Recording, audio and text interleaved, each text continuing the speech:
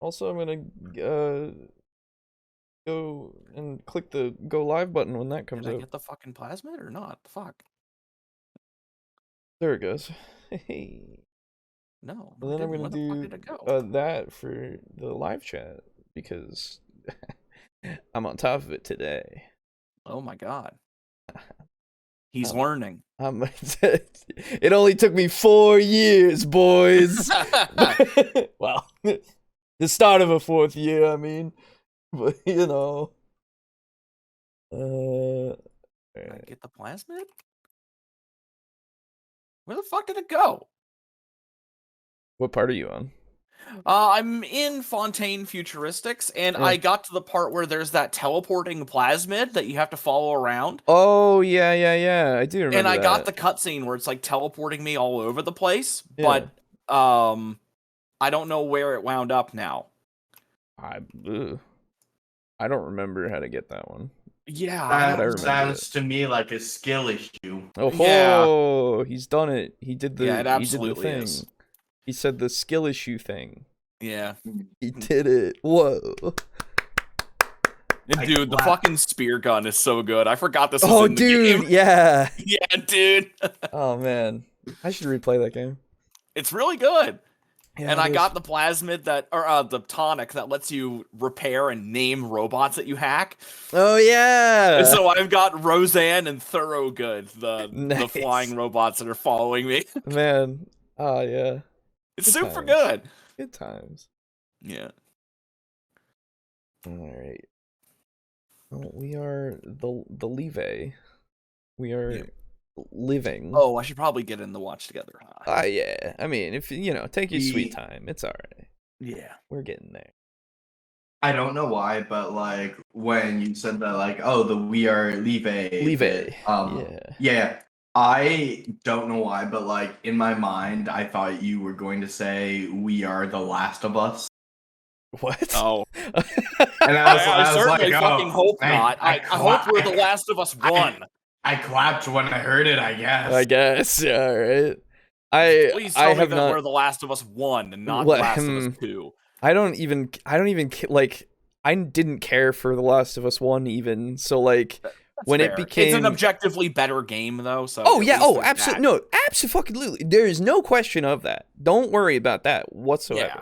But like everybody was like so into it. Fat Geralt though. Yeah, well, Fat Geralt's hilarious. Let's be fair. But he dies though. He does die. It's sad. Oh, does he? Yeah. Oh yeah. Oh yeah. He dies in like the first scene because of his love for zebras or whatever. Because you have to have the cross-country journey for revenge. Remember? Yes, exactly. That doesn't end with any revenge happening. So yeah, it's great.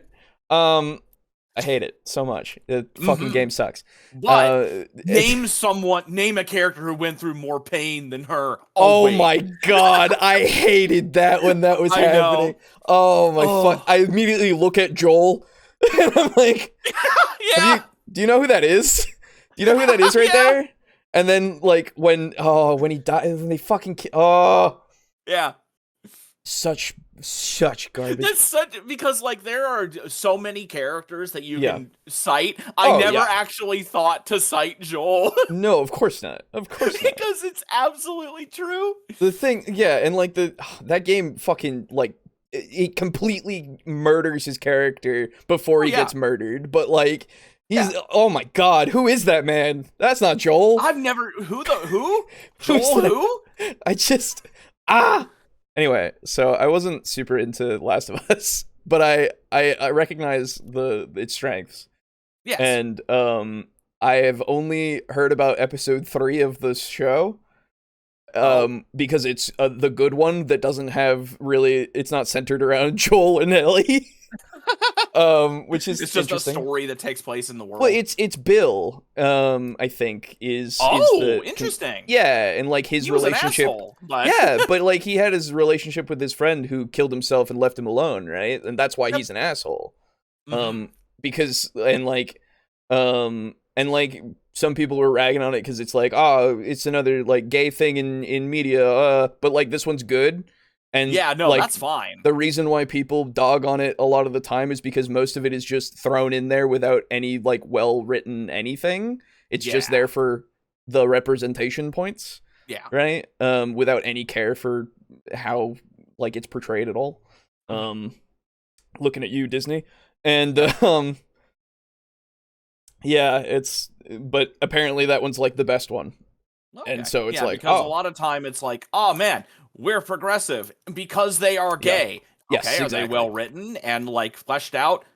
They're gay though. Exactly. Yeah. It's what more do you need? Right. It's and like I it's the same with like fucking oh my god, Batwoman. Fucking if you've looked into that at all. The CW show that was going on. I was looking into it. It's so funny. Then, yeah, it kind of is. It's so funny. Oh, but like last I saw was the very beginning of season 2. Okay, yeah. It is just funny. It is just not good in the slightest. Okay then. Mario went through more pain than her when I played Super Mario 64. That's true. There you go. He fucking sat on lava a bunch. That's right. He went like many times. And sometimes it's repeated because you just can't get out of it. That's right. Hello, Timothy. How's it going? Well, welcome back, everybody, to TableTalk, Discussion and Discourse, Year 4. Whoa. I, as always, am your host, Alejo, a.k.a. Great-on-95. I, Stuffing His Face, and your second host, Captain Chiral. And I'm playing BioShock 2 again, paying respect to a fucking classic. Hell yeah. Hell yeah, magic time. That's right. Today we're going to be talking about magic. Ooh, I like magic. Magic's pretty cool, and I found a How to Be a Great GM video talking about is magic and RPGs broken? Can be.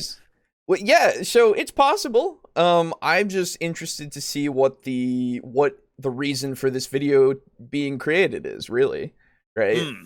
Because in general, if the DM doesn't like, put some rules in of their own of like how things work, then magic can get out of hand potentially. Absolutely.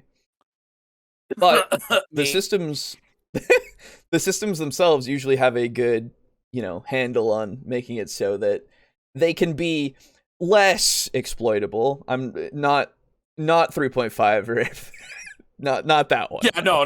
Not that one. Don't worry. That one's fine. We've talked about. Talking about magic in 3.5 is fine. All you need is one enemy to wrestle you to the ground. That's right. That's also true. All it takes. Doesn't even take a good marshal. Yeah. Oh yeah, he got sucked into quicksand countless times, Mario. Yeah, that's right. That's also true. Yeah, Jesus Christ, that's horrible. He had a son chase him. That's right. He did have a son chase him at one point. The physical son. Yeah. Yeah. It was very angry. It was very upset. And not like that episode of JoJo either. Yeah, no. This was the actual son, not a guy channeling the son. Oh. Well, the other section today is going to be on a video game topic. Oh my god. Also to do with magic. Yeah, I know. We're going to start doing the branching thing now. Oh shit. I'm thinking well, it's not that bad. I died. But rocket launchered in the face. Yeah. So I'm thinking at this point we'll keep doing, TTRPG topics, double feature if the topic is strong enough. / I find 2 really good videos. Or we'll do a TTRPG topic and then something else, right? Seems to be one of those things where you're still coming for what we usually do, right? And if you're not interested in anything other than that, well, then you're not, and it's gonna end either way, right? Yeah. The other thing I wanted to say before we get into this, apparently for some reason the algorithm really liked our last episode. Nobody watched it of the views except for those who actually care, right? I saw that. Right. I saw that. It's like, oh man, there's like 400 views. It's like 103 minutes. Yeah, it's like 140 views. Then it's like, yeah, the average is like 2 minutes. And I'm like, yeah. I thought it was like 3 minutes and 40. It might be something like that. Something like that. Yeah. But it's like, oh, okay. Well, you know what? Fair enough. But I have no idea why. No clue whatsoever. Yeah. So thank you, YouTube. Appreciate you and your silly little algorithm. Yeah. Side note: Sinclair is my favorite BioShock 2 character. Oh yeah, he's really good. Yeah. I like it all. No worries. Yeah, thanks. Well, let's start cracking on to it. Oh, other thing, actually, sorry. I'm great at this.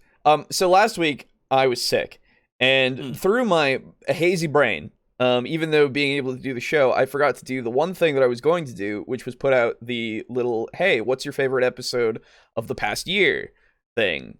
Because I made a little Google form thing, just like the last time that I did it. That was over the span of like 2 years. But this one is only the 1 year, so there's a lot less choices.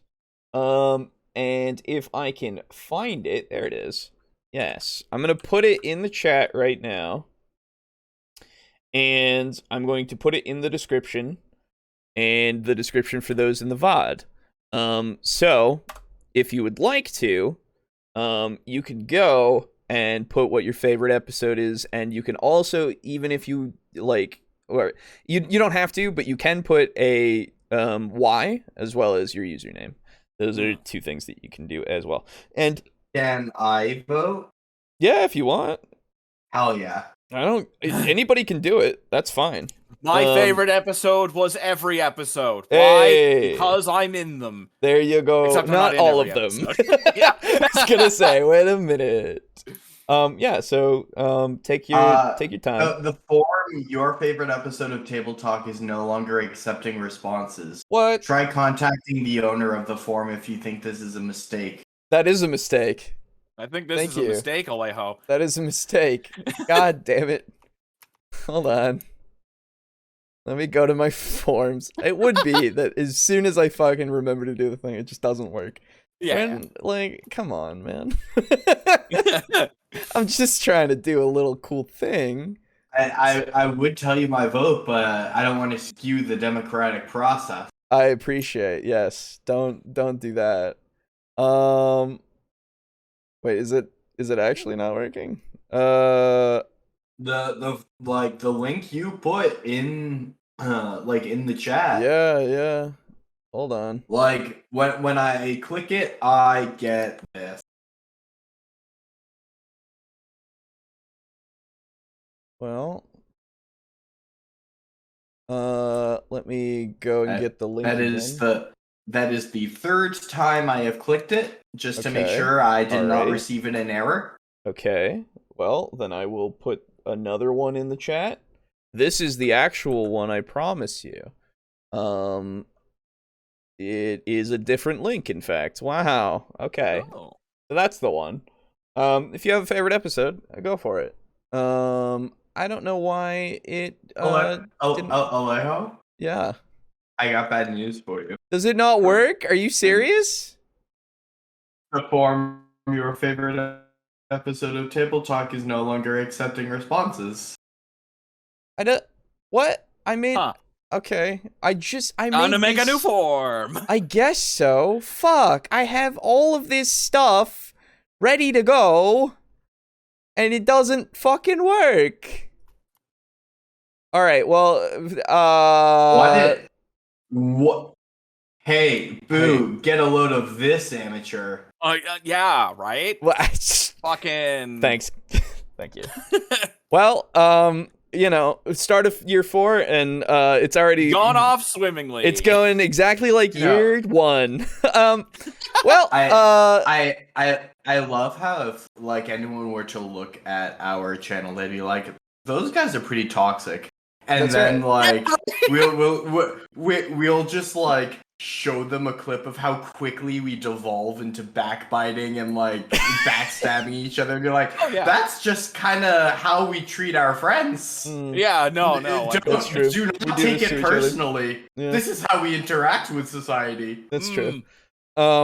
Society? Who? Well, more society so who? me to you guys, less me to society. I don't like society. I don't talk to them.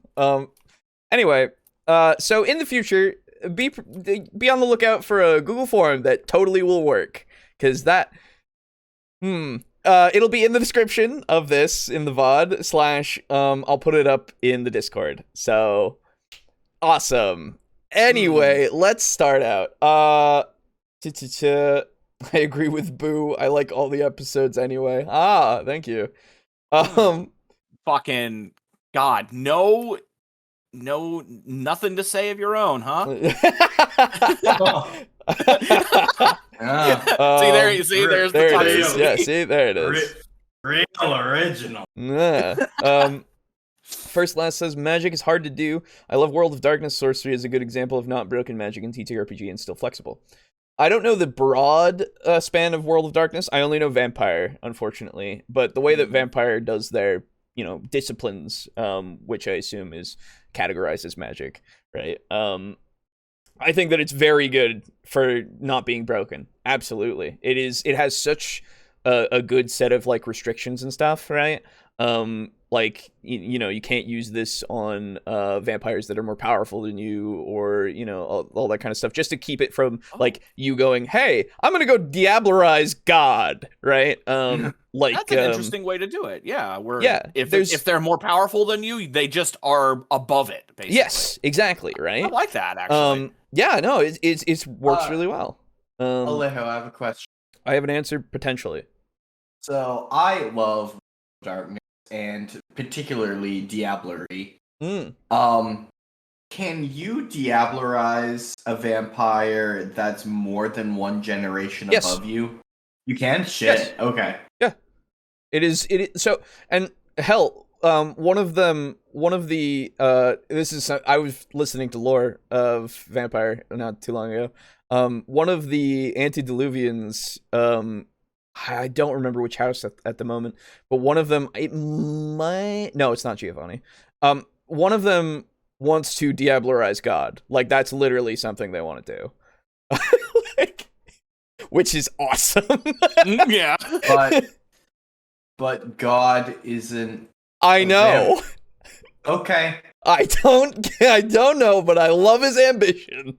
No. Like, truthfully, we do say, like, ready to fight God or die trying. Yes. That is literally their plan. Yes, absolutely.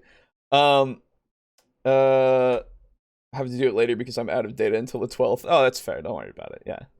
That rip. My favorite magic system was in a homebrew system on a play-by-post I used to be on, though it's unfortunately been defunct for several years. Tell us about it, please.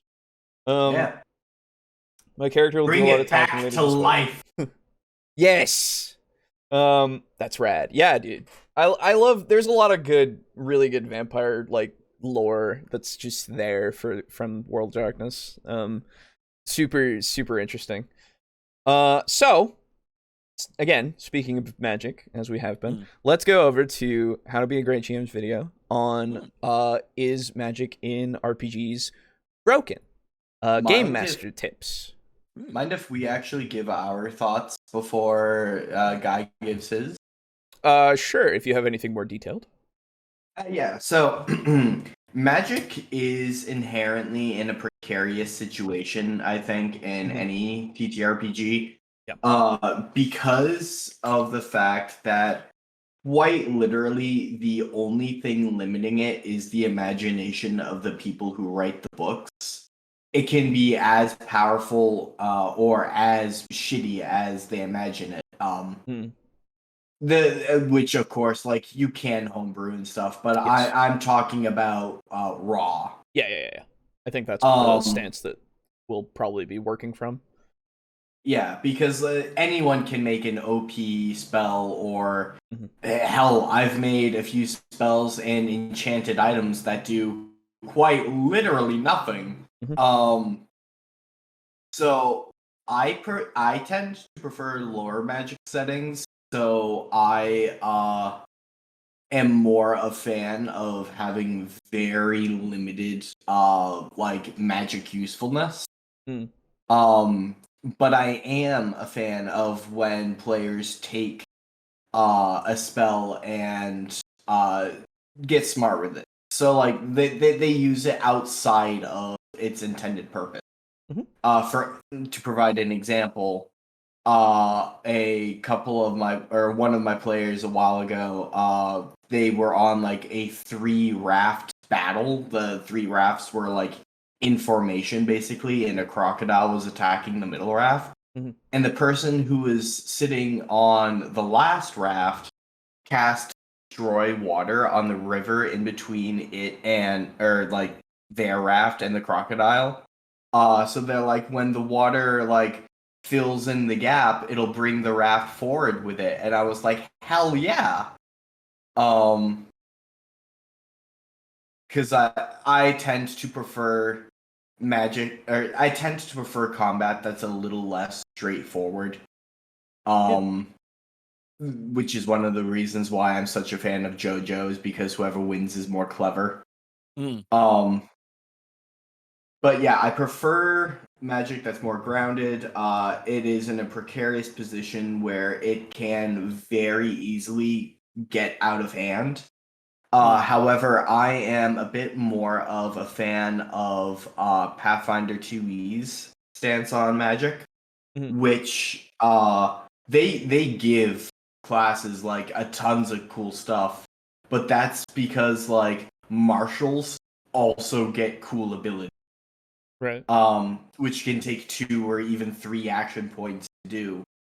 And it's because they sort of take this stance that Destiny 2 does of, if everyone is broken, no one is. Yeah. Which I really appreciate. Yeah. Admittedly, I have touched Pathfinder 2E very little. So I'm sure I will be proven wrong.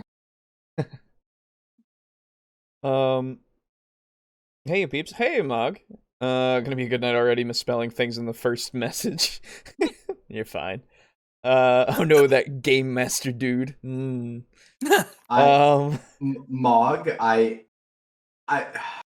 No, I saw it. It's for Sat. Yeah. Yeah, okay. Yeah. I feel like I'd be violating someone's privacy if I talked about it too much in the public, but I will say it was a skill-based system where you could invest skill points into the different individual schools of magic, and your character could have more powerful spells of that school as by putting more ranks into it. Oh, fair enough, yeah. Sounds like how Vampire does theirs. With like the disciplines, you can put points into it to get pips into the into each of the disciplines, or learn all new discipline. Potentially. And the higher your power, the more access you have. Like, there are more powerful spells. That's good stuff. Not straightforward as I attack magic is much more interesting, yes. Yeah, interesting, absolutely. Everyone is broken, so no one is broken is a good way to do it. Yeah, it's one of those things where, as long as everything in the system can do that, right? Like the monsters have their actions that they have, which are either magical or physical, martial, and they get the same like ability to do so, like a player in a way. Obviously, the player has a lot more access to a lot more things, but a monster has, their specialized things that are either 1, 2, 3 action rounds things. I don't like 5e because it's too much exploiting if I want to do something with my character. Don't like 5e because it's too much exploiting. Is it exploiting, you mean? If I want to do something with my character? I'm not sure I follow. And I guess my thing with D&D in general, it's like, again, as I said before, if your DM has a grasp on the rules enough, and they can sensibly, veto some things, right? too much of an exploits in the culture and etc. Oh, I see what you mean. Okay. So, well, this is the thing. Nobody likes it when you just do something shitty or really like weird or something that isn't great because you're like, that's what my character would do. With no reason other than that. Sometimes it's justified, obviously, and those times it's like, oh, that's like a narrative moment, right? But sometimes it is just like, oh, that's what my character would do. It's like, well, okay. I mean, but why? So it's a double-edged sword in that kind of respect, right? But yeah, again, I think with groups and GMs and DMs who actually, like, I don't know, give each other that mutual respect, that's like, oh yeah, I mean, in this instance, I want to use this spell to do this thing, because it might actually, like, turn the tide somehow, right? And then your DM goes, oh yeah, that's a neat way to do it. Yeah, let's do it. Fuck it. Why not? Right? It's just one of those things. The rule of cool, if you will. Yeah. Right? Which is one of those things that, it's an unspoken rule. Well, it's a spoken rule, but it's one that isn't written down anywhere, and it has its place, but it also can be exploited as well. Technically, right? I think it is written down in the BHB. Or maybe it's the Dungeon Master's Guide. It's the Dungeon Master's Guide, I think, for the arbiter of the thing. Technically. But, like, yeah. It's just one of those things that is kind of nebulous in the way of, like, enforcement, right? And it's not something that, it needs to be relied on in that kind of respect. You can make up your own spells, but it was up to the GM to decide whether any spell was reasonable for the skill rank required for it. Oh yeah, there you go. Cool. It's the DM's job to keep things balanced, as far as I know. Yeah, exactly. You are the arbitrator. You're here to help with the narrative. If the dice... You are Keith David. You are the arbiter. That's right. You are Keith David. You... something that I like that came from... I've heard it before from other things, but I hear it a lot more on Play on Tabletop, where the dice tell stories, right? Yeah. It's a great little saying. It's very simple. And it's like, yeah, I mean, we go with it, right? Obviously, if you want to do a little bit of pushing in certain directions, that's entirely up to you. But at the end of the day, we got the dice. Yeah. And, like, the spells that come out of those dice as well, Of course, that forum put a lot of emphasis on actually being a decent role player, so trying to exploit the system just didn't fly. That's good. Due to 5e system being overall broken, it rarely works well for them to be... Okay. So I wouldn't say that 5e system is necessarily overall broken. I think it's serviceable, right? I think it can be easily exploited because of the lack of restrictions. Absolutely. But again, I think that's literally table to table. Like, I don't think it's the system's fault necessarily, in all cases. Anyway, let's begin this video. I'm excited. Yeah. It's 20 minutes. Here we go. Summon forth balls of fire to destroy my enemies. I counter your balls of fire with my counterspell, which just wins. But well, no, okay. So first, no. So yes, actually, sorry, for counterspell against a fireball, it does win because it is 3rd level as well, I believe. Because anything below it and wins. Yeah, that's just not really the wording. That's really not the right wording to use here. So I think we're already stuck because we talked about counterspell once before.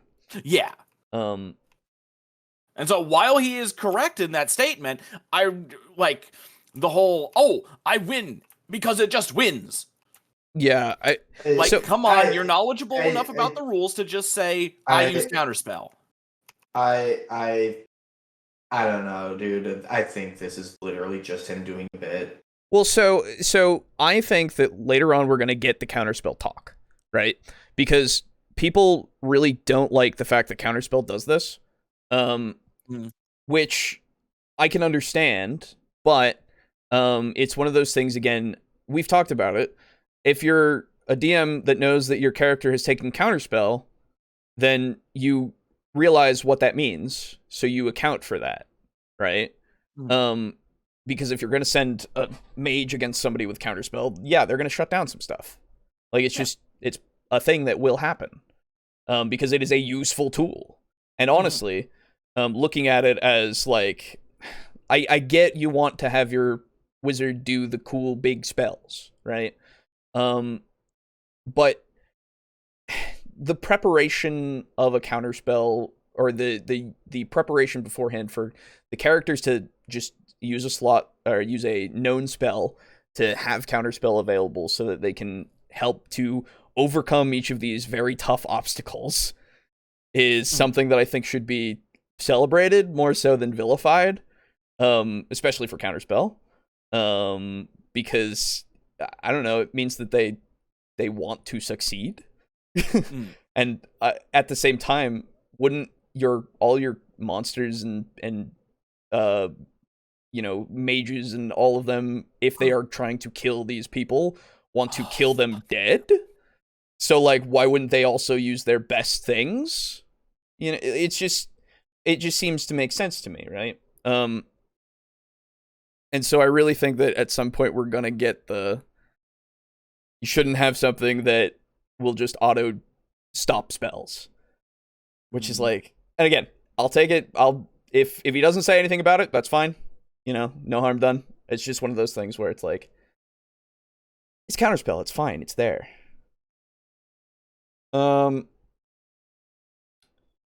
It is serviceable, but it's kind of broken in terms of balance, mechanics, and etc. You can absolutely have fun even with paper scissors. I've done it. Well, so okay, yeah. I mean, I don't think everything about it is that broken, right? Again, I don't prefer 5e. But it's not like I'm not gonna go bashing it too bad, right? I think there's things that need to be improved. Counterspell auto counters 3rd level, yes. Yeah. Leroy's grandfather sounds like this bit when he's trying to annoy people. Counterspell is not as problematic as Legendary Resistance, I think. It's limited by reaction, but Pathfinder 2's degree of success gives it much more of the I resist, but it doesn't flop into nothingness. That's fair. That's something that's more interesting, at least. But then again, that's up to preference. And the other thing is, like, with Counterspell, if you're doing a Counterspell at base level against whatever that's higher, you do have to roll for it to see if it actually works. Right? So there's a bit of a gamble there. So it's Deny the Witch. It is Deny the Witch. Except nobody blows up their brains, and it's sad. Well, then what the fuck's the point? I know.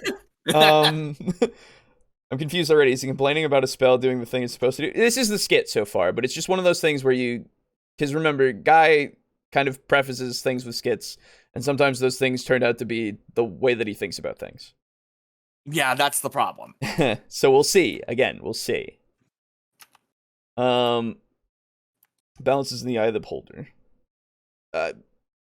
Same, I don't prefer 5e, but it does give pleasure to hundreds of people on the hundreds of tables. Yeah. My power is limitless! Yeah, but my counterspell just really works because, well, it's such a simple roll and it just, you're counted. I summon forth demons to destroy you! Yeah, I counted those as well, and then because I have all of this other stuff, I then cast you into an interdimensional prison.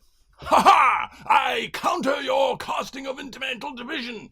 No, you can't counter it because I've got all of these other little spells that I've got preloaded which cause your counterspell to fail before my spell goes off, so my prison dimensional spell goes off and you're cast out into interdimensional. So, first of all, the bit really lost its humor about like 5 seconds into it. Yeah. Secondly, even in the scenario that you have built for yourself, Guy, it sounds like your wizard specifically spec'd for this battle. Yeah. again, I think that's fine. Like, I have a bit of a non-standard view with TTRPGs in that I believe in rewarding players for their efforts. What an interesting viewpoint. That's fucking weird. Why would I don't you know do about that? that one. That seems like a loose cannon point of view. I don't know if I might need to take your badge. But I'm not sure yet. Counterspelling in 5e is super easy and powerful. I super easy, barely an inconvenience. Yes, actually. In Pathfinder 2e, it's damn hard. That's fair. Is he playing 3.5 or 3.0 or 3.5? I know of those counterspell wars from the dark days. I've heard of them, right? And I think that's what made people upset about counterspell.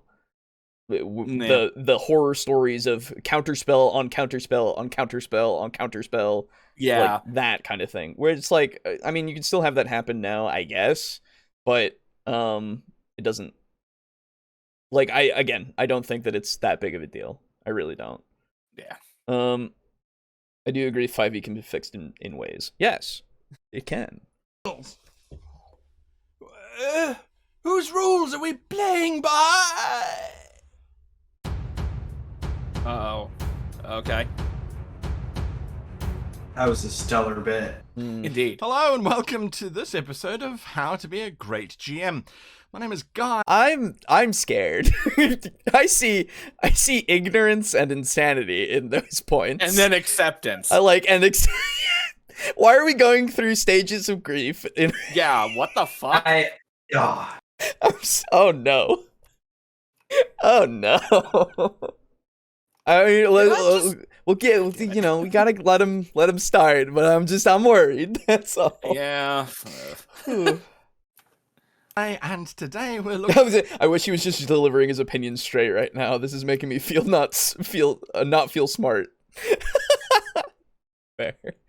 A lot of beginnings of his videos are kind of cringeworthy in that way as the skit. Oh, they have been, right? But at the same time, some of them are funny. But I see myself as pretty cringe proof. Like, I've started watching Garabay's videos in the past week. Oh, are God. you fucking kidding me? Sorry for you. Which he uploads too often? Steadily, yes, I know. That's a word for it, I guess. Steadily is the word I would choose. Okay, sure. It's not the first word that came to mind. No.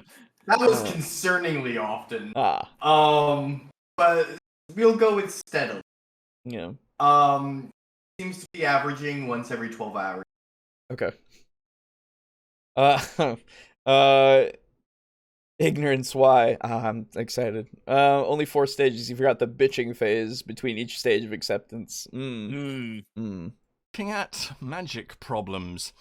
Now, before we start, I just want to say that you should hit the bell button. That's the goblin bell button down below if you want to get notified when new videos are going to release. And they pretty much release now mainly on Tuesdays, Wednesdays, Thursdays, and Fridays. So there you are. Wow, and if you haven't heard yet, you can join me live 6 p.m.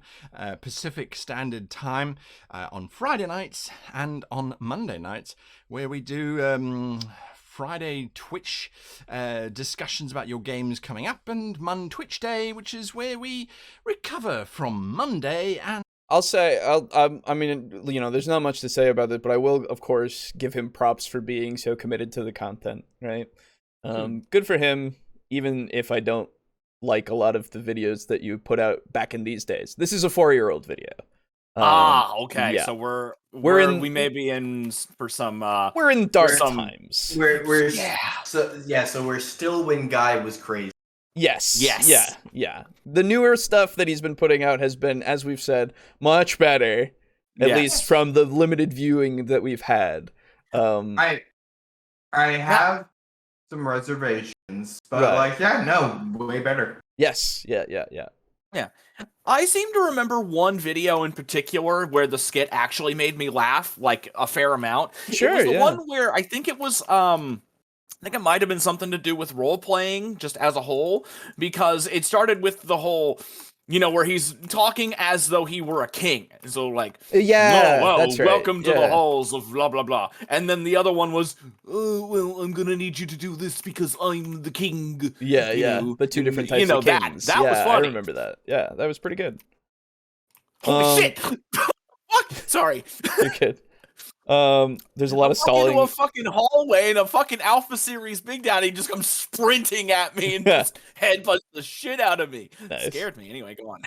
There's a lot of stalling for the 10-minute algorithm. Oh, this is 20 minutes. Don't worry. This is not stalling for that. I don't know. It's just it's not stalling either. I think this is probably one of the earlier ones where he had already like the bell had been implemented. Remember when that was implemented? That wasn't always a thing. Youngins. And look ahead at the week that we can then do stuff for our games on the weekend.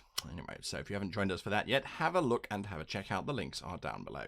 All right, so magic problems. What are the problems with magic? Magic is inherently a problem. And sometimes we just don't think about it too much, and sometimes we think about it too much, and sometimes there's not really too much to think about. So it's a bit complicated. What are the problems with magic? Well, primarily, magic does kind of violate a whole bunch of things that make sense. And once you take sense out of the equation, it becomes very difficult to control the entire situation. But, so that's where the internal logic comes in. Mm-hmm. Right? Because that's the thing with, like, how anything is. As long as the internal logic is there, like, the internal consistency is there, then everything should be all right. So it needs to be nicely cooked, have a nice internal consistency. Yes, exactly. Yeah. So I mean, if you just don't care for it at all, I guess maybe it'll be a bit of a problem, but usually, I don't know, the systems care enough to make it at least work. And then the people that really dive in and really figure it out, then they can start doing some crazy shit, right? Mm-hmm. Because there are things that people overlooked, which is fine.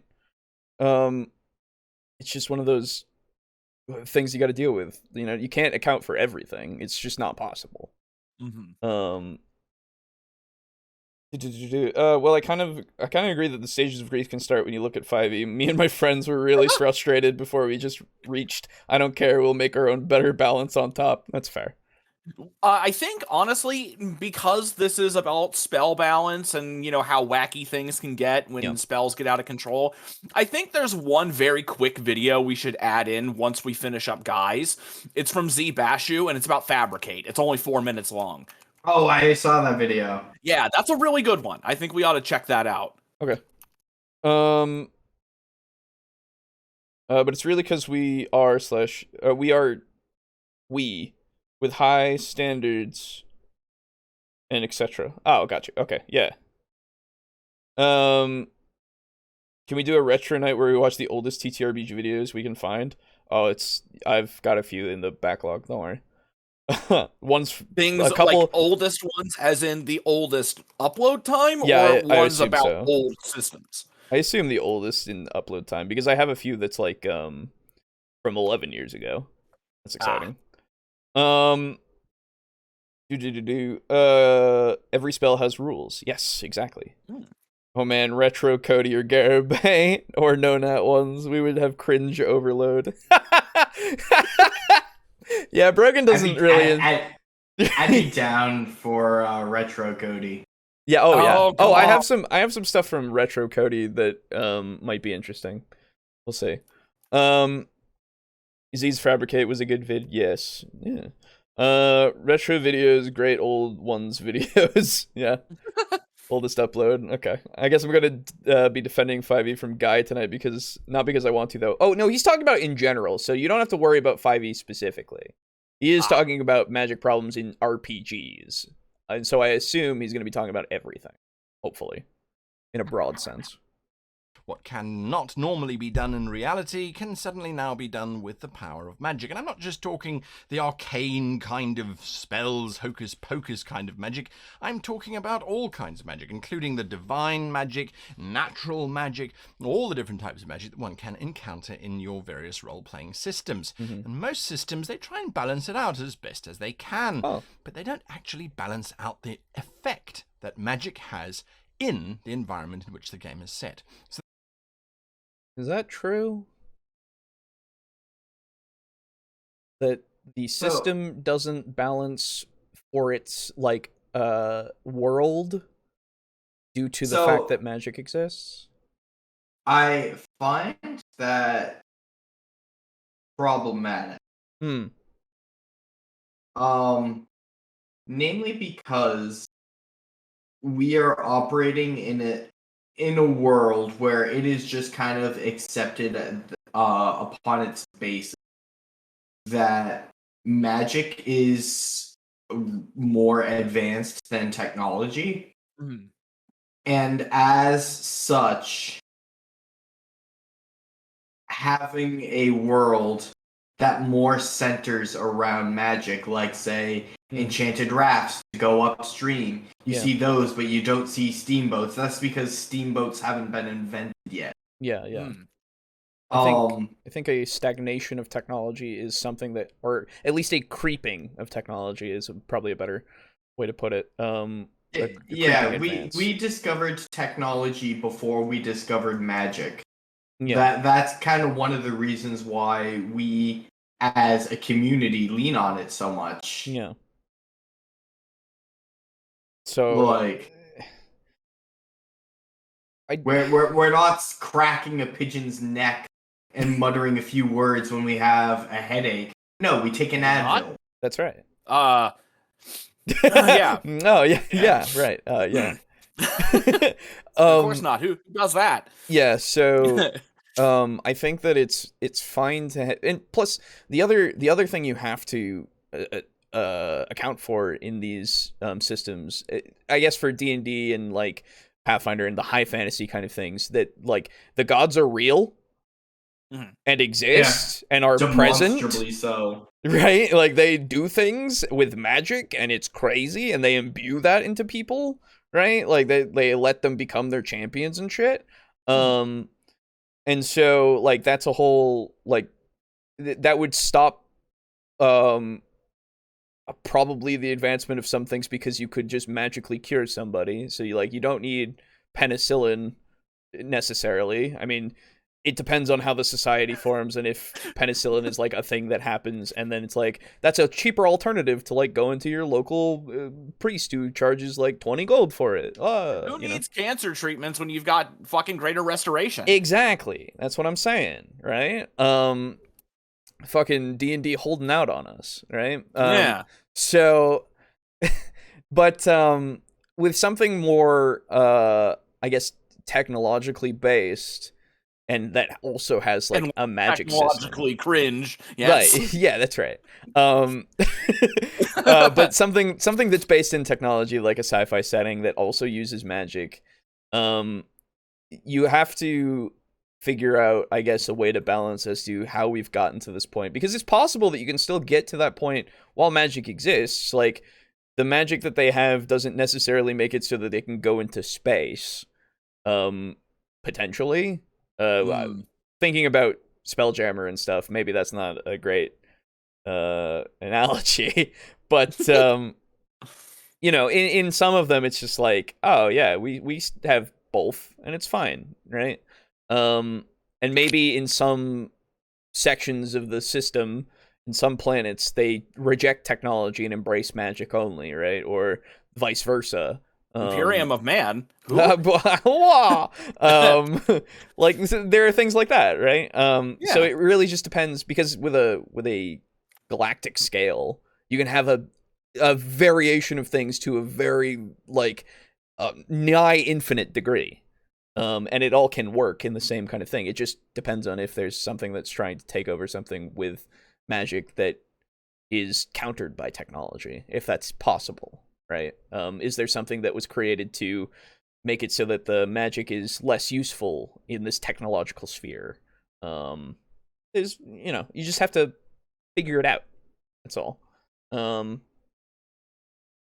And not to say that custom worlds exist, homebrew worlds where you can figure that stuff out, but if we're talking about purely systems, obviously, then usually they kind of account for them. Usually. And at least you can see why things are the way they are, or at least kind of gain the insight on your own. Infer is the word. I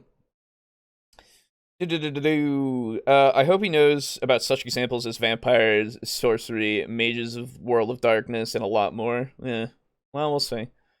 I can get on the water tower to defending 5e.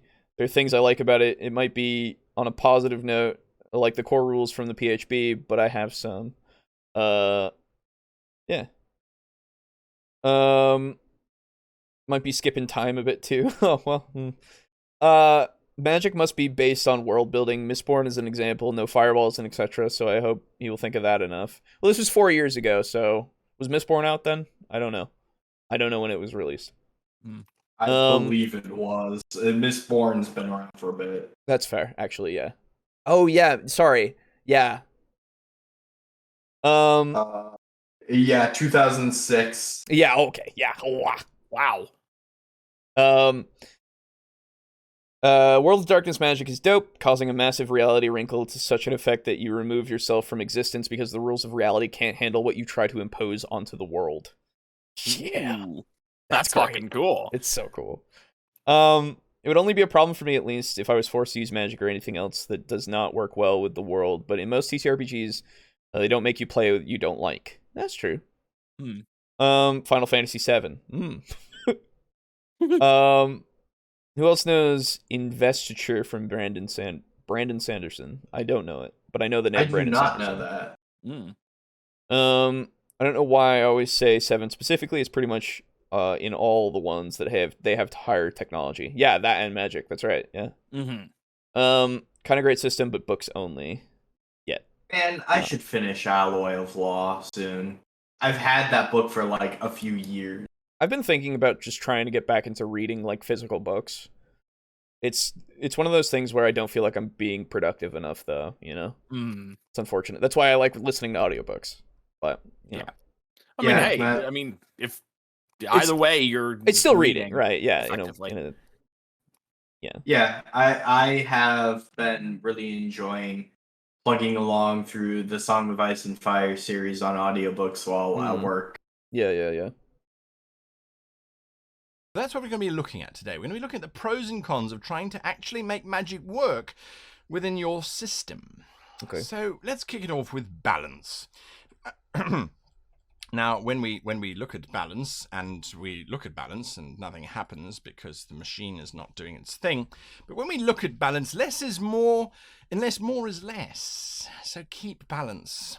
What that basically means is if in your campaign world you have set it that it is a very low magic setting, and a lot of GMs anyway, and players too for that matter, like to set the environment as a low level magic environment. That means that mages are not very common. Most priests or lay preachers, that is, that they don't have the capacity to heal and invoke the power of their gods.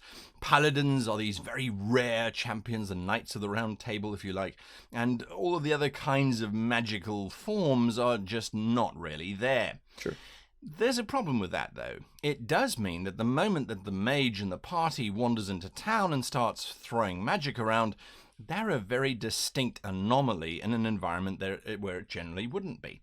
Now, you just have to look at traveling magicians, not necessarily today, because we're kind of over all of these magic tricks. I'm confused as to why we've assumed it's a problem at the present moment.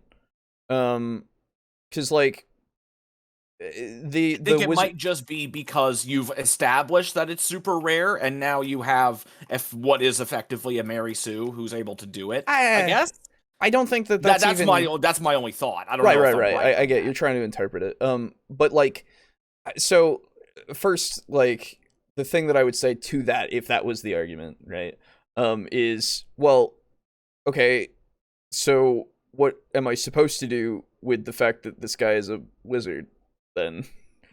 Is he not allowed to go into town? And like potentially that could be a thing that he doesn't want to do. He doesn't want to go into town and show off magic because it does like draw in local attention, and he doesn't want to have local attention. That's a whole character thing though. That's totally outside of it, right?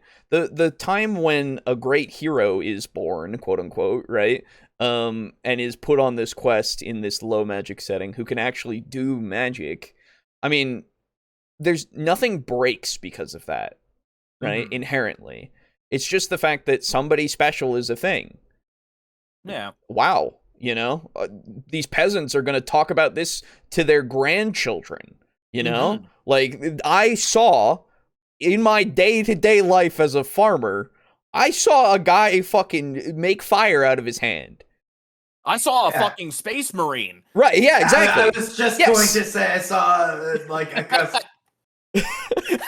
Like legitimately, it's that thing, and then it's like, oh my god, and then like their deeds become legends and all that kind of stuff. It builds to the world's history. It builds to everything that happens in this world, because fucking that doesn't happen every day. And I think that we can all agree that we're playing a game that is, this doesn't, like, the point is that this doesn't happen every day.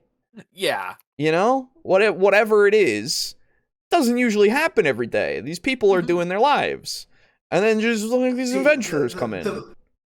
I will agree with Guy.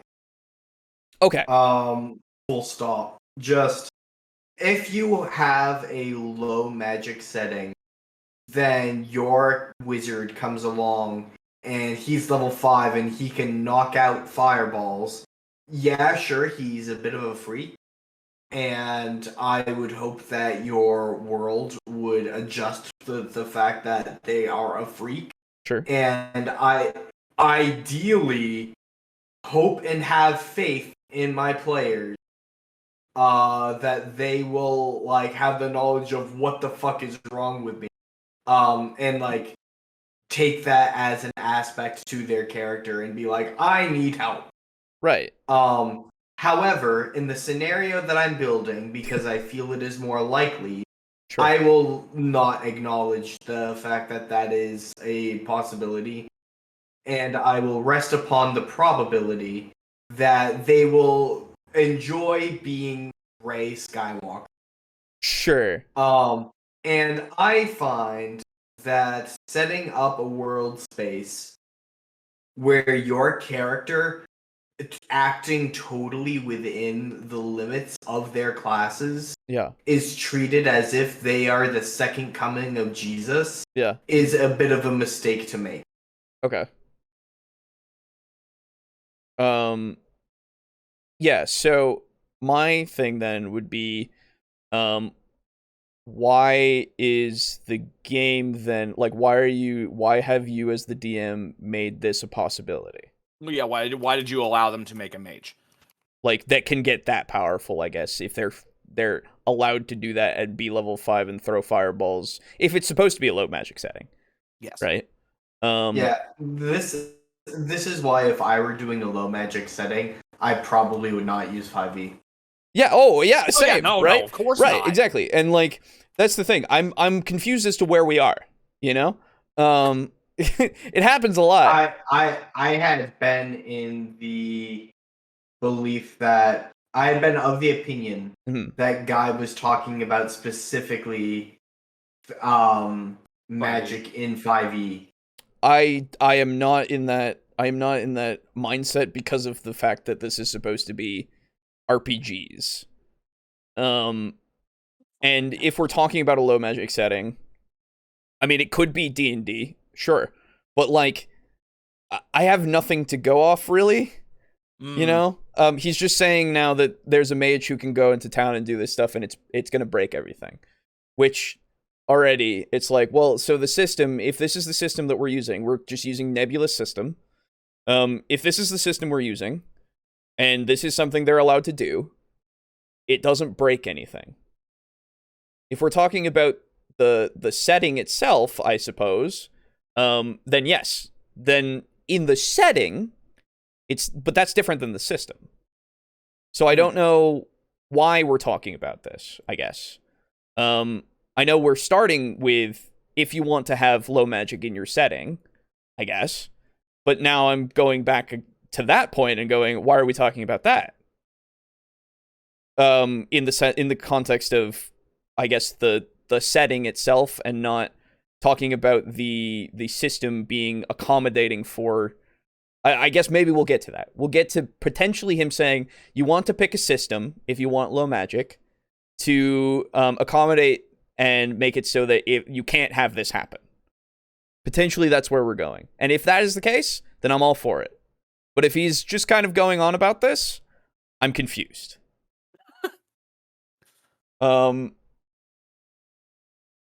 of the Law was an interesting read and great example for the science/magic theme here. Yes. Apparently. Cool. True mages in World of Darkness are a rare and phenomenal.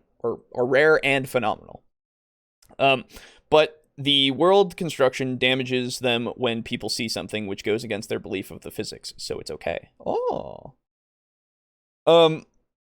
To be honest, no farmer is going to say they saw a space marine. Space marine would have shot him and his and the family. No, not necessarily. Not salamanders, maybe not. Unless they're Eldar children. Unless they're Eldar. Yeah, exactly. I mean, it's still kind of low magic. That's pretty much only Chaos Space Marines and Black Templars. 100%, yes. And and Grey Knights. Because they're not supposed to be. And Grey Knights. Yep. Yeah. I said Black Templars. Grey. Oh no, I feel like Black Templars might though, potentially. Black Templars might do the samurai thing and test their swords on children. Yeah. I mean, it's still kind of low magic, but everything works out. Yeah, that's what I figure. Low magic can also mean the players and NPCs come across are low magic, but the world can still be high magic. Potentially, yeah. See, what doesn't make sense is that sometimes the video runs smoothly, and sometimes it doesn't, but it's slow because I'm out of high-speed data, not because of interference with the signal. Why isn't it constant? Technology isn't even consistent, and we're complaining about magic? I know, Lux. I know. That's very true.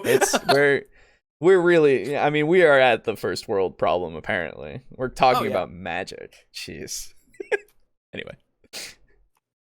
That we get to see. We still enjoy them, absolutely. And the world would be lesser if we didn't have Penn and Teller. On the other hand, if you go back 100 years and you've got people who can magically appear from one side of the stage to the other, that really was a miracle and magic. It did cause quite a storm, however, and word spread very quickly of these individuals. Go back 400 years before that, and suddenly those same individuals are now being burnt at the stake or thrown into a lake to see if they float. Well, so not necessarily in your game, but yes, in history. So, okay. The idea is that if you have a low-level magic setting, you need to make sure that your players recognize that it's a low-level magic setting and don't just wander around willy-nilly casting cantrips to entertain the kids all the time. It might work for Gandalf in The Lord of the Rings, but on the other hand, everyone respects Gandalf as this ultra-powerful being. And they know that magic exists. Like, they know about it. So, okay. And, well, let's just face it, The Lord of the Rings was quite a happy setting.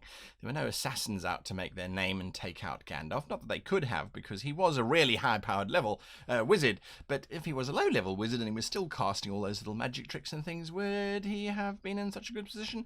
I don't know. He certainly gets noticed wherever he goes, so that's something that you should think about in a low-level magic setting and make sure that your players think about as well. Okay, so overall, I agree that you should inform your players of how the setting is going to be if you're going to have it be a low magic setting, so that they can understand that the gravity of the situation might come if the world is this way, where if they just start doing magic in places, they could just get killed. But that's if the world is like that. I mean, this also exists in an ideal world where you tell your players about their setting before they play. That's also true. So, yeah. I mean, okay. What a slam dunk. Because, yep. I need my magic to make perfect mathematical sense. Yes. Oh, God, you're like me. And Gandalf is basically a lesser god spirit in the lore. Yes. Oh, yeah. Is he a god spirit or an angel? Angel. Demi-human angel. Yeah, angel is the equivalent. Yeah. May our OP need nerf. That's right. I don't know why, but I always felt arcane magic just being math formulas. Sure, yeah. I mean, like, think about the sigils and stuff. They're all made in such a way. They have to be in such a way to actually, like, make the power come through. That's like doing mathematical equations of, like, you need the line to be this, like, this way, this direction. It needs to be this fucking long.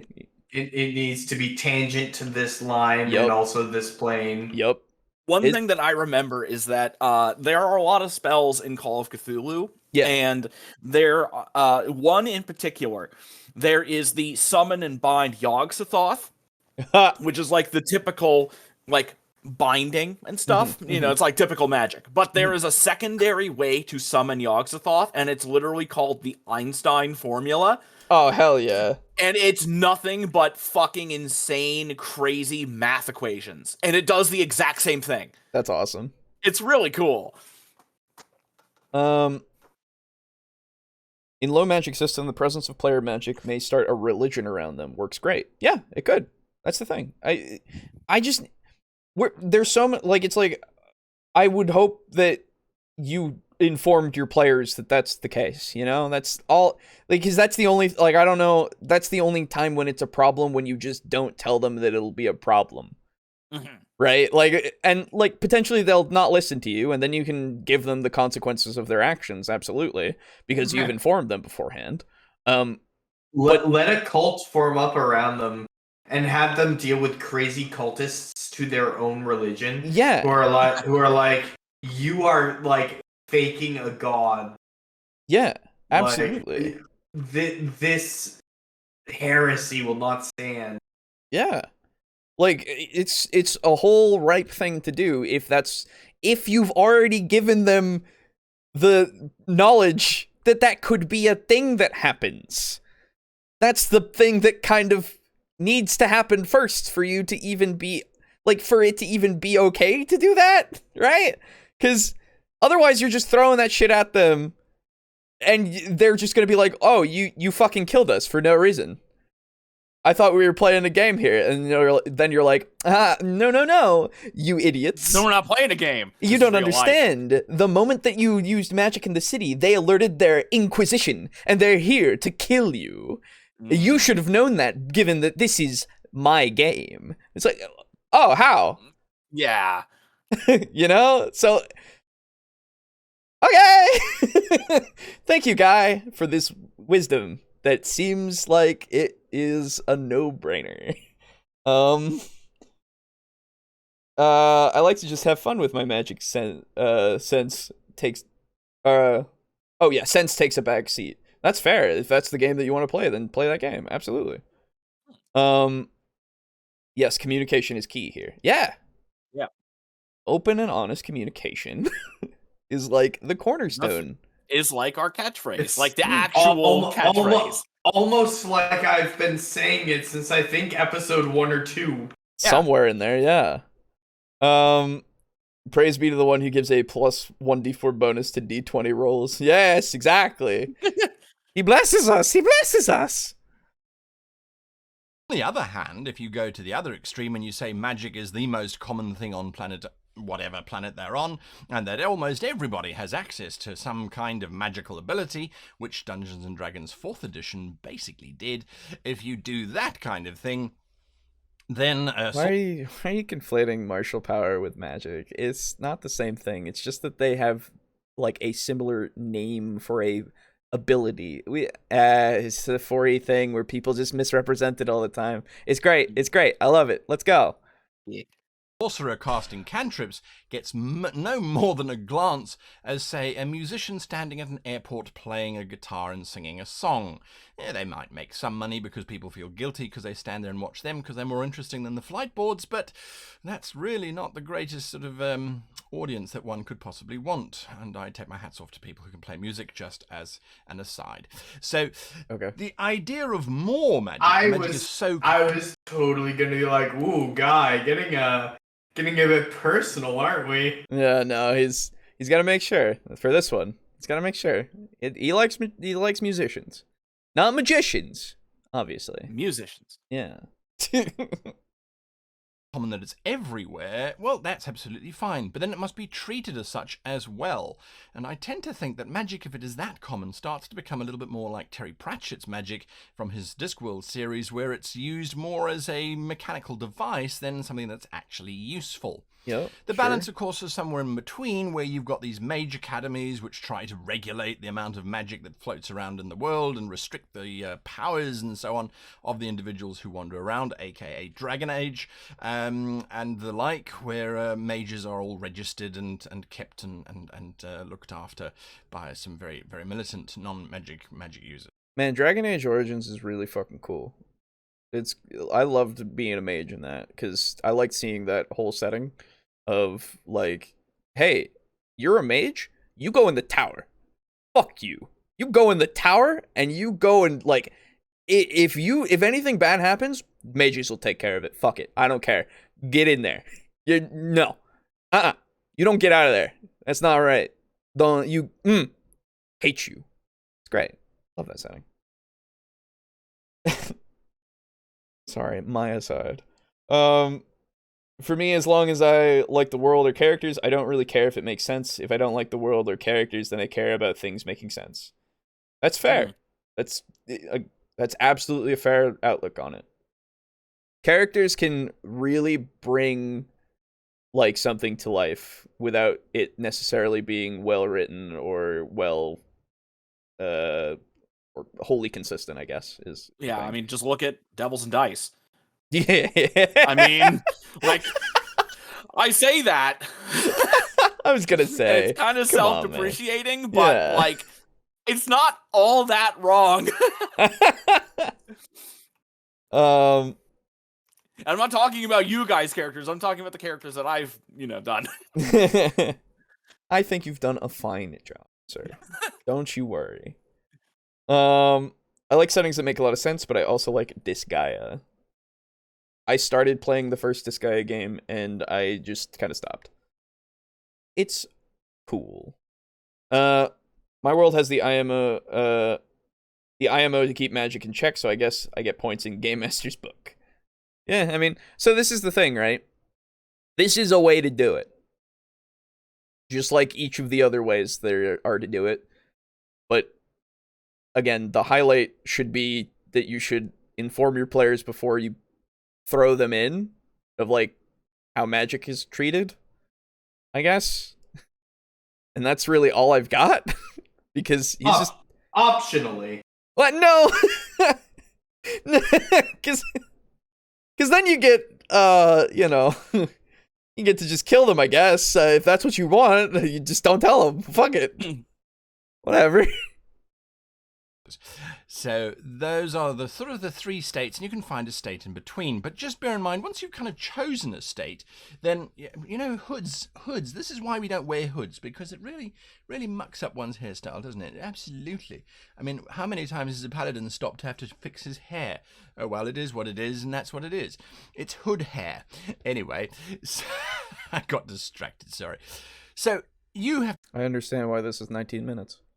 To decide what is the balance of magic in your world, and then you need to try and stick to it. You have to keep the balance, keep it there, don't suddenly overbalance it, or if you do, make sure that it's part of your campaign and that they need to understand why magic is suddenly unbalanced. That's not a new story either. Okay. Now, you could just plead ignorance. You could say, you know what, this is too much thought going on here. This is a game. We don't have to think that much. You'd be absolutely right. You don't have to think that much. You can just go with rules as written. So, yes, you can cast magic. Great. Okay, good. Those are the spells you can cast. Fantastic. Those are the mechanics, how they work. And you do that in the world. No one cares. No one flinches. No one bats an eye. Yeah, there's probably a couple mages every now and again, as I need them for my NPCs. And other than that, that's pretty much it. You are the wizard, and well done. And you need a magic academy. Great. It's over there. There it is. See, it's called the Magic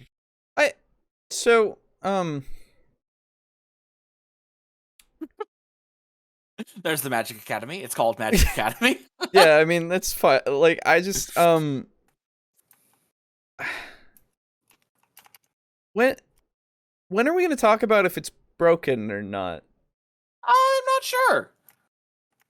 You get there. Oh, it's been 8 minutes in his 19-minute video. Yeah, he's got 11 minutes. Oh, okay. I'm sorry. I'm just like, I am John Travolta looking in one direction, looking in the other direction, perplexed. I don't, where am I? What is going on? You know, I like, these are things that I don't know why we're explaining them, I guess. I do. But I didn't expect them in this video, you know?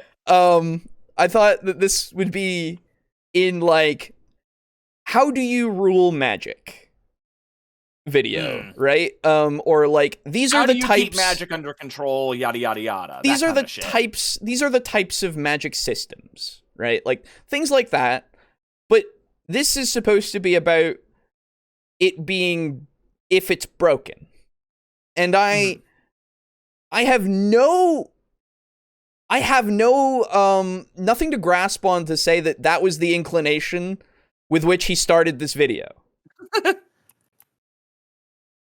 It seems much more broad, which isn't necessarily a bad thing, but it's just like my expectations. I've been subverted. But not satisfyingly. I don't know. It's just strange. This guy is not for everyone. Oh, I didn't say I disliked it. I just stopped playing it. That's all. In my Otis setting, there's 4 magic systems: arcane magic, shards of 8 true spells. Each of them's the D&D magic school. Psychic, Warhammer 40k with demons. Sorcery, winds of magic from FB. Because I'm also thinking of Warhammer with winds of magic, but all I know is Total War, right? Yeah, and Soulcast, key plus else. I see.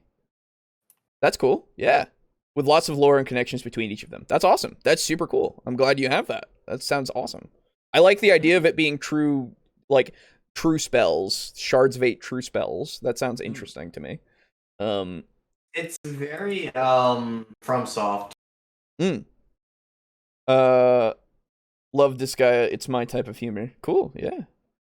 I would not say playing by the rules of the game is ignorance. Yeah, that's also a good, like, I get what he's saying, where you just don't think about, like, if it's high or low magic, I guess.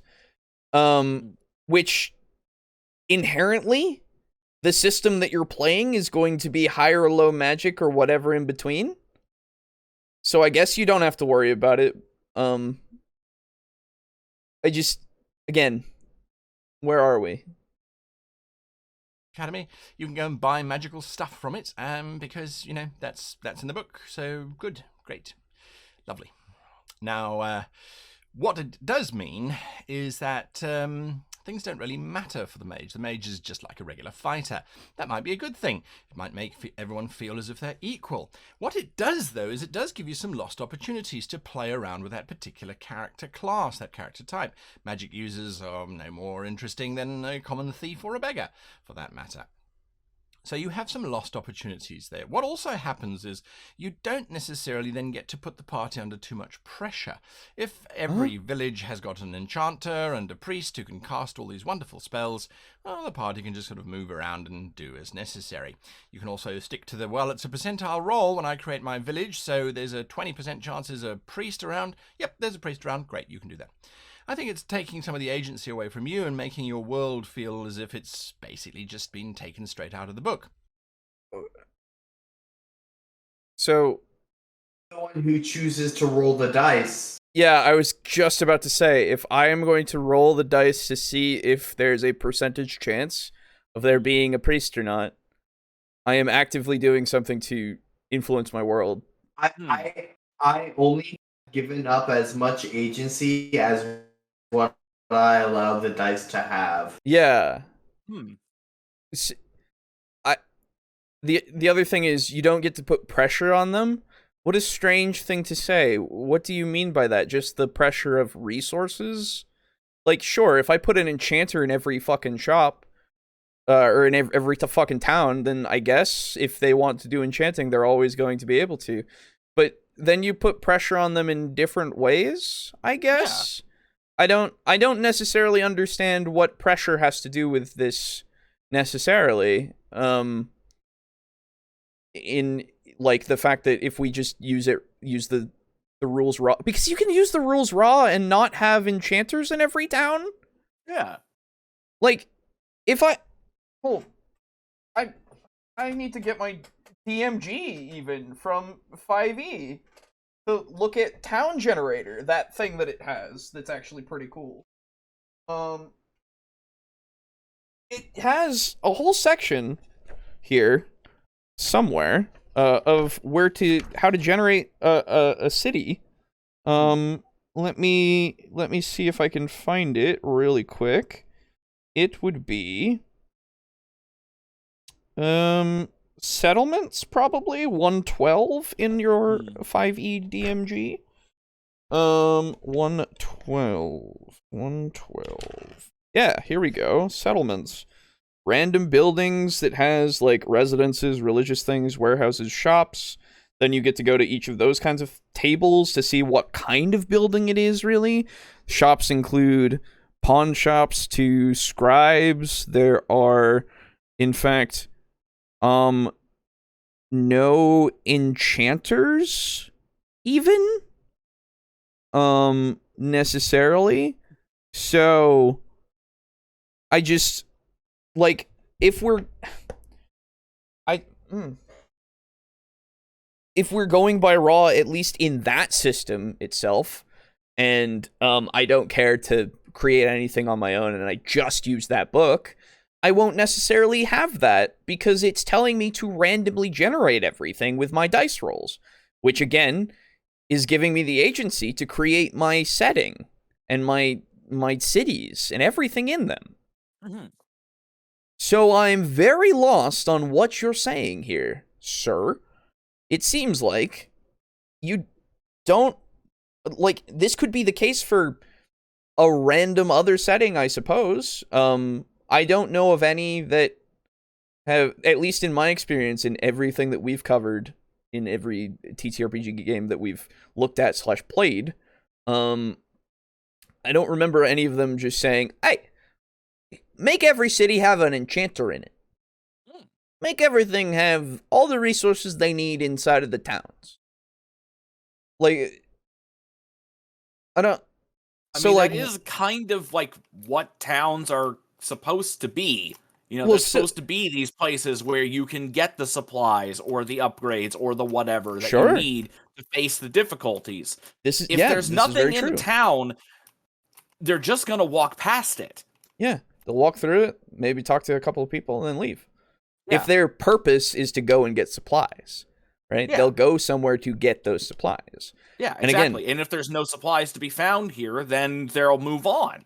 Yeah, and again, like, as you were saying, fucking, then you send them out into the world that's not a town, and they get challenged by your encounters, whatever they may be, in whatever context they are, and they have to spend their resources, whether that be spells or magical components or money or whatever it is, like whatever, and then they have to come and get it again, and potentially if they can do that right next to where they need to be, well, great, but they still were challenged, pressured even. So I don't, what are you trying to say, sir? Is Aiden still here? I am. Okay. Yeah. I hadn't heard from you in a while.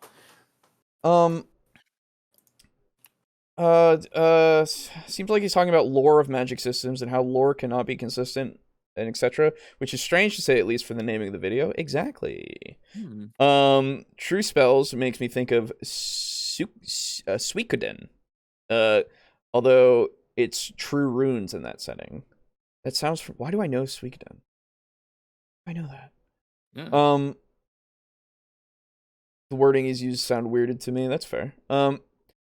Also, I'm definitely going to have to listen to this video again. My brain is scattering. That's fair. I mean, we can't really we're focusing on this stuff, but like it has nothing to do necessarily like with the magic system being broken in an RPG or magic being broken in general. Like, because magic exists, does that mean that if I use the rules as written that I've broken the system? Like, how did I break magic or break the RPG with the magic?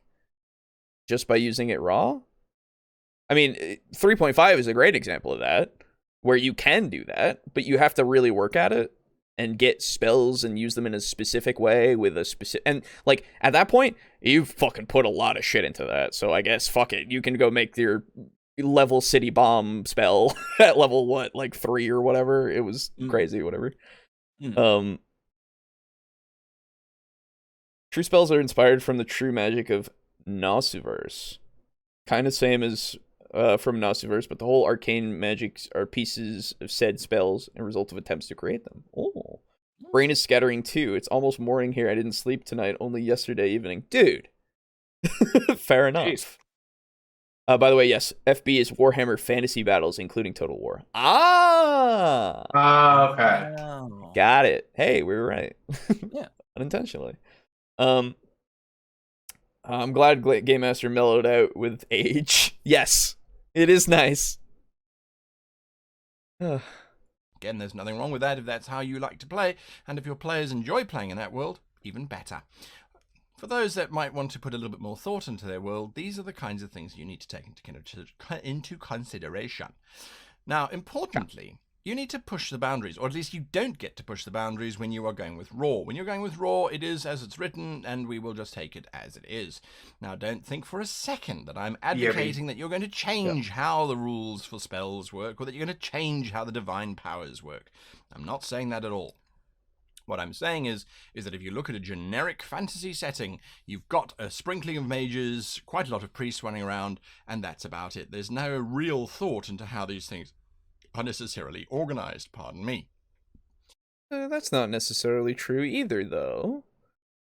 I mean, if I go into a module, and the module has, like, the fact that there's, like, a mages guild, and, like, if you look into, like, even the lore of, like, the gods, they have specific, like, for Faerûns at least, they have, like, specific orders that are named even. I remember going through and, like, writing down stuff for Saint Cuthbert, who, I don't remember specifically what his order did, but, like, they're a thing that has an organization, and they have, like, titles and stuff, and who is, like, on top, and, like, what these titles mean in terms of ranking.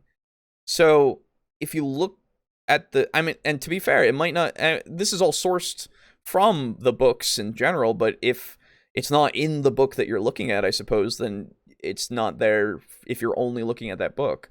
But if you're looking at the books with them, that already is there, and it's something that you can use to understand how they're made up.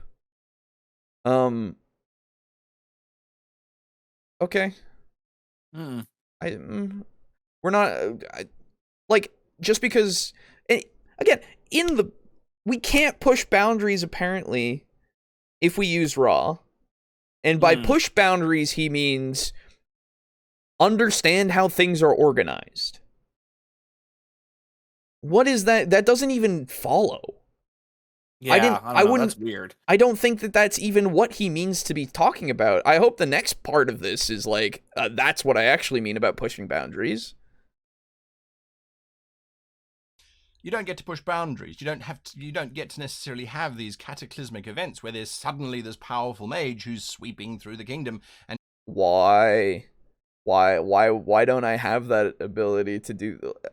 What are they doing? They're sweeping through the kingdom doing what? And heroes are required to stop him, because the mage will get stopped at the first village because there's 15 wizards there and a dozen priests. That's hilarious. Why would you assume that? Why would the rule book that I'm going from, the setting that I'm going from, whatever it is, why would you assume that? I return to you this day. I'm like Gandalf. Thank you. I don't. Why are we now assuming that the books themselves that we're using, or the rules themselves that we're using, just means that regular people, like every person or every town or wherever we are, has like 16 people who are going to handle everything? Because they're already mages and they're already going to stop the big bad guy before he's even a thing. Like, where is the thought process here for that? I don't understand why we're taking that jump, because it's a big jump to take. Just because a setting could have multiple people of power does not mean that those multiple people of power are going to be able to handle the adventure that you are setting forth for your players, right? Sometimes, in fact, they're caught up with their own shit that they have to do to save whatever it is they're doing, to help, keep the world at peace, whilst these parties are going forth to do the big, climactic save the world thing, potentially, / maybe they are there to help out, but they're not strong enough to do it. Or one of those random people who's really powerful, I guess, is the guy that they have to take on, who's potentially, I don't know, leading the other people, this group of 15 wizards or whatever the fuck, who's leading them to fucking take over this place and like rule through authority more so, and they have to do more of a subterfuge of that authority. Like, I'm coming up with these things immediately from the scenario that you have given, and none of this cannot be done just rules as written. I have no idea what's going on because I joined this conversation. It's fine. He's just, I don't understand what the fuck he's talking about, and there's no precedence for what he's saying, is the point in general.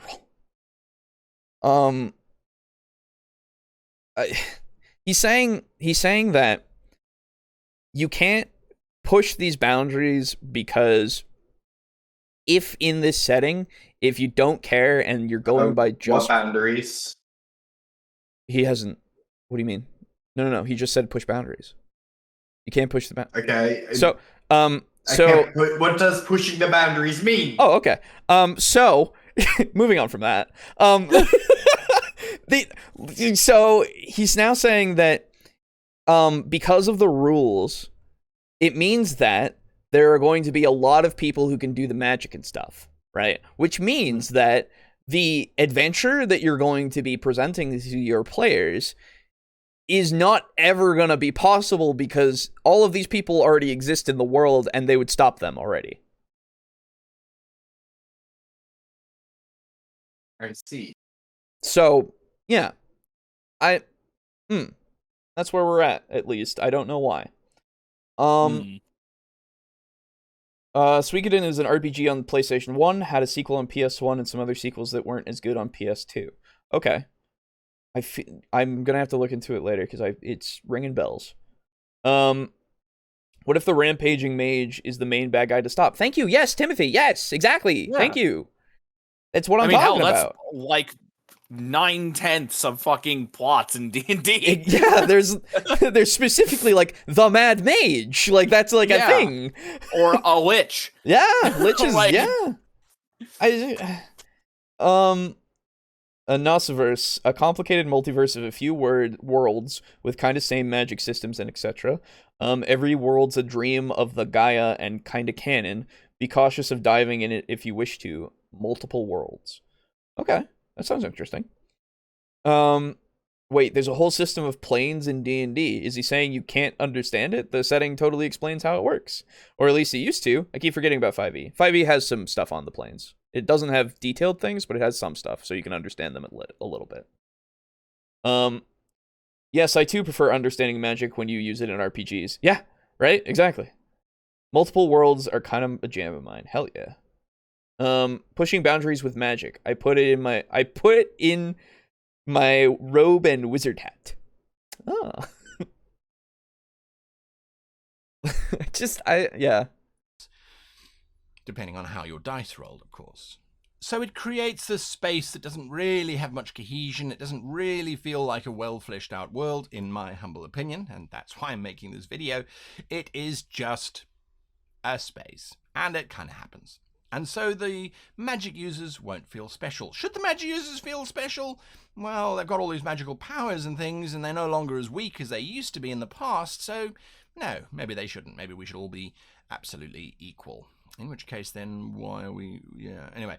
All right, so ignorance... So already they're above a peasant. That's special. They're better than a king who can't do magic. That's special. Like... Just going with them as they're written up. So I think maybe this is just because I studied things in college, but I'm not special. However, I realize that I have skills that I can sell, and this makes me special in a sense. Right. It's a definition. I'm just a normal person like anyone else. Yeah, exactly. So if I were a mage, you go, yeah, I went to Magic College. It's called Magic College. And I have skills that can be sold for labor. Fucking, like, the specialness comes out from the actions that you do because of your skills, right? Like, fucking, if you're a mage and you go out there and you save a town, you're instantly special to them. You're special in general because you saved a fucking town. You did something good out of the either kindness of your heart or because of money or whatever, but you did something like that was beneficial to society in some way, and you're recognized for it. It's basically what being special is.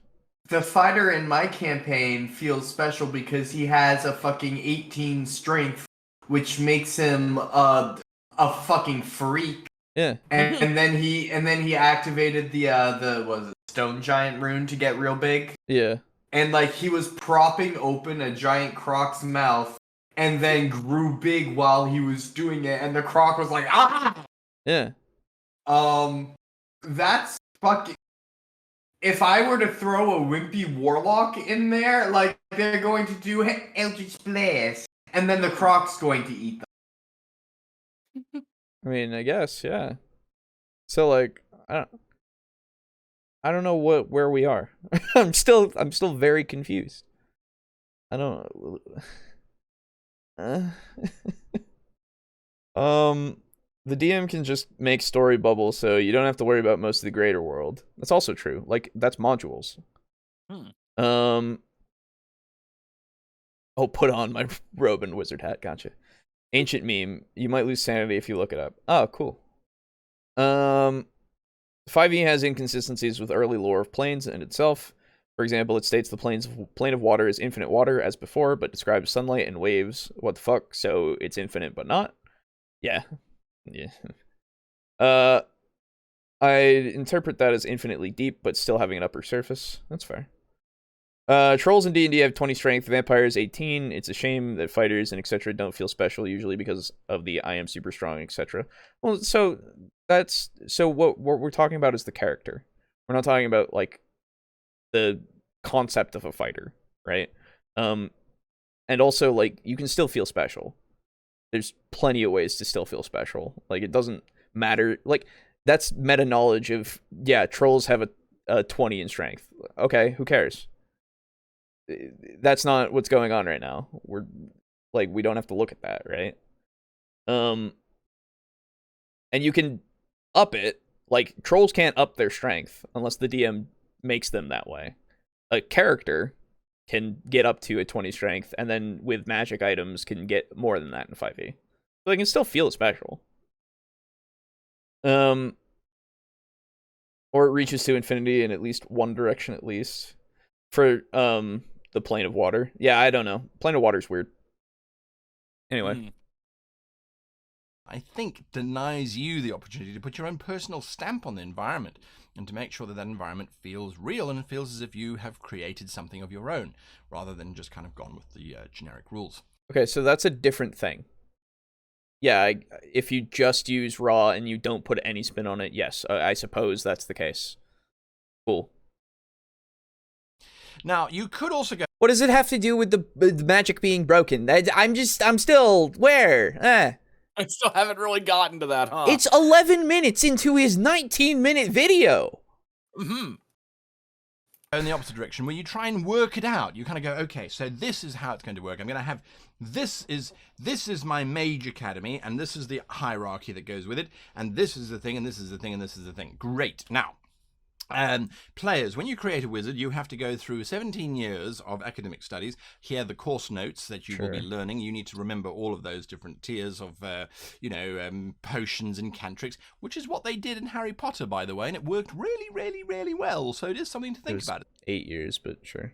It's not that insane, actually, when you think about it. They got sent to Hogwarts when they were 1. Yeah.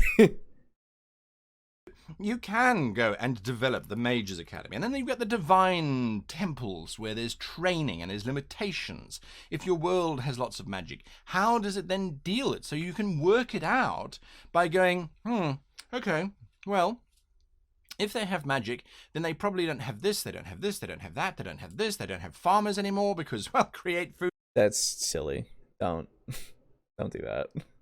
Just because create food and water exists. You can't create food and water for everyone every day with the limited spell slots that you have, especially for a growing community and somebody who isn't that powerful. How did they get there beforehand? How did they get to be able to even use create food and water beforehand? They had to train it up, right? And before that, then they had farmers. Why did they get rid of the farmers if, like, a few people... Or let's say even a majority of people, I guess. If a majority of people, sure.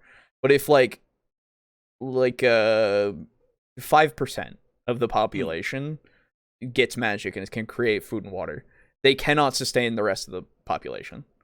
It's just like, I know you're going to your hypothetical hyperbolous fucking example here, but I'm going to pick it apart because I don't care. Because this is not like... This literally, like, thinking about it and working it out is going to make it so that the magic is less broken. Like, that's just, like, because you're setting up how things work. You're creating the limitations, right? And if you do it to the extent that I'm assuming you're getting to, of, like, you do it so much that it's gonna fucking eat up your mind, you know? It's just so much work that you just don't need to do. Then sure, that's a problem. That doesn't break magic. That doesn't break the RPG because of the magic. I suppose, in a roundabout way, you broke your RPG because you thought about magic too much. Like...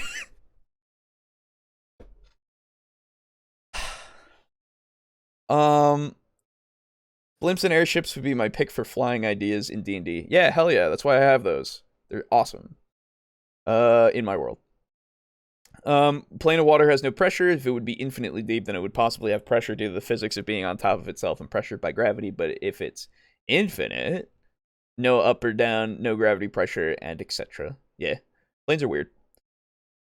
Even the prime material plane. That's true. One create food and water is around 20 kilos of food. I presume third level spell, but so much is really needed to have world building considered if you care. Yeah.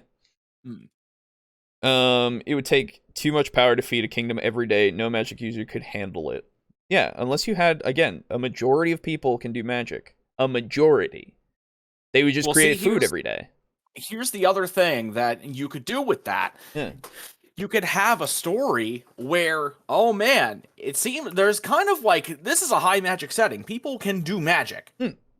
But it's weird because there's a lot of like country bumpkins who are being kidnapped after like a few days in school. And they're all doing this test. It's like, can you do magic? It's like, yeah, I think you can. And then they disappear. And they're being shoved into some sort of fucking, like dungeon. Some sort of dungeon to wait out the rest of their lives until they're sacrificed to keep some dude alive. Well, I was going to say they're all basically kept there and kept alive, and they are used and forced to create food and water for this one kingdom or this one city. Yeah. And that kingdom is like attacking other kingdoms. Yeah, because their mages don't have to worry about making food and water and such, and they can just focus on attacking things. Yeah. And so you have this story where, like, this enemy kingdom is, like, super evil, and they're taking people hostage, and they're using their forced mages to, you know, supply their armies or whatever. Yeah, absolutely. Alternatively, what about if you have your setting where everybody can make the food and water stuff, but they don't do it so much because it's bland. And it can't be spiced. Like, it just absorbs it and still becomes like a bland nothing. As if it were made with a crafting system. Yeah. And then everything tastes good. Oh yeah, and then one person will make a burger and the whole kingdom will go, what the shit is this? Yeah. Yeah.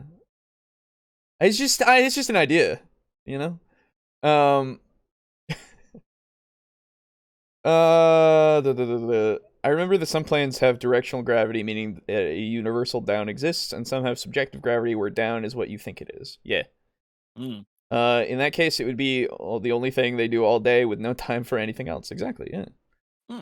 Evil Kingdom with supplies by magic is a classic cool idea. It deserves more use for villains. Yeah. Yeah, it does. It's a good idea. And then you have this awesome moment where, you know, you're toward like maybe the midpoint or the third way through, you know, you free them all. And then you have this mage uprising.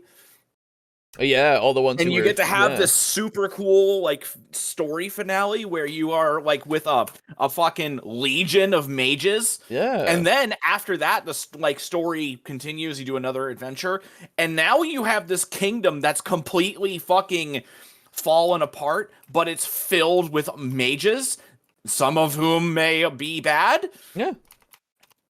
And then you have this like country or even like continent spanning conflict started by that. It's really cool. Yeah, could be anyway. Yeah. So this is I'm still stuck on I've never had to think about the density in the plane of water before. Okay. And and technically, because it is all water, yeah, there would be no density to it. Yeah. Because the water has to push in this direction because gravity. Yeah. Like gravity is what causes water density. However, you would still have like planets in the plane of water. Would you? That they're just a ball of mud floating in a bunch of water. But if it's all water, why is there mud? You can still have elements of the plane of like of a particular plane that aren't native to that plane. For instance, you can you can walk through the plane of fire. What are you walking on? Yeah, that's my point exactly. Like, what? It's the plane of fire. You can't. What? So it would be really interesting though to throw your players into the plane of water and then have them get sucked into like a planet's gravity. Because like a planet will still have the same amount of gravity, like wherever it is. That's true. But the fact that it doesn't have an atmosphere means you won't burn up. You will just stick to it. That's also true. Which is kind of like a 3-dimensional whirlpool. Yes. Yeah. And it would be really fun to throw players into the plane of water and then have them just get stuck on a mud ball and be like, yeah, I'll solve it, bitches. Yeah. I use teleport. To teleport, like, very, very far away. Either that or just far enough to where they could do it again and just jump effectively. Yeah. I'm still waiting for the magic broken. I think we probably won't get it. What do you mean? He's still got 7 minutes. That's true. Food and water is a lot cheaper, faster, and less labor-intensive than sending a peasant out to a field for an entire 6 months. God, what a silly idea. Well, we used to do that, and then we got magic. Now we basically just send half of the kids off to divinity school so they can learn just up to level 3 spells, because after that it's all just death and damage and destruction and seeing the future, and it gets messy. Fuck it. When you have a whole bunch of kids freaking out about, global warming and the like. So we'd rather just keep them trodden down low so they can just use the, create food and water, purify, those kinds of little basic things that allow modern day society to flourish. So that sounds so interesting. Like, as a society. Yeah, right? it sounds very similar to what I said. Yeah, like, legitimately, you're the more powerful ones are literally saying, yeah, everybody else though, you only get up to there, so you can make food and water for yourself. Yeah. Then you're done. And then it's like, so fucking being a sorcerer is like, yeah. oh, fucking uh-oh. Being a sorcerer, that's when the Inquisition comes along. Exactly, right? Like, oh man, that's so cool. Anyway, let's just think about this as a negative and not anything to work with at all. Yeah. If that's what you want to do, that's fantastic. But you have to point out the limits to your players. And you have to think about why are there limits. So if magic is something that has to be inherently part of your genetics, inherently part of your DNA, then that's fantastic. But you need to work that out and say, well, that is why. If it isn't, if it's something that can just be learned, like, say, quantum mechanics can just be learned by anyone, apparently, although I think it's a genetic thing because I can't figure out quantum mechanics. Oh. Anyway, so Speak if for it's yourself, something guy. like that where anyone can learn it, well, then why wouldn't everyone learn it? To be perfectly honest with you, yes, it's nice to be a big warrior and swing your sword and go around and bash things. But if you can create a magical sword, fly around, and become invisible so you can bash things from behind, why wouldn't you do that instead?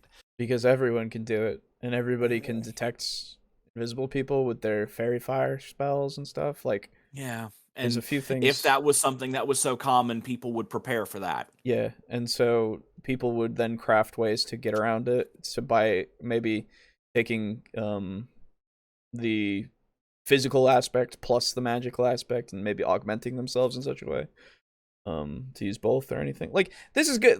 We're starting to get to some things here, which is good. I like it because this is like something to talk about. that like having limits is good because then you don't have to worry about things being just borked. Absolutely. That's great. We're 13 minutes and 37 seconds into the video. Mm-hmm. Okay.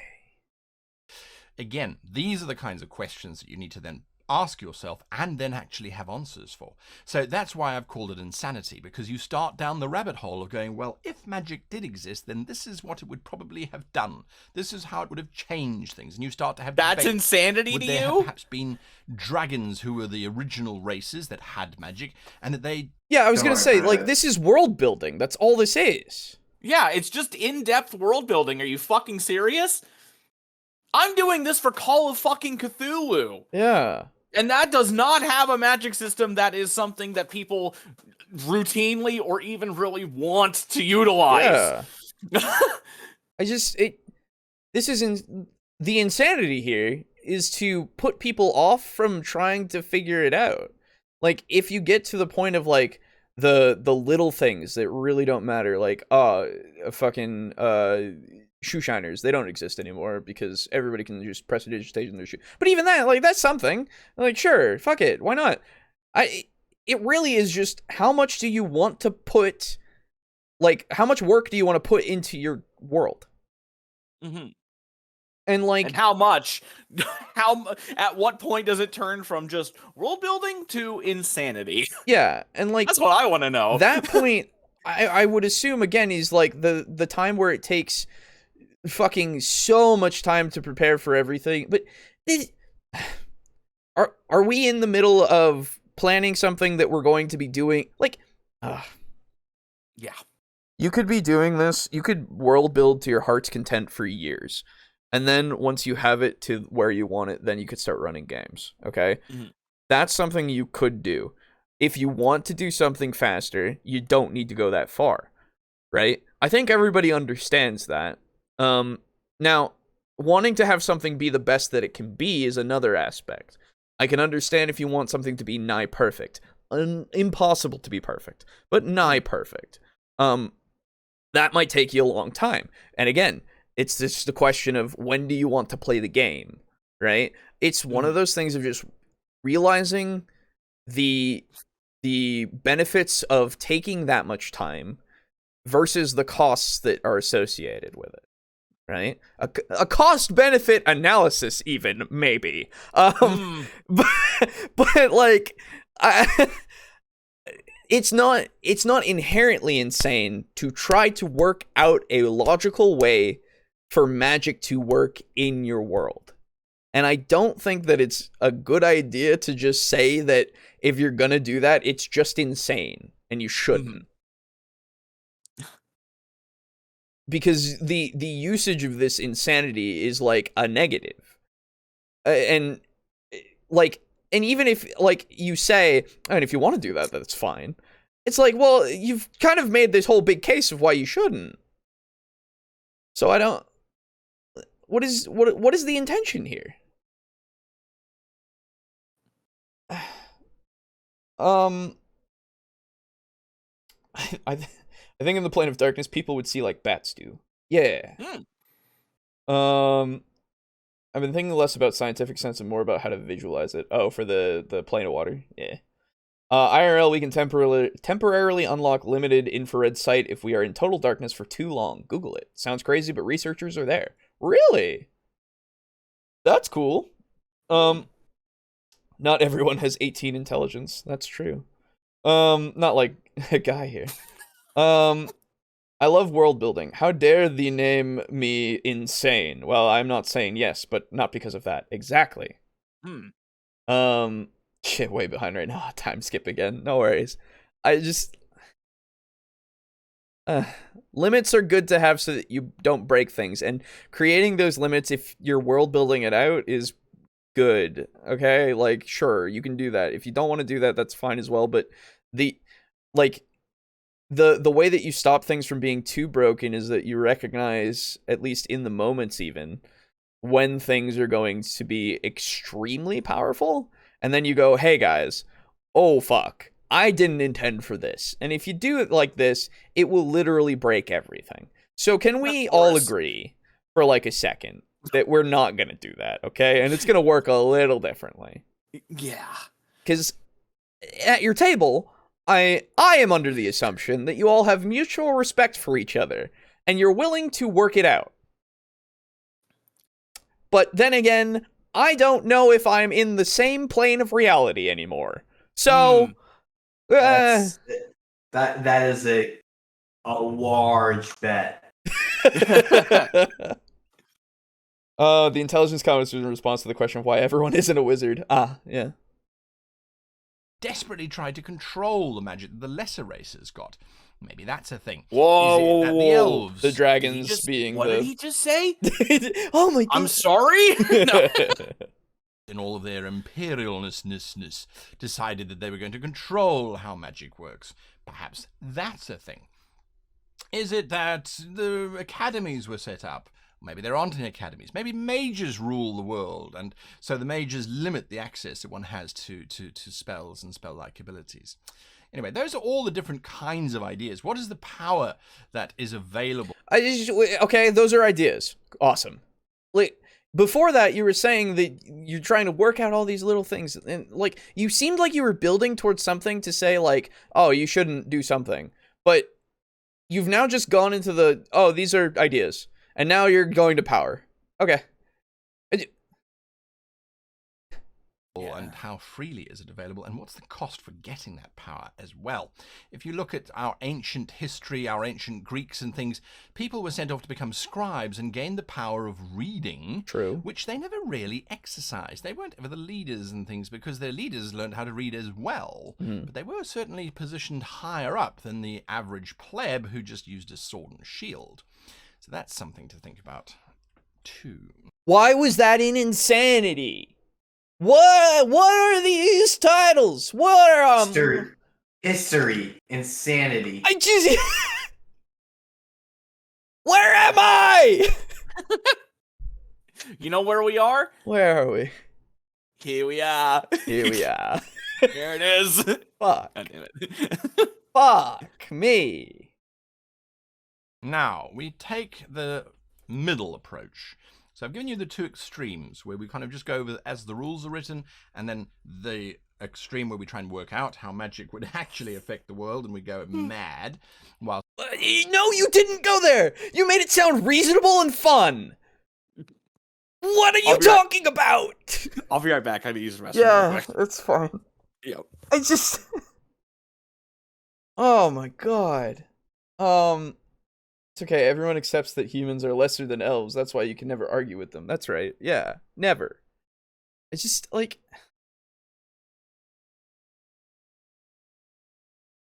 I'm not at the point of acceptance yet.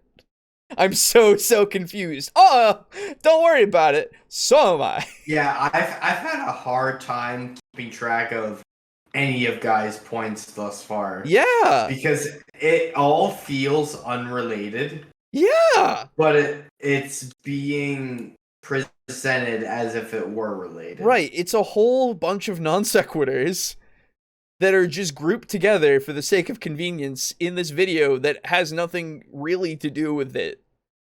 Like the title itself. I don't we rewrite history, then of course we go with acceptance, and you make a call and then you stick to it. So you go, well, there's mage academies dotted around, and they keep a registry of all the mages, but no one really exercises any authority over it, and there's not a huge sort of mage grouping really. It's a small club. Most people know each other. Priests don't usually practice the divine because the gods don't like giving their power out all the time. It gets tiring. And that's what we're going to do. I'm going to stick to that. And then don't violate those rules yourself. That's the important thing, is with the magic system, which sits over and above your rule system, don't violate it. Don't destroy it yourself in-game. And if you do, make sure that you have a very good plot reason for it, and that your player characters can go and stop it from continuing. Okay. I agree with you in that respect of make sure your world is consistent, though I don't put magic above the rules because it's part of them. So I'm not sure about that part. Yeah, I was confused by that sentence as well. Yeah, so consistency good. Yes. Like, also, if anything, the rules should go above the magic. Yeah, because they dictate how it works. That's what shaped how it functions. Yeah. So I don't know what's going on in his brain.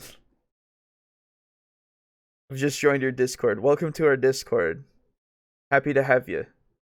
I'm happy he has a script nowadays. Yeah, that's true. This is still, like, this is, I assume, bullet points that he has some notes on, right? Because he did write these out. You can see that he's going to these, right? But before, a lot of the time, he was very much rambling. Though most of the time, it's been more coherent. And it flows together. But this is literally, and this is only 4 years ago. Fucking, we covered... 4 years ago was when he was batshit, though. Well, but no, before that, though, 6 years ago, he was more batshit, but he was more coherent. Oh, yeah. You know? Like, 4 years ago is in the time of cutting your hands. 6 years ago is in the time of drinking the semen. So, like... like, I don't... Maybe I will pay Guy the benefit of the doubt and say maybe this is just a mess. I hope so. Well, to be fair, a lot of the last one we covered was also a miss, so a hard miss. I assume Guy thinks Cthulhu will take everyone to Disney World when he awakens because fun equals madness. Yeah. I used to watch only the Devil series on the channel mostly, but I'm stepping further steadily. Hell yeah. Cool. Hey. Well, I'm glad you're enjoying the series. Welcome. Who's your favorite character in Devils and Dice? If it's not Thornton, help me God. and who's your favorite character and why is it Boris? Nice. Fucking doesn't want to skew the other poll, but definitely wants to skew this one. Oh, I see. Yeah, sure. I think Game Master lost the plot in this one. Yeah, I would say so. To happen. That's the important thing as well, is that they can then go and stop it or maybe abuse it and use it themselves. You then need to test what you've decided upon, whether you've decided to create your own world or whether you've decided to go with rules as written or somewhere in between. You need to test it and decide upon it and then refine it and learn from it and go, well, no, that once everybody had access to first level spells, the whole world kind of blew up and came to an end, which does sound like an interesting campaign setting, a post-apocalyptic fantasy world. It's like a Savage Lands, I suppose. I know that there's several out there, but it is something that one could explore as well, if you particularly wanted to. So we test and we decide, and then we learn from it, and we go, well, that did not work very well. As is the case of some of the rule systems that have come out, you test and you learn. So those are my thoughts on magic. Great! Wow! Amazing! Fucking magic problems and how you can think about them. I haven't given you too much necessarily to work on, and the reason for that is because it's personal. As each GM takes to their own kind of battlefield with their own players, you have to decide how you want to use magic. Maybe you don't want to include it too much. Maybe you want to include more of it. It's entirely. Could you have just titled this video "World Building RE Magic" or something? Yeah. Because, like,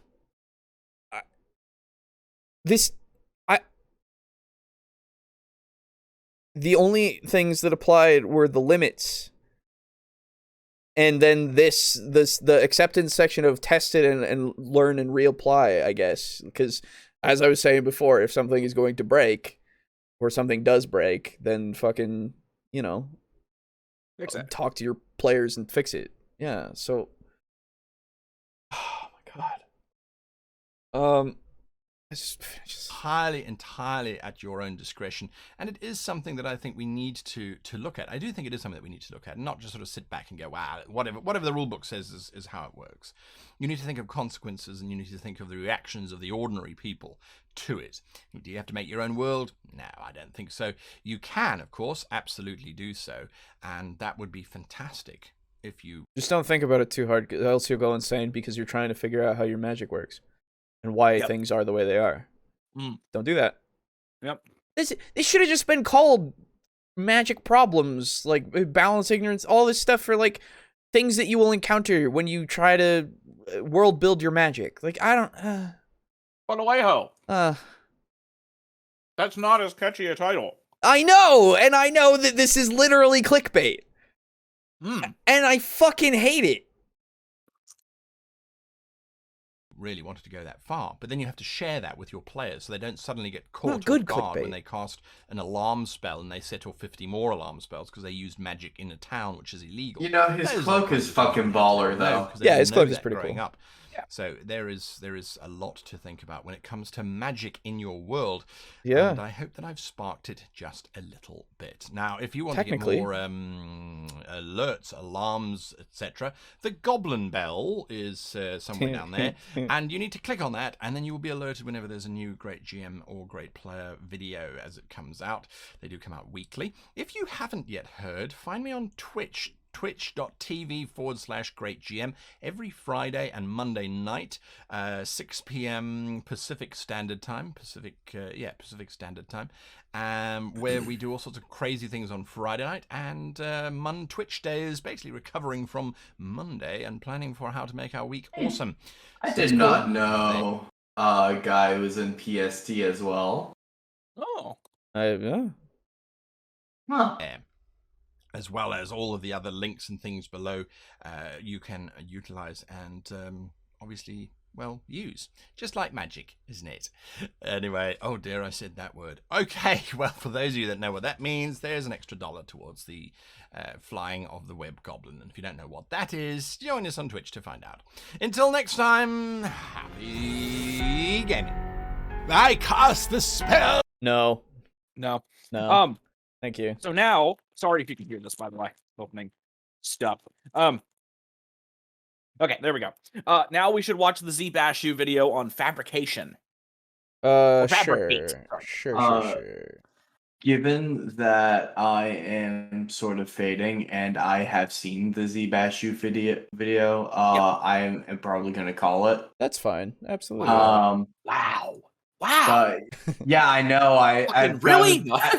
I've got to be like what you do for a whole podcast for half a podcast. Fair. So have a great week, Jen. And to everyone in the audience, thank you for showing up. Love you. Donate to us on Patreon. Oh, God damn it. Yep. Of course he did it.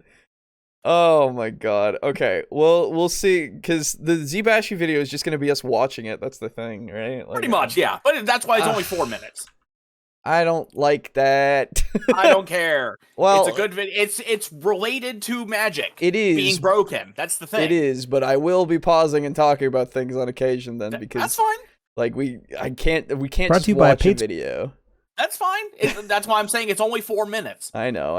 And don't worry, a little 4-minute video in the 3 hours that we do, I think that'll be fine. Yeah, but I don't know. It just doesn't. I know you don't like it, but I don't like work. you, so you know. Oh, okay. Well, I could just fucking end it right here then, I guess, and not even watch it then, huh? Let's see. My favorite in Devils and Dice is a 3-way tie: Boris, Mez, and Tharnanar. Hey. There it is. Good. I feel a kinship to Tharnanar. Now then, off to Denny's. Have fun. Right.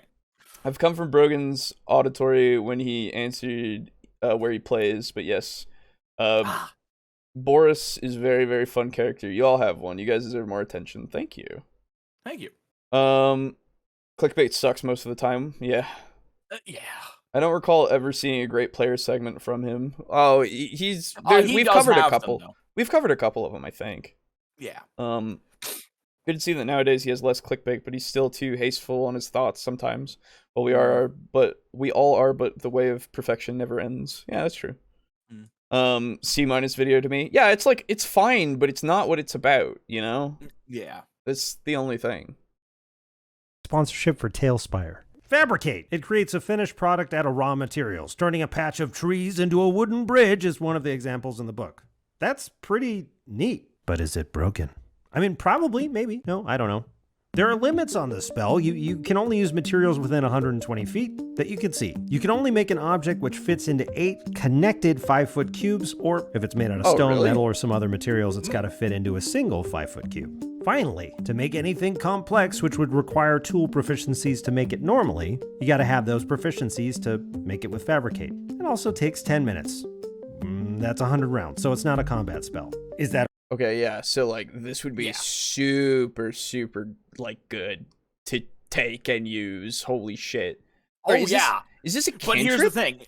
No, this is a 5th level spell. Okay, that's fine. Yeah, this is a powerful spell. Okay. Yeah. It's not one of those ones that you just get in immediately. Okay. Thank God. Absolutely. Because like immediately I'm just thinking like, oh my God, I could create like so many fucking things. That would be super good. Yeah. 5th level spell, I believe. Okay. Awesome looking video jam. Yeah, no, this is Zbashu. Zbashu does a lot of really, really good stuff. Definitely recommend his channel. Like go subscribe to Zbashu if you haven't. Great stuff. Extremely based. Yeah, go watch this video even, like, give it your actual view if you haven't seen it yourself. Overpowered? I mean, it's the same level as Polymorph, which can turn a raging barbarian into a raging dinosaur in a single turn. So, comparatively, in the short term, Fabricate seems sort of harmless. But still, there are many troubling things about Fabricate. I hate that we have to do this Socrates shit every time we here we go. What is, for the purposes of this spell, an object? Again, the given example in the book is a bridge, a single cast, whole wooden bridge. Is the bridge really one object? Are there planks? Is it a... Oh, God. Yeah. Wait, okay, yeah. Oh, you as a DM have to rule that immediately. You start getting these really, again, it's very Socrates. It's yeah.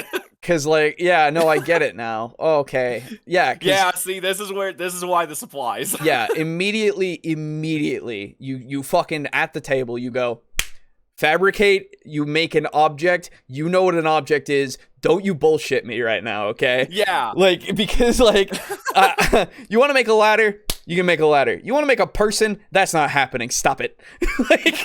Well, you don't want to be fucking Full Metal Alchemist, no? I mean, you want to do that? We got to go through some more steps. All right, like there's a lot of stuff.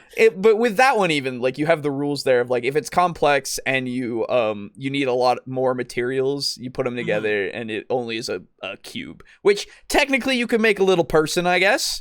You can make like a little figurine. Yeah, that's the thing. You can make a figurine. You can't make like a living thing, right? Living things are immediately not an object. Not at all. Well, so you ask certain people. So like legitimately though, like for the ruling purposes, nothing that's alive. You have the limit at least of the space. I'm excited to see what he has for like the conceptualization of like what an object is, because I can't think of anything else right now that would be too crazy. So here we go, I guess. A weird continuous shape? I would imagine no. Mainly because another example they mention is armor, which is only made if you have the proficiencies, but armor is made out of many materials in many parts. Something like full plate, in order to be useful, requires leather straps, buckles, multiple plates, often padded under armor like a gambeson, That's true. I'm sure much more. I don't know a lot about armor. Okay, yeah. So, that's the problem, because everything has components. Yes. Ooh, that's not good. No. That's not good to put in your rules, because... that's really, really bad. If you make... That's a very fun video. Like, legitimately, if you make, let's say a, well, that's too big. I need to think of a small thing a toolbox. You can make a toolbox. All of those things, I guess you can't technically say that it's got the tools inside, so you can only make it wouldn't have the tools, but you could make a toolbox that's technically made of like all the same material, even though then like it wouldn't really be able to like open and close because of all a linked thing. Well, so then you would have to have this weird thing where you have like a very, very thin piece of metal linking the like latch, so that way when you try to move it, just and now it works. Well, so and now I'm like, if you only need one thing, or sorry, if you make one thing that's big, and you use wood, right? So like the bridge, like you said, the bridge is made in a way that it's only made of wood and it works. Okay. Yes. So now I could say that the bridge is functional and it is a single piece of wood. Right? Like that's something you could do. So like the individual planks thing and stuff, I think that's actually not a good example that he's come up with, because you could make a bridge that is just a single thing of wood. Well, that's not actually his example. That's the book's example. I understand. What I'm saying is he talked about it a bit, of like the individual planks and like the actual like components of the bridge. But if he's going to go that like far with it, well, that's already taking it out of context, because you could make a bridge out of just a single thing of wood. Why would you make it in such a way that it actually does have all those individual components, right? So like, but with the armor thing, that's actually a good thing. But that now limits it to only the 5 feet, 5 foot cube, right? Yes. So yeah. So like the bridge that he at least drew out, I think that's wrong. Yeah, well, I mean, no, it is objectively wrong. Yeah. It should not exist. Yeah, and I mean, in general, it would not exist, right? Like, yeah, that's the... So, is it more ridiculous to require multiple castings of a 4th level spell to create a single suit of armor, or more ridiculous to be able to make a single suit of 1,500 gold piece armor in 10 minutes? Both options seem tricky. Also worth mentioning, you could use the spell to rip materials out of objects. Even if you did rule it can only fabricate a single material at a time, let's say you wanted to make a contiguous cube of mortar from a stone wall. If you do rule that someone can craft multi-material objects like a rope bridge, could the planks be removed? If they could, what if instead of a bridge, you created a sort of fragile mold which connected all the swords and spears that you could fit into a... We're making fucking sprues. Yes! It's great! That's... Yeah, so, like that's the thing. I see that that's technically something, but, like, again, you immediately just go, no. That's silly. Why would you do that? That's not a thing. 5 foot cube. Imagine an entire village armed in the space of a few castings. Or brand new farm. Well, so that's true. Like, that you could do. Yeah. Just because if you have the proficiency and you have the spell, yeah, you could pretty much give a bunch of people, like, a lot of knives. Yeah. Like, fuck it. I don't know. You could. It's great. Tools? These are the sorts of things that shift ecosystems, change wars, not to mention, if you have proficiency with calligraphy tools, you could basically turn yourself into a printing press. Instant renaissance. For a spell that seems pretty harmless on the surface in the short term, these are big society-changing answers. Yeah. Unless a DM wanted to severely limit the spell. It only creates a single continuous object of a single material which needs to meet my vague definition of raw, and you can't daisy chain stuff. Well, okay, vague. No, let's be fair. It's if they're going to do this, they're probably going to be specific. Yeah, they'll have to be specific enough to be acceptable. Yeah, really. let's not do that. All right, come on.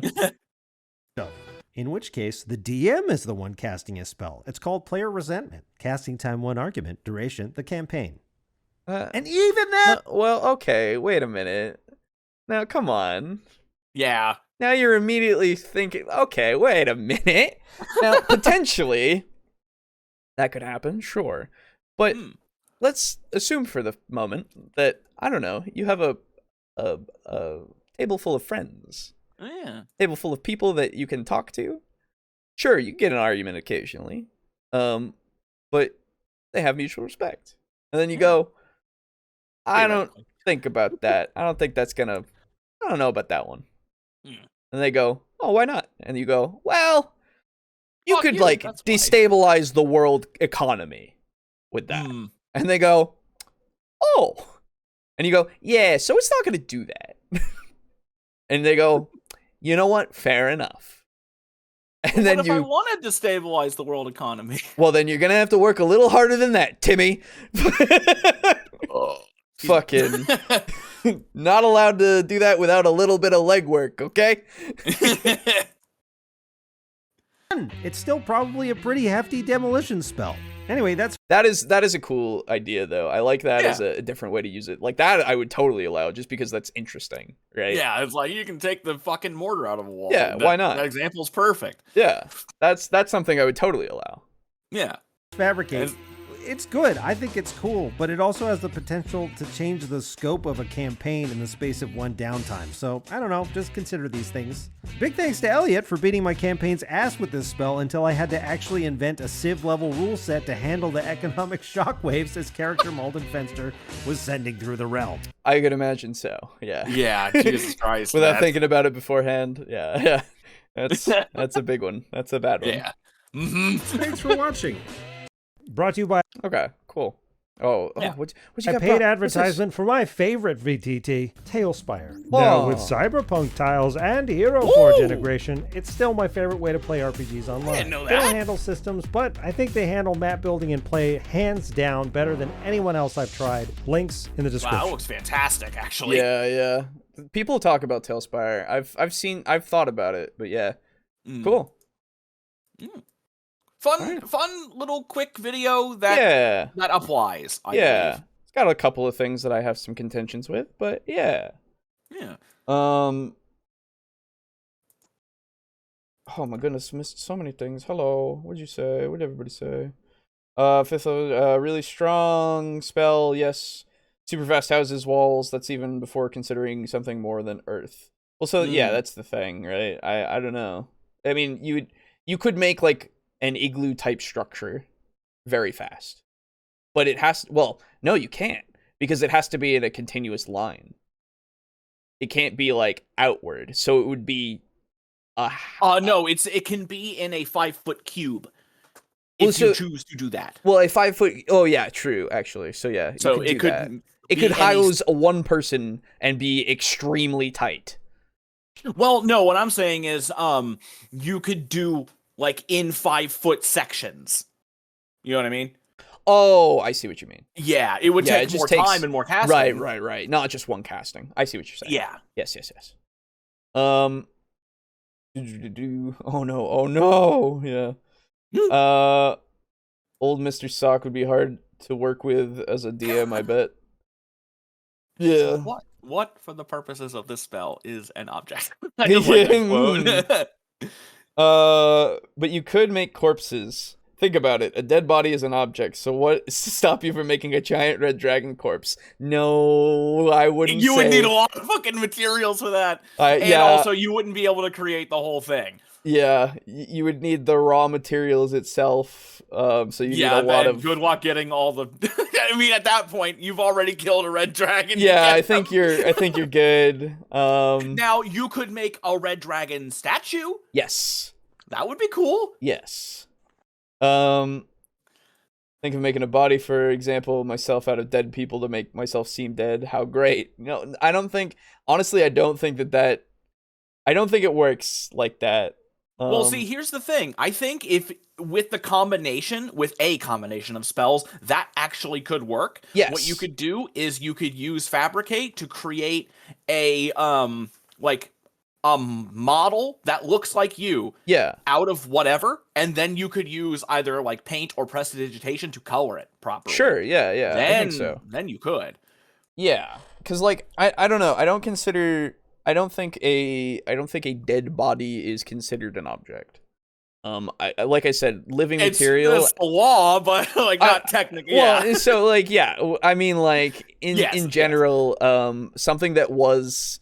So that's the thing as well. I guess wood is technically a dead living thing. Oh. Yeah. Okay. Well, that's getting really fucking weird. Yeah. Maybe. I mean, maybe I'd allow it a little bit. Maybe I don't know. I'd have to think about it. I'd have to think about it. Yeah. Fucking mana siphon. Christ. Anyway. So, I'm not experienced with the spell, so I don't know. Yeah, this is the first I've heard of it. Honestly, I forgot that it existed. Yeah. This just in, life has a lot of moving parts. Holy shit, dude. Yeah. What if you need to fabricate all the individual parts and then fabricate the toolbox after having all of the parts? Yeah, you could do that. Yeah. That's what it sounds like to me, yeah. I've never seen that spell chosen. Yeah, I think some people just don't look at it and think that kind of stuff. They're just like, oh, well, it's also a 5th level spell. So, you have the rest of those spells to choose from. So you have to figure out what else is on the 5th level. Yeah. Can you make rope? I would imagine that they would allow you to make rope, yeah. Yeah, probably. I mean, hell, you can technically make rope out of a vine. Yeah. Or vines. Yeah, so, exactly. Sure. I don't know, that's kind of complex, but at the same time, I think their definition of complex is a little weird, Yeah. Also, Gargamel created a Smurf. I wouldn't want to have to fight him. That's right. Yeah. That's true. He created life. Somehow. Can you make a 1,000 point orc army or a Gundam kit? Yes. Yes. Yes, you could. Yes, you could. It would take a lot of magic to make a large amount of things. I bet only high level magic user could do most things. Oh yeah. Imagine Tome Wizard to cast Fabricate as an action. Yeah. Dead body is meat and etc. And wood can even be living wood. Yeah. Can you make a human corpse hide it in the house of someone you don't like and tell the guards it's in there? Maybe a nymph corpse. Oh. All right, now we're maybe you're starting to, maybe I'm outlawing the corpse thing again. The power of creation is quite powerful. Yes, it's a little against God. Yeah. See, I told you this video would be good. Yeah, no. It would apply and have some fun to it. Yeah, it sparks up some good conversation because, like, fucking, you need to set some hard rules on that shit. Yeah. You can make a facsimile, but it can't be something that could resemble something that is alive, I guess. Like, could not be tested to be... Like, you can't make a corpse! Yeah, like... That's all you gotta do.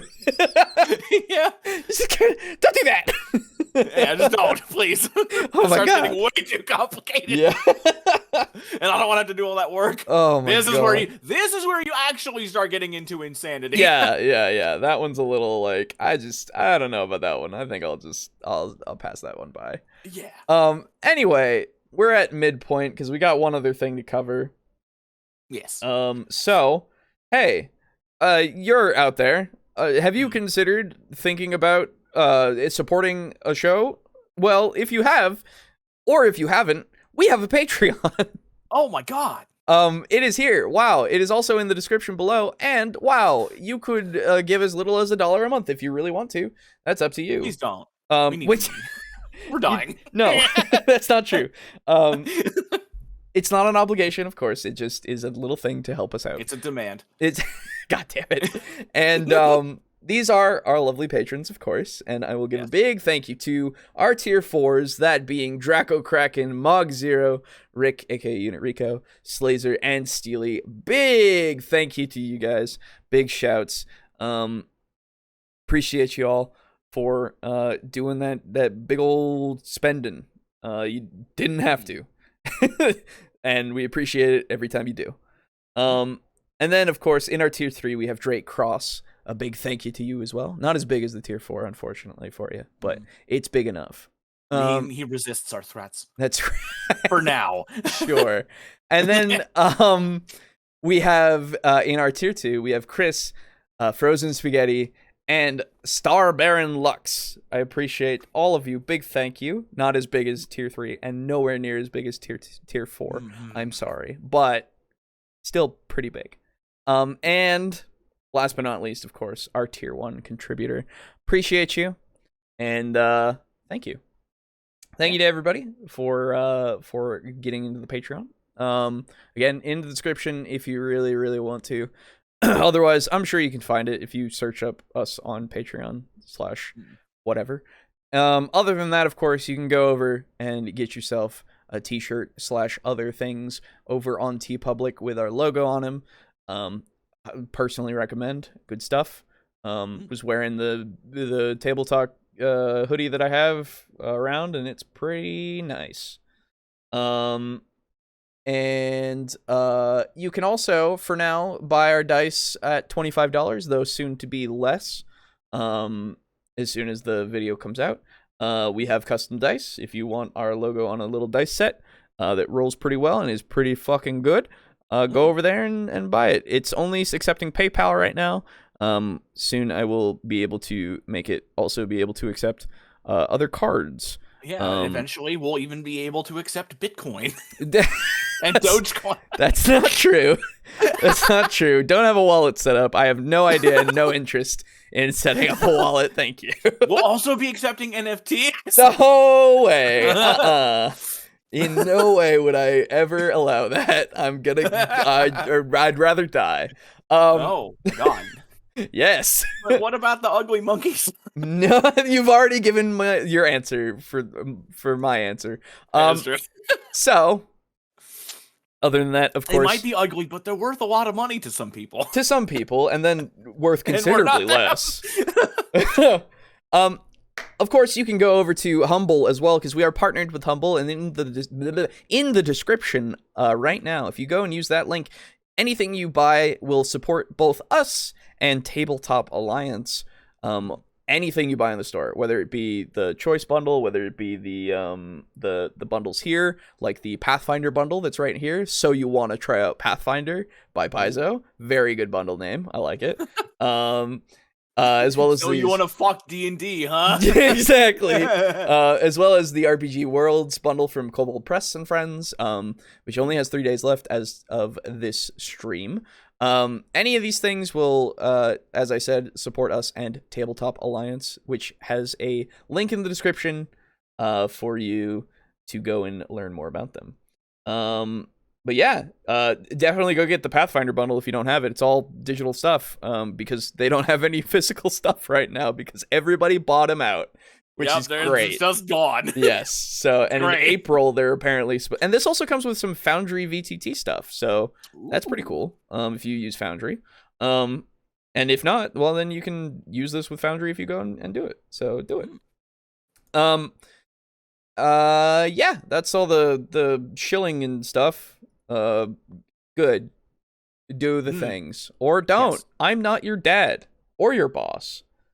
I was thinking about that at work the last few days. Not for any reason, just because it's fucking funny. Absolutely fair. So let us move on in a moment here. Would you need a Fey corpse to make a nymph, or because they are oak tree spirits in oak tree? Actually, that's a dryad. Even making another corpse of some corpses is strong to make someone seem dead. Yes. Yeah. Just go and get a corpse. You don't need to make one. Yeah, it's not that hard. Come on, just kill somebody. Yeah, just go kill a guy. This is D&D. Yeah. $15 a month is 2.5 Little Caesar lunches a month. Feed a hungry YouTuber. That's true, I guess. Yeah. Most YouTubers go hungry, let's be honest. Yeah, but with your help, we could be less of them. Yes. Also use the Humble link to get the Pathfinder 2e bundle. Yeah, exactly. I agree with Alejo. NFTs can suck it. Yeah, that's right. I prefer to suck myself. You're not my dad, are you sure? I'm absolutely 75% certain, yes. No. Gotta leave some margin for error, even if there is none. Just in case. Yeah. Whoops, I meant dryad for the corpse. Because wood. Yeah. Okay. So, Boo, have you ever played a video game before? Oh, man, I would say no, but I'm literally playing one right now. Oh my god. I knew I'd catch you in one. Well, yeah. I have a question for you. Uh-huh. What do you think the best magic system is in RPGs? Oh, jeez.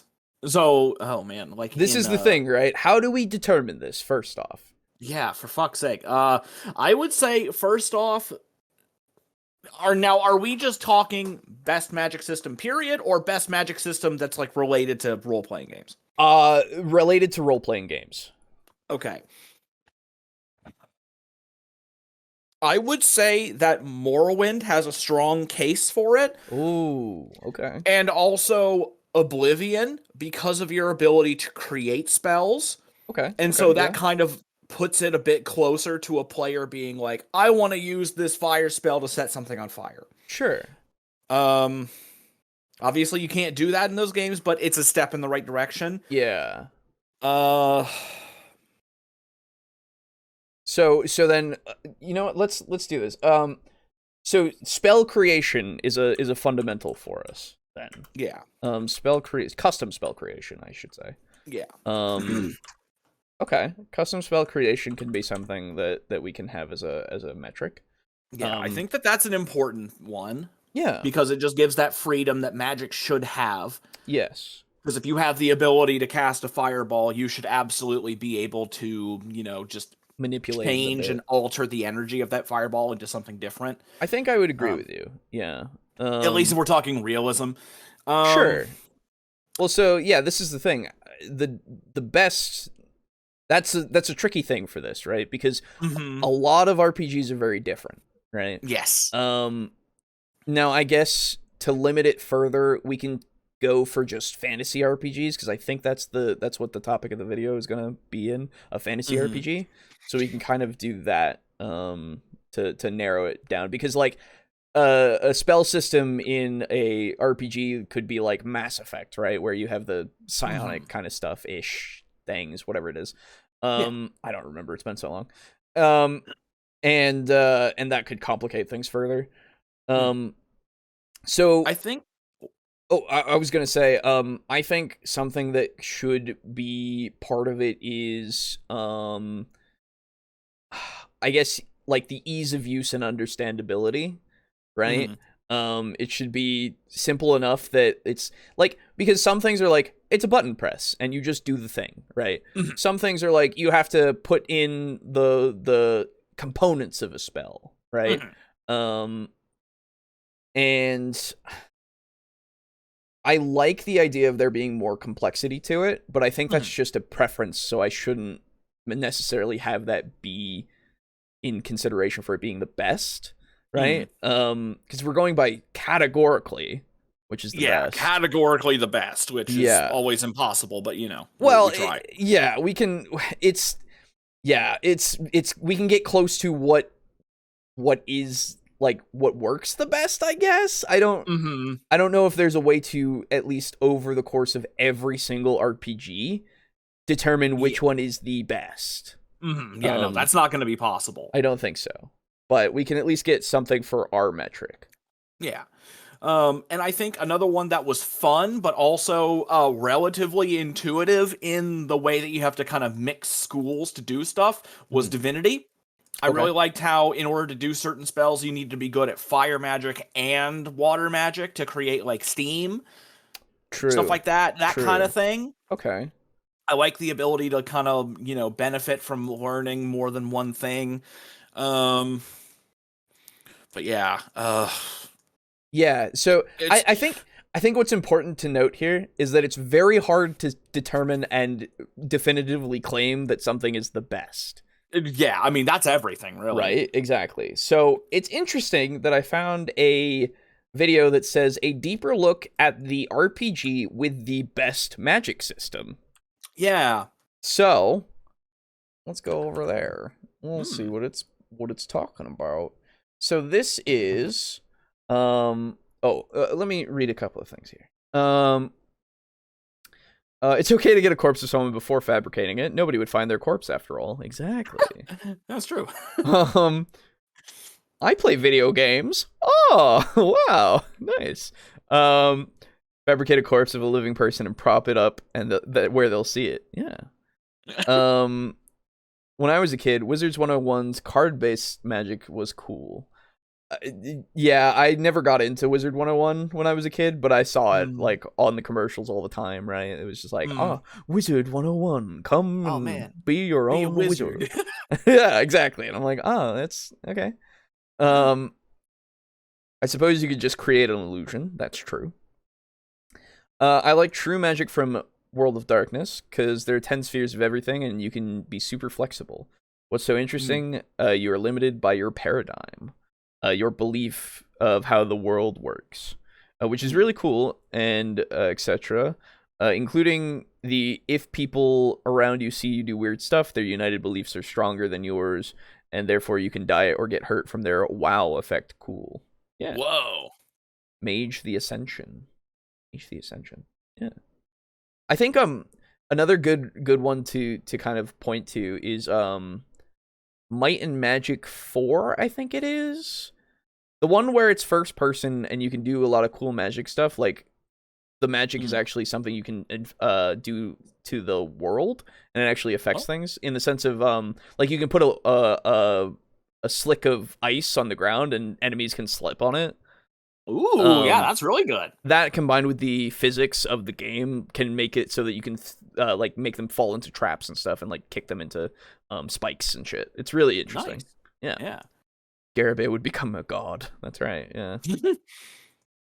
So this video that we are covering is a deeper look at the RPG with the best magic system, brought to us by Click for Gameplay.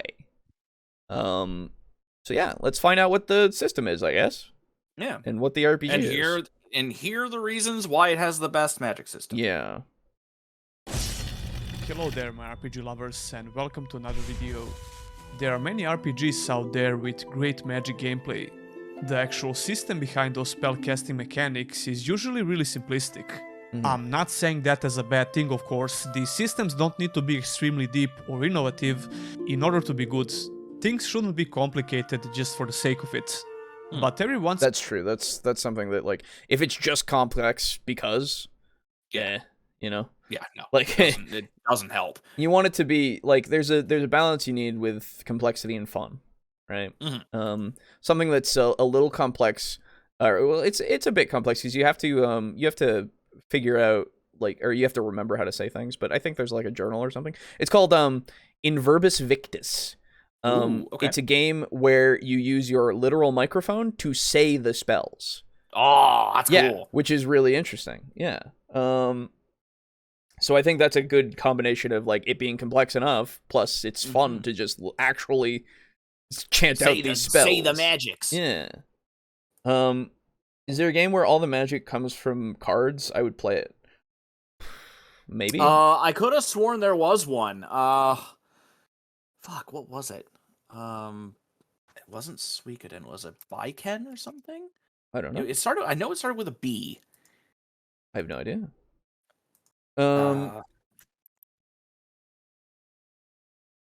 I never played Might and Magic. I always played Heroes of Might and Magic. Oh, it might be Heroes of Might and Magic that I'm talking about.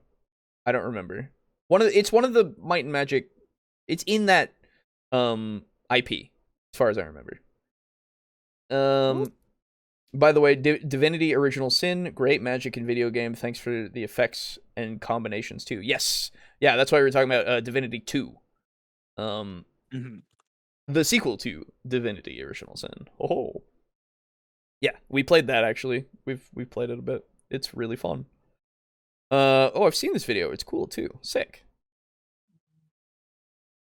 In a while, we can see some amazing ideas in games, and unfortunately, more often than not, they get overlooked and completely forgotten. The magic system from Two Worlds 2 is one of those examples. This open world RPG was pretty mediocre in general, but the magic gameplay was amazing.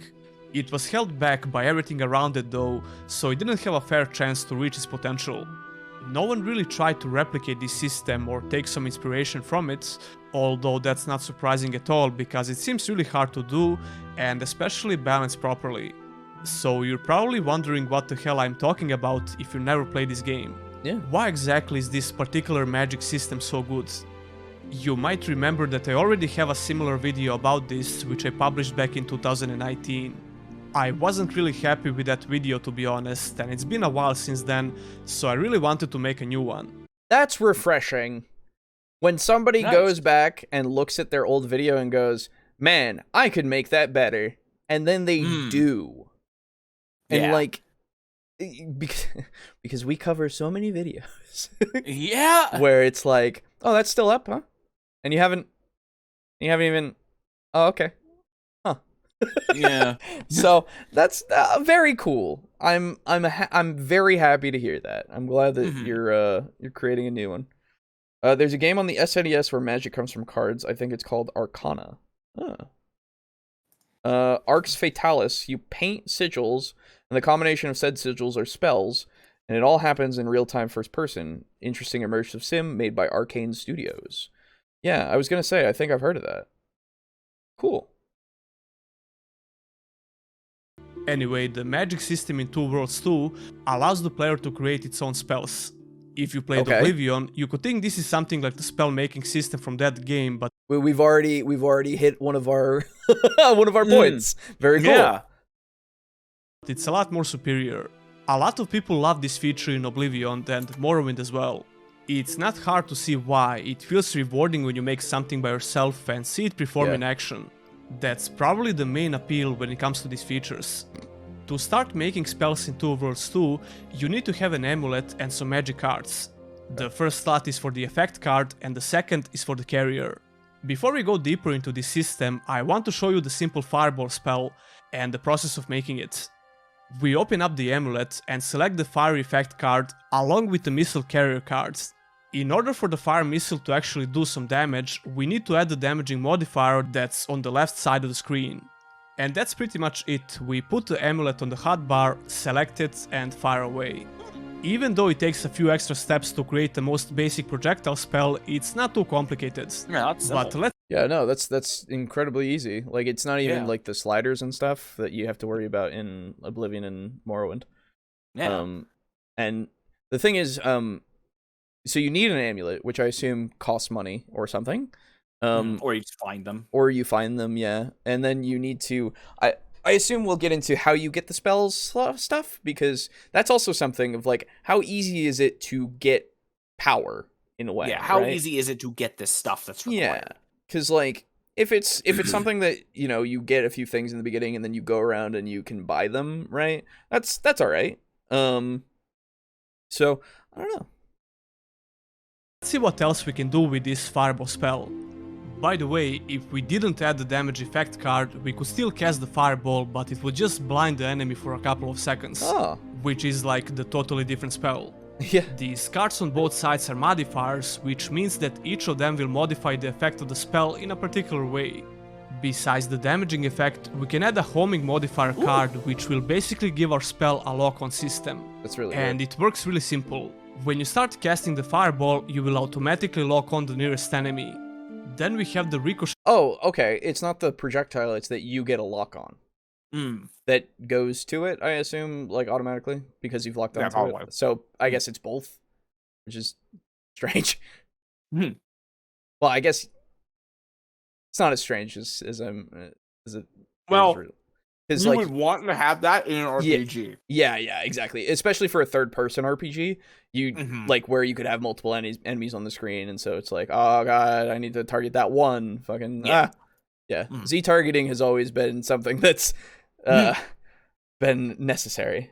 All right, I'm gonna go. I want to sleep really bad. It's almost already 8 in the morning. Oh yeah, go sleep. Absolutely. Have a good night. Yep. Also, Heroes of Might and Magic was a strategy game. Okay, so it's not what I was thinking of. I think it is in the Might and Magic series, though. That's all I remember. Turn-based. Nice. Turn-based strategy games. Yeah, love them too. They're super good. Modifier cards. This modifier is pretty self-explanatory. Upon impact, the missile will ricochet, and it looks like this.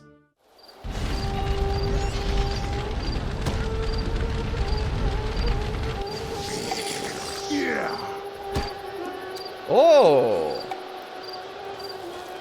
So it auto-targets to the nearest enemies, too, which is actually like, super good. The good kind of ricochet. Yeah, absolutely. I thought it was just going to go into a random direction. I'd have been like, oh, well, But yeah, no, that's good. I'm still not sure about best, right? Because, I mean, it's really cool. Don't get me wrong. I like it, but I guess the difference here from this and like Oblivion, right? I assume is just that you need the amulet, really, because with Oblivion, as long as you have known a spell beforehand, you just need to spend some money to basically make a different copy of it and upgrade it. So with the amulet, that kind of implies a scarcity which is fine. Nothing bad about that. I'm just still not sure of best.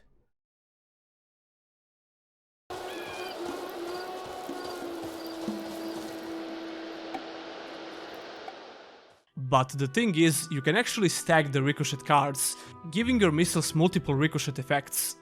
Now, do take in mind that each of these cards have to be bought in the game in order for you to use them. Thank you. For the purpose of making this video, I obviously cheated a bit to get a lot of cards, but if you want to play as a regular mage in this game, you will need to have a lot of gold. That was it.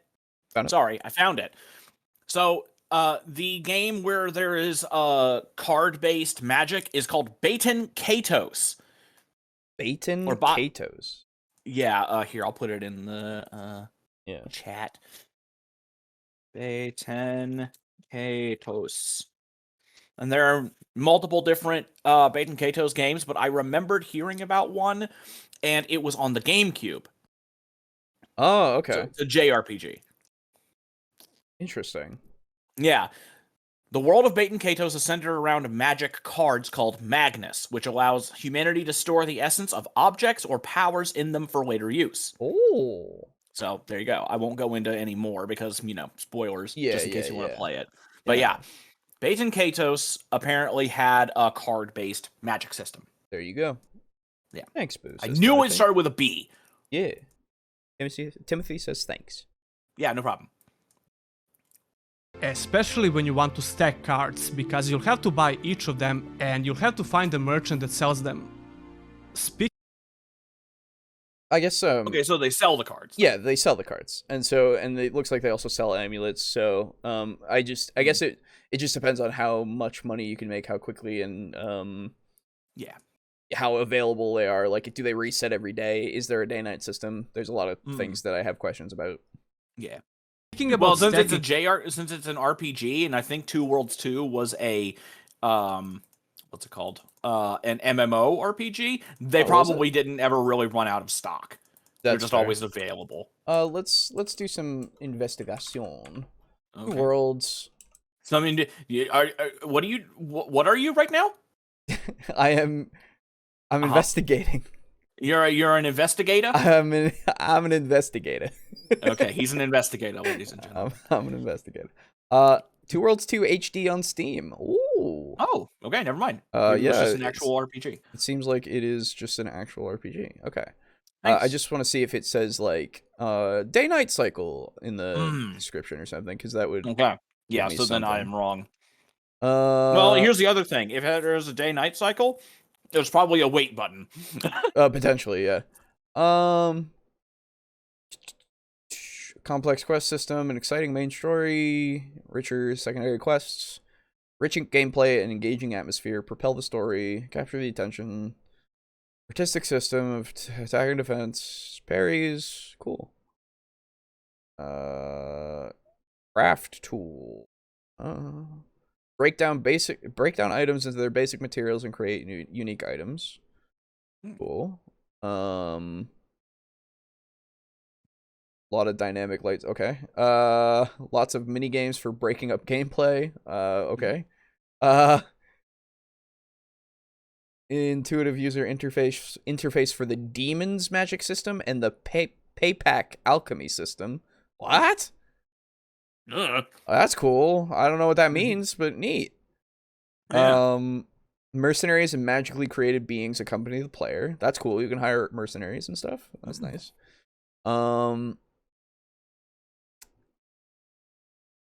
Yeah, it doesn't tell me anything about a day-night cycle. But that's okay. It seems interesting. I mean, again, what I would assume is if this is a well-designed game, given how many different variations and how many different powers of spells you can make, I'm assuming that the amulets are permanently available. Yeah, I would hope so. Yeah. That's just my guess, though. Yeah. They're still, like, costly. It said, like, $12.50 gold or whatever their currency is. Like, it's a lot. So, and again, I don't know how easy it is to get that. So, and also, because this is even in the running for an RPG with the best magic system, I would assume that that's not an issue either. Yeah, maybe. Because otherwise that would probably come up pretty early on. Yeah. Or maybe we'll get something near to the end of like you need to do a couple of things. Mm-hmm. There's a game I'm thinking of now, but I can't remember the name. It's in the fantasy setting based in the Old West, but it's not Wild Arms. There's a character named Lilka in it. I do not know, but Wild Arms is cool, and that's all I'm thinking about right now. The bad guy organization is called Odessa, I think. Oh. I don't know. Interesting. Cards, I didn't mention that you can stack your effect and carrier cards. So if you're wondering how to increase the damage of your fireball, you just simply stack the fire effect cards. The carrier card is stackable as well. In this case, that will be the missile cards. But instead of increasing your damage, stacking this card will increase the velocity of your missile. You could see the speed of the most basic fireball before. It looks like this. Pretty slow. And this is how it looks when you stack the maximum number of missile cards. That is pretty good. So, I guess my question then is why? Because I guess it's to make it so you can fire again sooner. But well, that and you don't have to aim as well. Well, so the projectile travels faster. It's easier to hit things at range. Well, then just put the homing on it. Well, you don't have homing. I guess so. Yeah. I don't know. Yeah, it's just an interesting thing. Yeah. And here's the other thing. If you have maybe the homing, or maybe the projectile doesn't last forever. Maybe you'll fire it as something fast moving. It'll outrun it. And then it'll just fizzle out. That would be good if that's to account for that. Sidebar: how about a Pokemon game that works like a sports game with a season mode, etc.? Oh, that'd be sick. Yeah. Yeah. I would love more spin-off Pokemon games that are super weird. I'm always down for that. Fucking remember Pokemon Ranger? Yeah, that was fun. It was cool. I saw Jaden Animations play that. It was pretty funny. I played it as a kid on an emulator. It was fun. Shit, it was Wild Arms too. Anyway, pretty good magic system in it. Okay, cool. The last modifier card that we can add to our fireball spell is called Spray, and it splits your missile into 3 projectiles. This is where it's starting to get a bit crazy. This is how the fireball spell looks with maxed out damage, velocity, ricochet, and spray. Oh hell! Yeah. Is this taking... I assume it takes that mana resource for the blue circle. It has to, right? And he's just on God mode or something? Because you wouldn't be able to just do this all the time, I would assume. Unless magic is the main method of combat. Yeah, that's the thing. Well, I don't even know, because there's armor and stuff and swords, so it might not be. Yeah. So, like...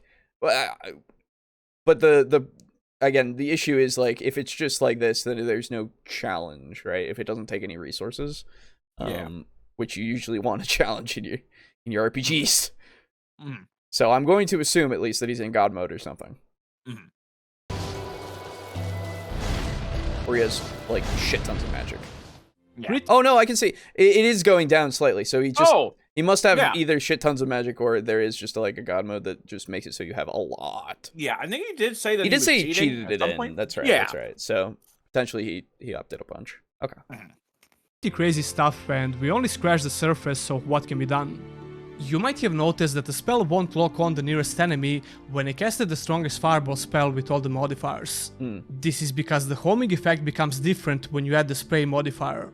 Your missile won't lock on the nearest enemy, but if you manage to hit something with at least one of the missiles, that same missile will automatically track down the next target in the area. Sure. After some testing, I'm pretty sure that's the way it works, although the game doesn't tell you this.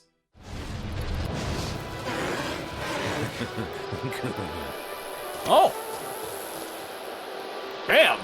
Yeah, that goes really far. That's really, really good. Holy shit.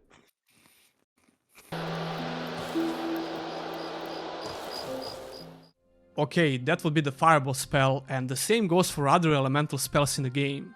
You can make a projectile spell with other elements as well. Two Worlds 2 have 5 schools of magic, and each of those schools have 3 different effect cards. So where do we go from here? Well, you might notice another row in the spell amulet. There are actually 3 rows in total, which means that we can further increase the effect of our fireball projectile. You could just add some more damaging effects or go with some crazy combinations. For example, if we use the Earth card as an effect in the second row, along with some modifiers, the fireball creates a rain of rocks upon impact. So now you have... That's silly. Yeah, that looks really dumb, but that's pretty cool. Okay, so this is another layer of like customization. Even like this is more than no, I guess not. Well, no, this is more than you get from Oblivion. More than you get from Morrowind. Doesn't do this either, as far as I like. It can do I remember single spell. I think in Oblivion, you were able to have a spell that did multiple types of damage at once. Yeah. But yeah. But this is something that's like, oh no, but you can do like actually more. Like you can combine spells, which is super cool. That's putting it in the running for me at least a little bit more, because it is more variety. But to be fair, it works in the game that it's in, right? I don't see why it wouldn't work in Oblivion. You just need to balance it a bit, right? But so like, yeah, if we're comparing the fantasy to fantasy, I mean, it does, because considering you can do more, at least for now.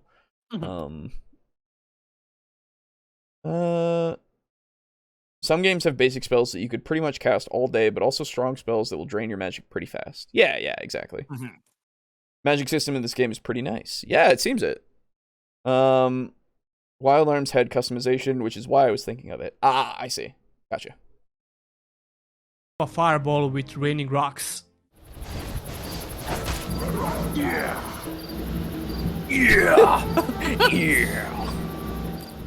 And in case you already forgot, the fireball can split into 7 missiles if you have the spray modifier cards, and each of them can create rain of rocks if they manage to hit the targets. That's crazy. I hope you're starting to realize how crazy this whole thing is, but trust me, you haven't seen anything crazy yet. Now, you should have an idea of how the system works, so let's see some interesting spells that you can make. We only talked about the fire effect and the projectile carrier, and I didn't mention these 2 modifiers on the left side. One of them is used to give your spells increased duration, and the other one is mostly used for creating cast on cell spells. Now, obviously, this system is not without its limitations. You can't just slap all of these modifiers into everything. Anyway, one particular playstyle which is appealing to a lot of people who play mages in RPGs is summoning magic. Two Worlds 2 definitely doesn't disappoint when it comes to this. Basically, each element effect card is used to summon different creatures. But since this system is really flexible, you can even make your summoning spells a lot more interesting. While you can definitely just make a simple summoning spell, it's a lot more fun to come up with a crazier idea. Check this out. We can create a trap which inflicts some frost damage when triggered, releases a couple of lightning projectiles, which will then summon skeletons upon impact. What the fuck? That's a thing, because why not? So we're also like mixing schools, as you wanted before, even. Which... We're mixing schools, we're mixing effects, we're having things that trigger other things. Yeah, it's like, and that's fucking cool. The customization like is not it's got its limit to these 6 cards, obviously, but like you can combine all these kinds of effects in so many different ways, and the 5 schools of magic even. So like you've got that, plus I assume there's you have the trap, you have the missile, and then that one's the summon. So like I assume there's at least 2 more. There has to be 5 and 5 at least, right? So you've got fucking 25 things there. in 6 different types of combinations. So you know, you can play all around these different power levels and shit. Yeah, it's quite a lot. That's a definite fucking contender. Yeah, that's fucking sick as hell. Yeah.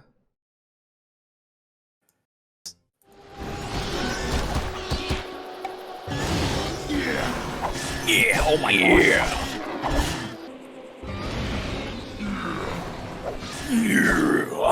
Or how about this? You can create a rain of anvils, which obviously does AoE damage. But then you can combine that with a tornado spell. What the fuck? And as you can see, the tornado anvil madness will now follow you and do some serious damage along the way. Oh, he's an anvil! It's I thought anvils. He said animals! No, it's anvils. Why can you summon anvils? That's fucking sick! What? I love it! That's super silly. Cool. It's really dumb, but I love it. Yeah, no, that's fun. That's really fun. Why not, you know? Why not?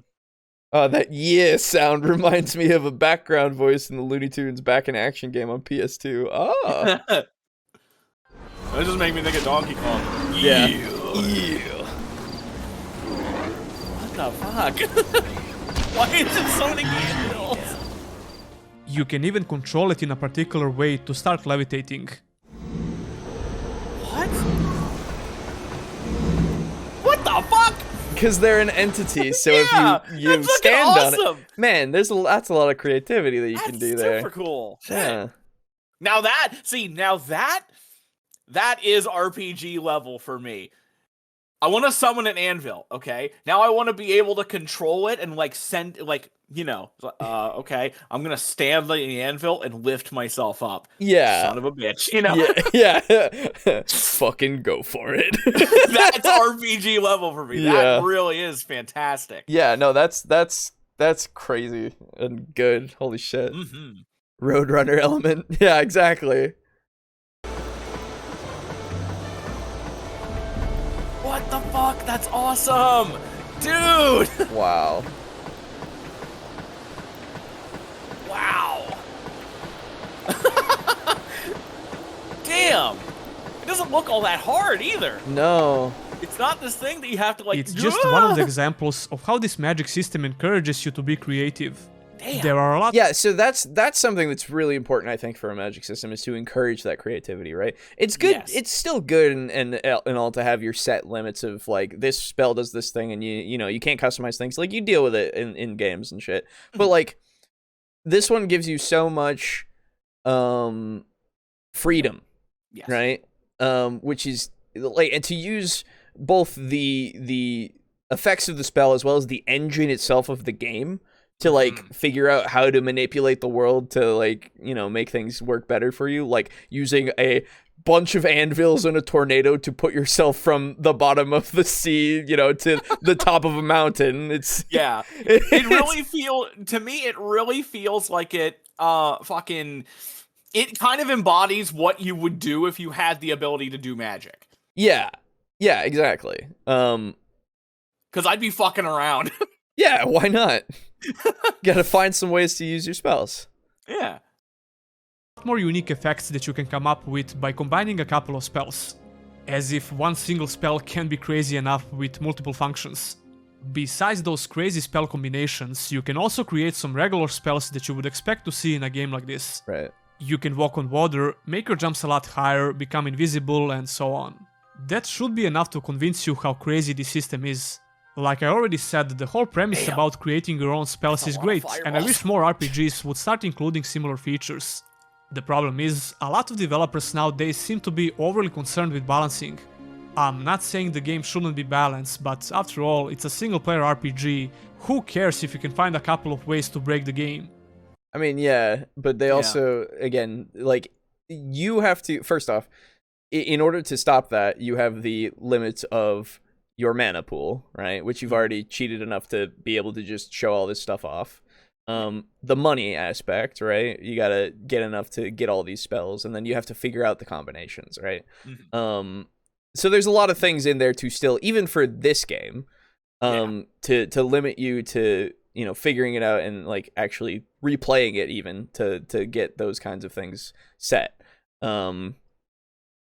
So it is balanced in its own way, I would say. And it works for itself. Like with the Oblivion spells and the Morrowind spells, those are balanced for themselves too, even though you can make literal god-killing spells and fucking reset or cure the magical blindness of the boots of blinding speed, you know? Yeah, well, you know what was funny to me was if you play as a Breton in any of those games, every single Elder Scrolls game has the same kind of racial benefit for the Bretons, and it's magic resist. Yes. They take less damage and shit from magic.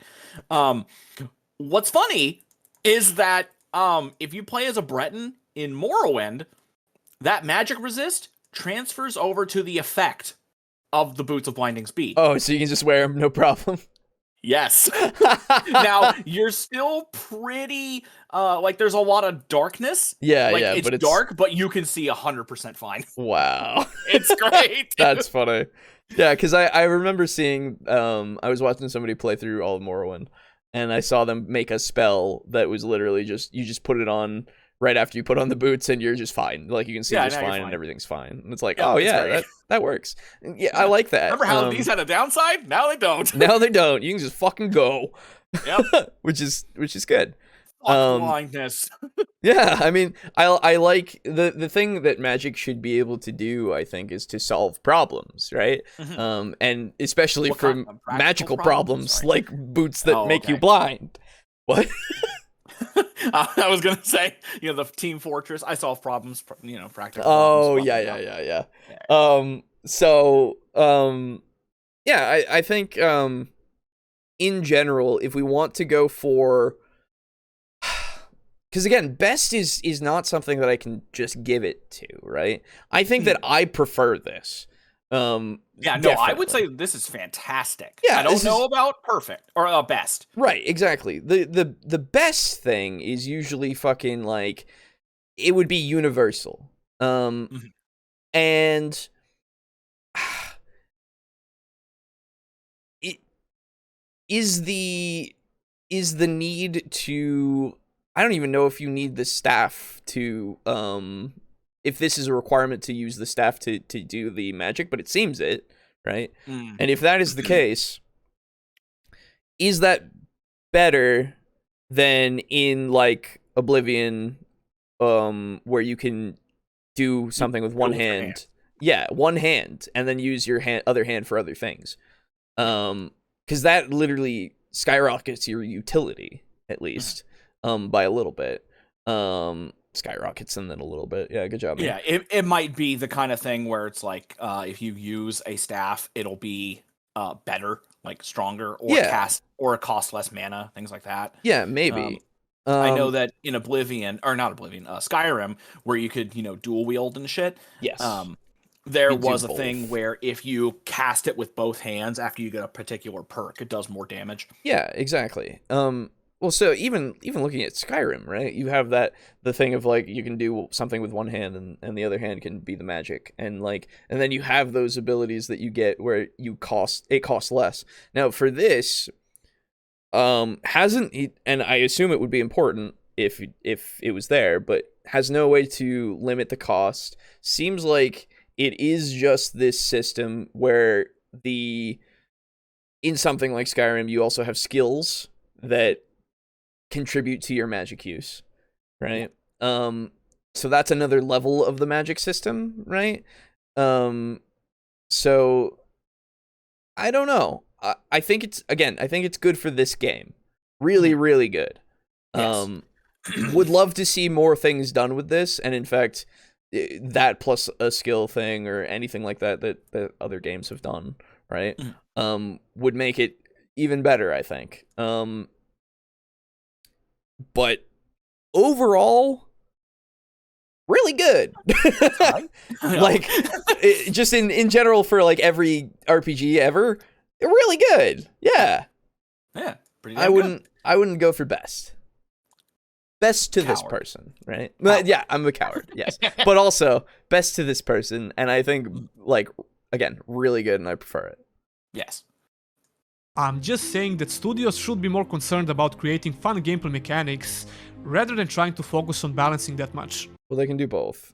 Yeah, they can do both. So, even though I had a lot of praise in this video for the magic system in Two Worlds 2, I have a hard time recommending buying this game now. Oh. Why? Well, the business philosophy of this publisher is really shady. They implemented microtransactions into this single-player RPG a couple of years ago. Yeah. I mean, I just don't care. I just wouldn't buy them. I know. It's just like, why? Because they need money. I know, right? Do you want them to starve? Yeah, you're right. You're absolutely right. Oh yeah, the biggest problem I have in those games usually comes from the enemy mages, so Bretons tend to be my best characters. Yeah, that's fair. Yeah. And they released a DLC that's, how to put this, awful. I should have become an engineer.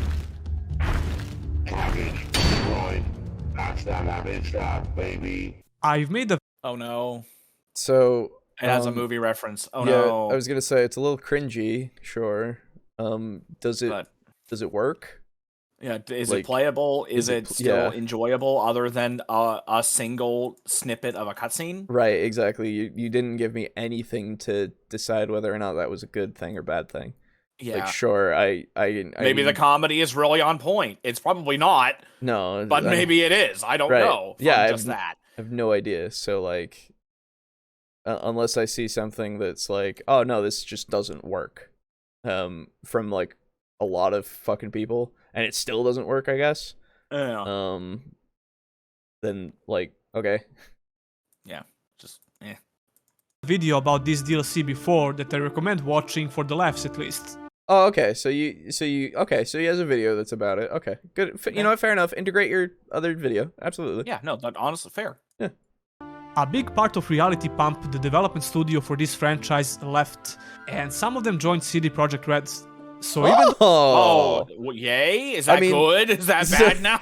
So like, that's not exactly a glowing recommendation. Yeah. To be fair. Not great, but at the same time, they have made very ambitious and interesting projects. Let's be fair. And they work after 6 years. Yeah. So, you know. Like I said, Wild Arms 2 did it back in the day, but that didn't get picked up in general either, so unfortunately I wouldn't be expecting it to be picked up now. Oh, absolutely not. Yeah. Yeah, no. I would not buy the extra stuff. Well, so I would say in general, because of the fact that the general market is the casual consumers that just want to play their Skyrim, because Skyrim is very popular and got everybody into playing RPGs. Yeah. They would do that again because it works and it appeals to the most people. It makes money. Yeah, they release it every year for a reason. They're gonna keep releasing it until we stop buying it. Yeah, which exactly. Unfortunately, will never happen. I know. Fucking sheeple. That's right. I would not buy the extra stuff, but but games that have things like that make you hit a wall at some point, so you have to buy them to keep going. Not necessarily. Yeah, not always. Yeah, I was gonna say, for mobile games, sure. Yes, that is designed to do that. Yeah, but if they made it. If they added the microtransactions after the fact, usually it's not as bad. Yeah, I would imagine that it's just there for if you want to speed level a character, I guess. Yeah. But the same could be said for, like, you know, when WoW got expansions, they would just let you fucking buy to get a character all the way the current level. Yeah, to be able to play through the DLC and stuff. Yeah. But that's a little different. But yeah, like you said, if it was added after the fact, I assume the full game can be played without it, right? Yeah. I tend to buy DLC when it goes on sale. Yeah, same. Yeah. So I think the vanilla game is worth playing for at least one playthrough. I really don't recommend buying this game now. Maybe on some big sale or something, but who am I to tell you how to spend your money? That would be it for this video. Well, I mean, if you have a sensible argument and you want to prevent people from losing their money, you are the person who could do, and me, and also Boo, and also anybody else ever. No. Hello. Yeah. Don't sell yourself short. If you enjoyed, pressing the thumbs up button would mean a lot. Don't forget to subscribe for more RPG contents. If you want to support the channel in the long run, consider becoming a Patreon or a YouTube member. You can get your name on the end credits, as well as some other perks like early access to videos, Discord roles, my plans for future content, etc, etc. That would be all, and I'll see you in the next one. Cool. Yeah. Seems like a very cool magic system. Absolutely. And an actual contender for one of the best. Yeah, exactly. I would put it up there for personally what I would want. Click for gameplay. Go check them out. Go check out this video even. If you haven't already. But yeah. Hey, his fucking channel name isn't a lie. We saw gameplay. That's true. Oh my god. Which no, it's sad that that's actually yeah, you know. Yeah, it's a thing. Yeah. But yeah, so link will be in the description for the video, obviously. If you want to go and find it that way. Like every video and such we cover. True, not always, but who knows when you boot up the game which it is. So, yeah, it depends on, like, usually you can find out beforehand because of development and other people's reviews and such, right? That's why, I mean, you don't pre-order games, first off. And then second off, you find sites that you can trust and people that you can trust to give you at least a recommendation or not. Or you go in blind and you worry about the refund in 2 hours for Steam or for other things on physical copies. You can just go and refund it. Unless you buy it from GameStop, which they won't refund you, probably. Yeah. It's fucking GameStop. I hate them. Yep. Only Aiden can tell me how to spend my money. Don't give him so much power. Yeah. Don't give him that power. Yeah, so ultimately, like you said, strong contender. Didn't really give me a hard-hitting, this is it, man. This is the future of this is the gold standard that we should be achieving, right? It didn't give you that? No, it didn't. It's cool. It's really cool. And I think that it would be really nice to see more implemented. But I think there could be some more additions to it even, that would make it go like even better, right? What do you think needs to be added? So, if you can put it to words at the moment. Yeah. Well, so like I was saying, I guess with like some sort of like proficiency in a way, right? Because like I feel like having something that increases the more that you use certain spells and such, some sort of level system that makes it so that they either get like, oh, they do a percentage more damage maybe, and then or like they cost a little less to cast, you know, at this certain level and such. I think that that's a nice thing to reward a player for continuously using, you know, magics of certain schools. And it makes it so that if you want to specialize more so, like this is like absolutely a customized to your heart's content, but like you can still specialize with it and create these spells that are very interesting and have like maybe 2 schools that you really specialize in to like get your winning combos and stuff. That being said, I don't know if there are resistances in this system even. Like, do things not take damage from certain spells, right? If I knew about that, then it would be like, okay, so then we have to have it all across the board, which means that the level thing wouldn't be able to be implemented, I don't think.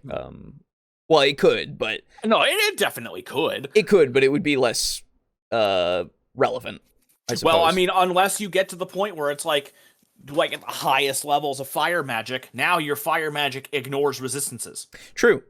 Could be something like that. Something like that. Absolutely.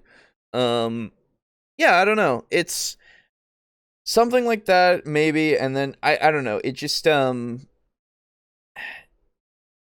like it's really cool, and I got it to go like, oh yeah, that's awesome. But like nothing about it made me go, and I want that right now. You know? I think that's what I need in something to have it be the best. So essentially a progression system specifically for your spells, in addition to all this. Yeah, that's what I can think of at the moment. That would give it a little bit more for me. Fair. But again, because I mean, at the end of the day, that is usually what I need in a video game. I usually need something that's like that will keep me coming back. Yeah, and give me that.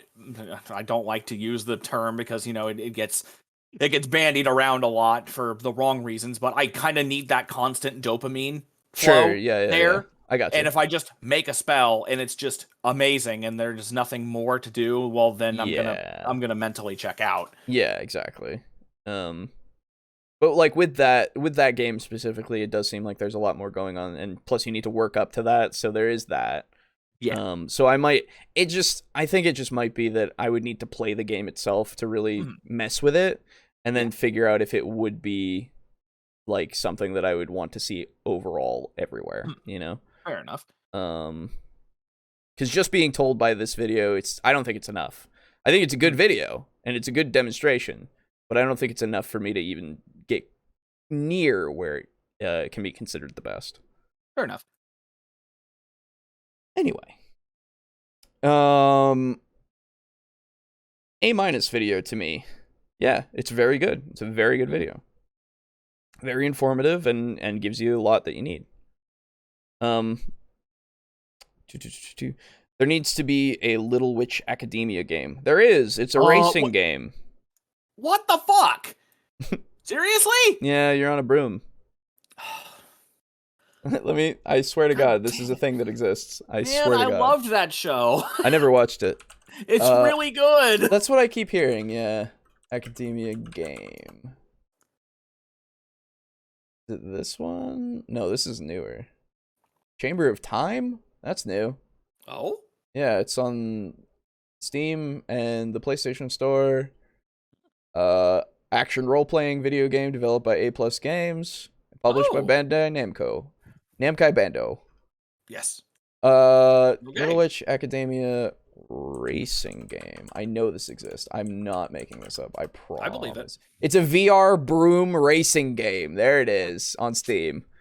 Called Little Witch Academia VR broom racing. It sucks. Why? It's bad. Ask Bandai Namco. God damn it, man. Because the other one sounds really fucking cool. Yeah.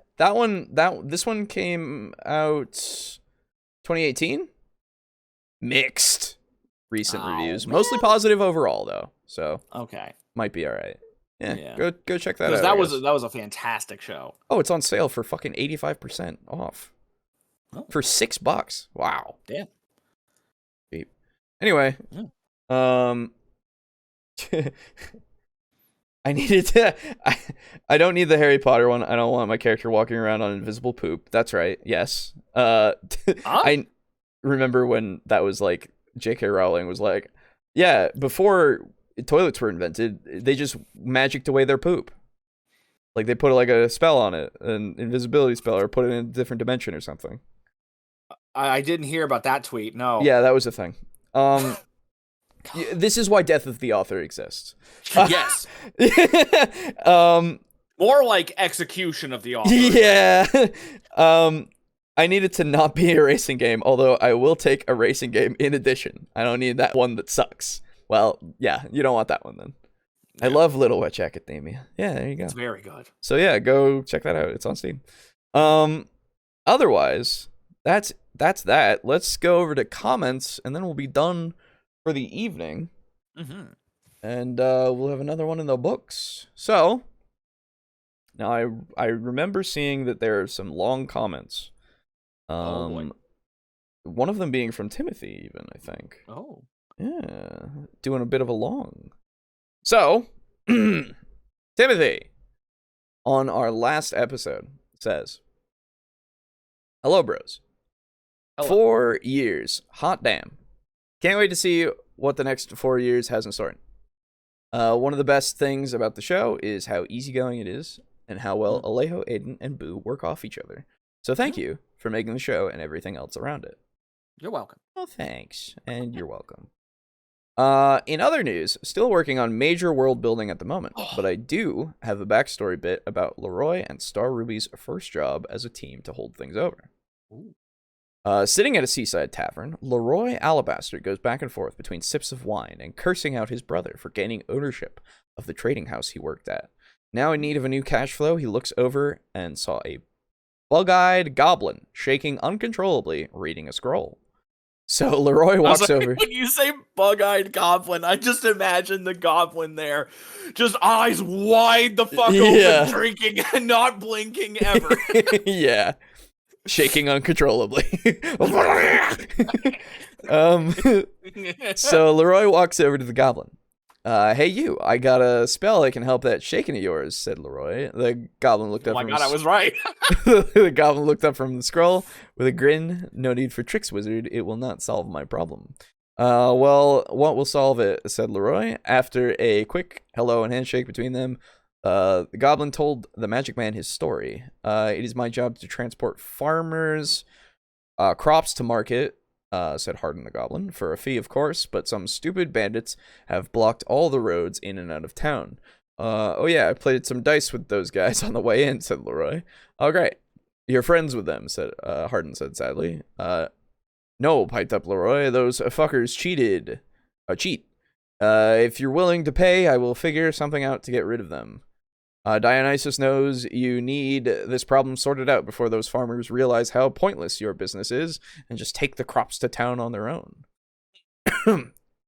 Excuse me. The goblin's eyes almost popped out of his head at that comment, as if they weren't already fucking wide enough. They bulge slightly. Yeah, they just fall out of his head. Don't look at me like that. I worked for 10 years around money. I know a shitty deal when I see it, but lucky for you, I don't care. All right, screamed the goblin. I will pay you 10 gold if you get rid of the bandits. However, I don't see the IMO mark on you. How are you going to stop 50 bandits, huh? Don't worry, I just need some backup. Just as Leroy said that, someone yelled behind them, "Leave me alone!" And a man flew overhead and smacked into the wall. Looking where the man came from, Leroy saw a 9-foot-tall ogre with a red and white mask fighting a bunch of drunk dudes. At that moment, the ogre punched a brown-haired man point blank in the face, cracking his head like an egg. He just killed a man. He punched him point blank as opposed to punching him from afar away. Yes. Sorry, that just sounded funny to me. One long bar fight later, Leroy stood up from his chair and the ogre turned around to face him. What are you looking at? The masked one bellowed. Did those guys cross a line? Said Leroy. The ogre walked up face to face with the magic user in a low voice. They pissed me off. This chicken shit goblin under the table will buy you a drink, said Leroy. After telling each other their names, henchman for hire is what I am, said Star Ruby. In that case, how would you like to work for me, said Leroy. Work is work, Star Ruby said, in response, as they shook hands. If you don't mind, Harden, we got some bandits to take care of. Keep that 30 gold warm for us, Leroy said, as he and Star Ruby walked out the front door, with his eyes bugging out more than ever, as Harden yelled after him, "Wait, I said 10 gold, asshole." Chapter 2. As Leroy and Star Ruby made their way to the edge of town, and they saw a large camp. How are we going to do this? Said Star Ruby. Plan 1, we go over and see what they want, and get them to clear off, and if that does not work, we kick their asses. Sound good? Said Leroy. They both walk into the camp, and long story short, they did plan 2. One really big and intense fight later, and a little looting on their part. They went back to get that 30 gold. Hope my rookie writing was fun. Have a nice day. Yeah. Thank you. Yeah. I would keep the line where he punched him from, or point blank. Point blank punch. Yeah. I like it. Yeah. Leroy likes to say what's on his mind. Yeah. So cool. And then on episode 1, oh my god, we got a comment from Duck Siegel saying, "Nice." Thank you. Yes. It was nice. And then we have Lux on last week's episode saying, "Congratulations on making the 4-year mark." Thank you. Since there wasn't really an argument to react to, I don't think I can write much of a comment this time. But there is one thing I can say about the D&D movie. We watched the trailers. Oh, okay. I've heard that it's going to need to make $435 million in revenue just to break even. Unfortunately, my Google Foo isn't strong enough to confirm that information, so it will have to be treated as hearsay for now. But if that is the case, it's a lot to hope for. The Warcraft movie is the highest grossing video game movie to date at $439 million in revenue. Still a financial failure because it needed to recover $500 million to break even. Of course, D&D isn't a video game, but it's still a niche hobby. It's not a mainstream form of entertainment, it's just big enough niche for mainstream culture to have noticed. Yeah, I think that's a good way to put it. So to get to the point I'm trying to make here, this movie, based on a niche hobby, will have to generate revenue almost equal to the highest grossing video game movie of all time just to turn a profit. That ain't happening. I don't know, especially with what just happened. Yeah. Yeah, no. Like, people were saying they were going to boycott, like... Yeah. Oh, yeah. They were going to boycott the most profitable and most easily obtainable version of it, being the game itself. Yeah. That movie ain't doing shit now. Yeah. It's going to have to do significantly better than that for the results to actually be impressive. That's what I would call a long shot. Even without the OGL scandal, I wouldn't have placed any bets on this thing succeeding. Yeah. I would also note that the Mario movie will come out exactly 1 week after the D&D movie. And that, I believe, is a nail in the coffin. Did you see the fucking Donkey Kong? Now you die. Did you see that? No, I haven't. So Donkey Kong talks, obviously. Yeah, because he doesn't sound like a monkey. Yeah, it's Seth Rogen. He doesn't sound like, okay. He doesn't have the classic Donkey Kong voice. Yeah. Of course. Of course not. And well, they fucking have fucking Chris Pratt as Mario. Like, come on. And he's not even doing a Mario voice. He's just like, let's go. Damn it. But yeah. So apparently there's a portion where Donkey Kong is fighting somebody and he says, now you die, and like punches, and like the punch winds up filling the whole camera shot, basically. Okay. And people have started making memes out of that. Okay. So I'll show you once we're done. Yeah, I'll have to see those. That sounds funny. Yeah. Outside of D&D circles, I'm pretty sure that movie is the bigger deal. Yeah. Either way, I think it will pull enough of an audience away from Honor Among Thieves to make hitting that 435 million goal unlikely. Oh, yeah. Okay. And that's extra bad for Wizards of the Coast because I have some suspicion that they were hoping to have more movies made. If this first one falls through, that makes it unlikely for them to get any more. Yeah. Yeah. If they were hoping... Well, see, here's the thing. This is capitalism we're talking about. If it doesn't do well the first time, just throw more money at it and hope it does more next time. Yeah, that's true.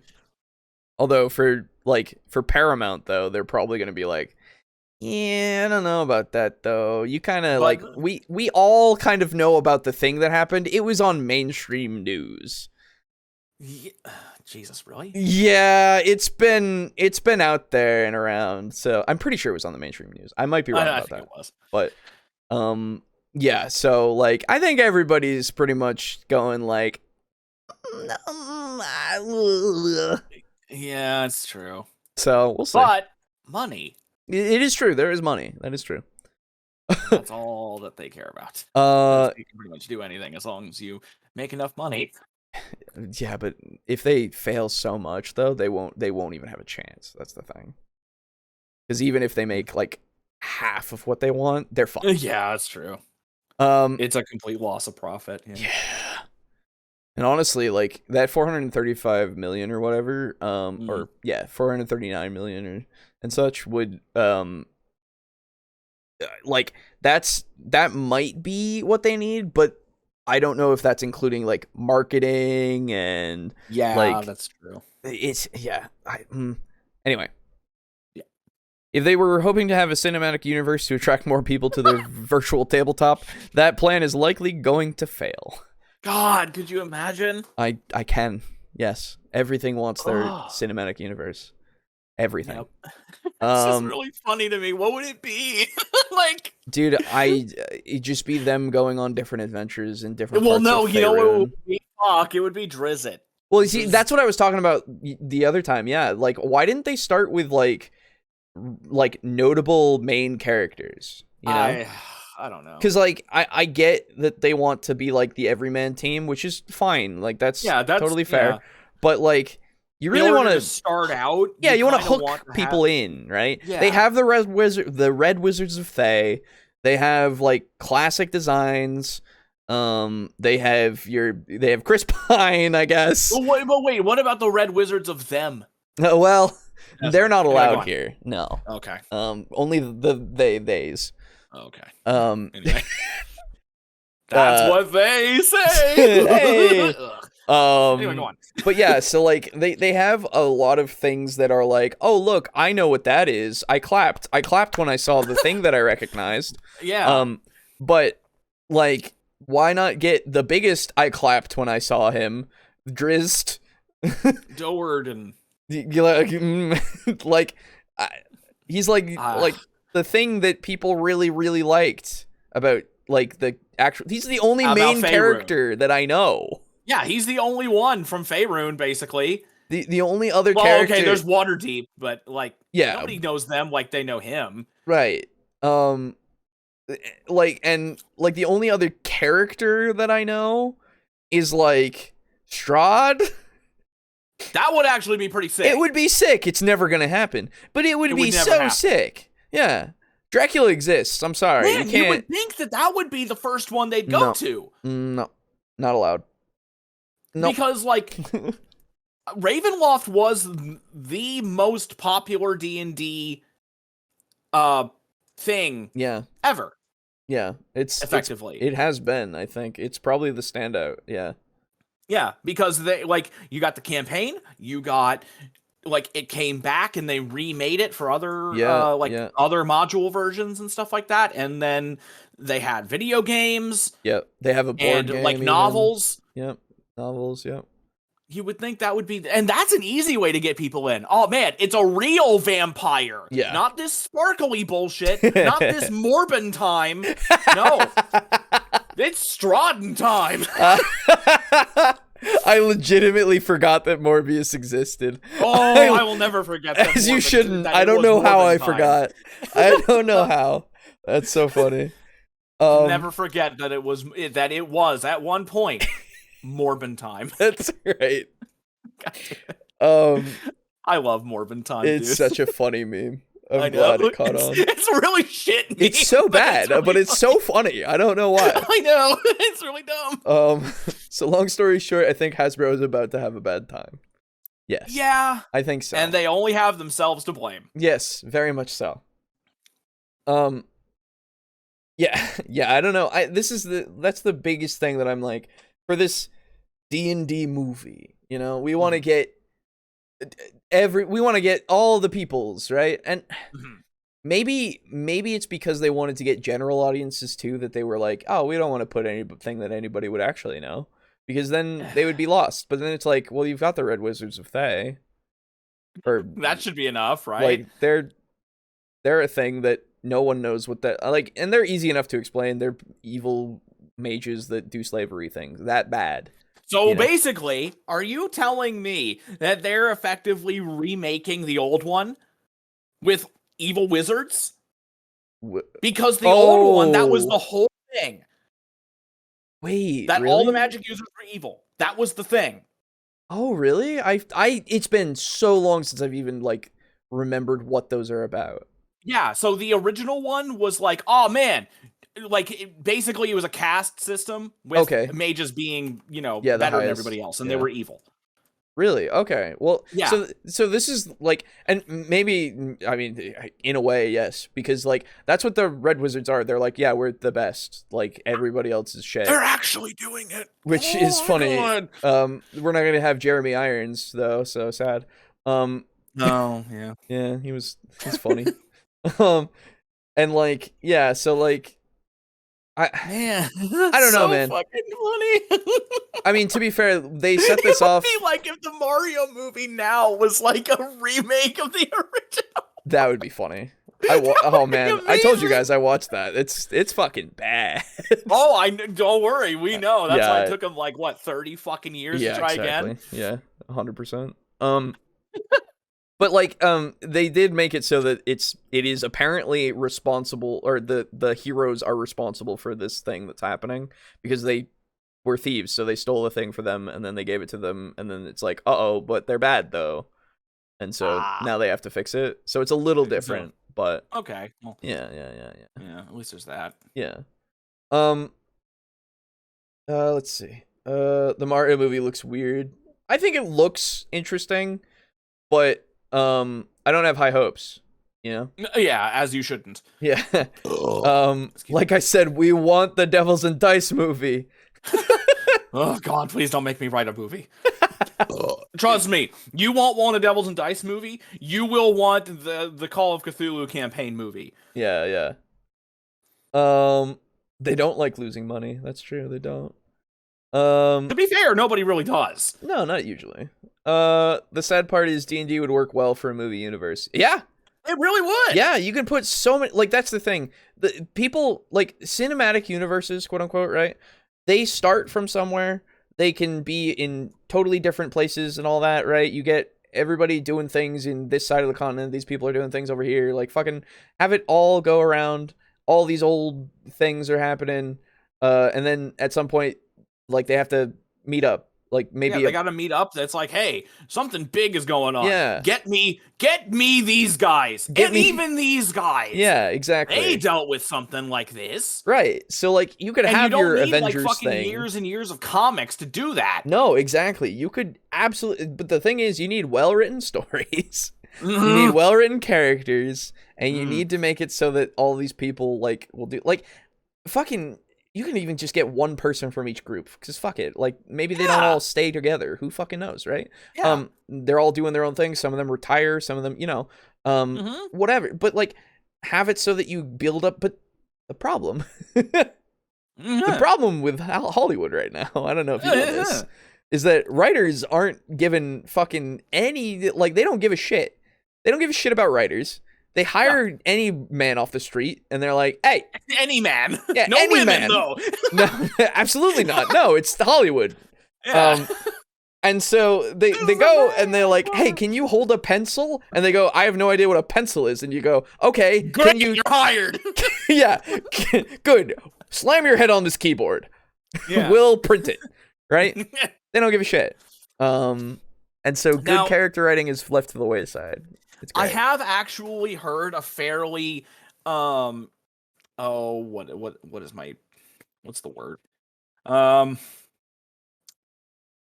fairly, like, believable reason as to why Hollywood is the way it is now. Oh. You remember DVDs? I do. Ever since, you know, like, watching movies online and shit happened, and DVD sales kind of, like, you know, started eating the dust. Sure. It was a lot harder for them to get, like, enough money from movies, because you would make a movie and hope that it, you know, did well. And the next thing that you would do is you would say, okay, this did pretty well, but we still have DVD sales that will come along in, you know, 3 to 4 months. Gotcha. And we'll get, like, a second wave of income. That's true.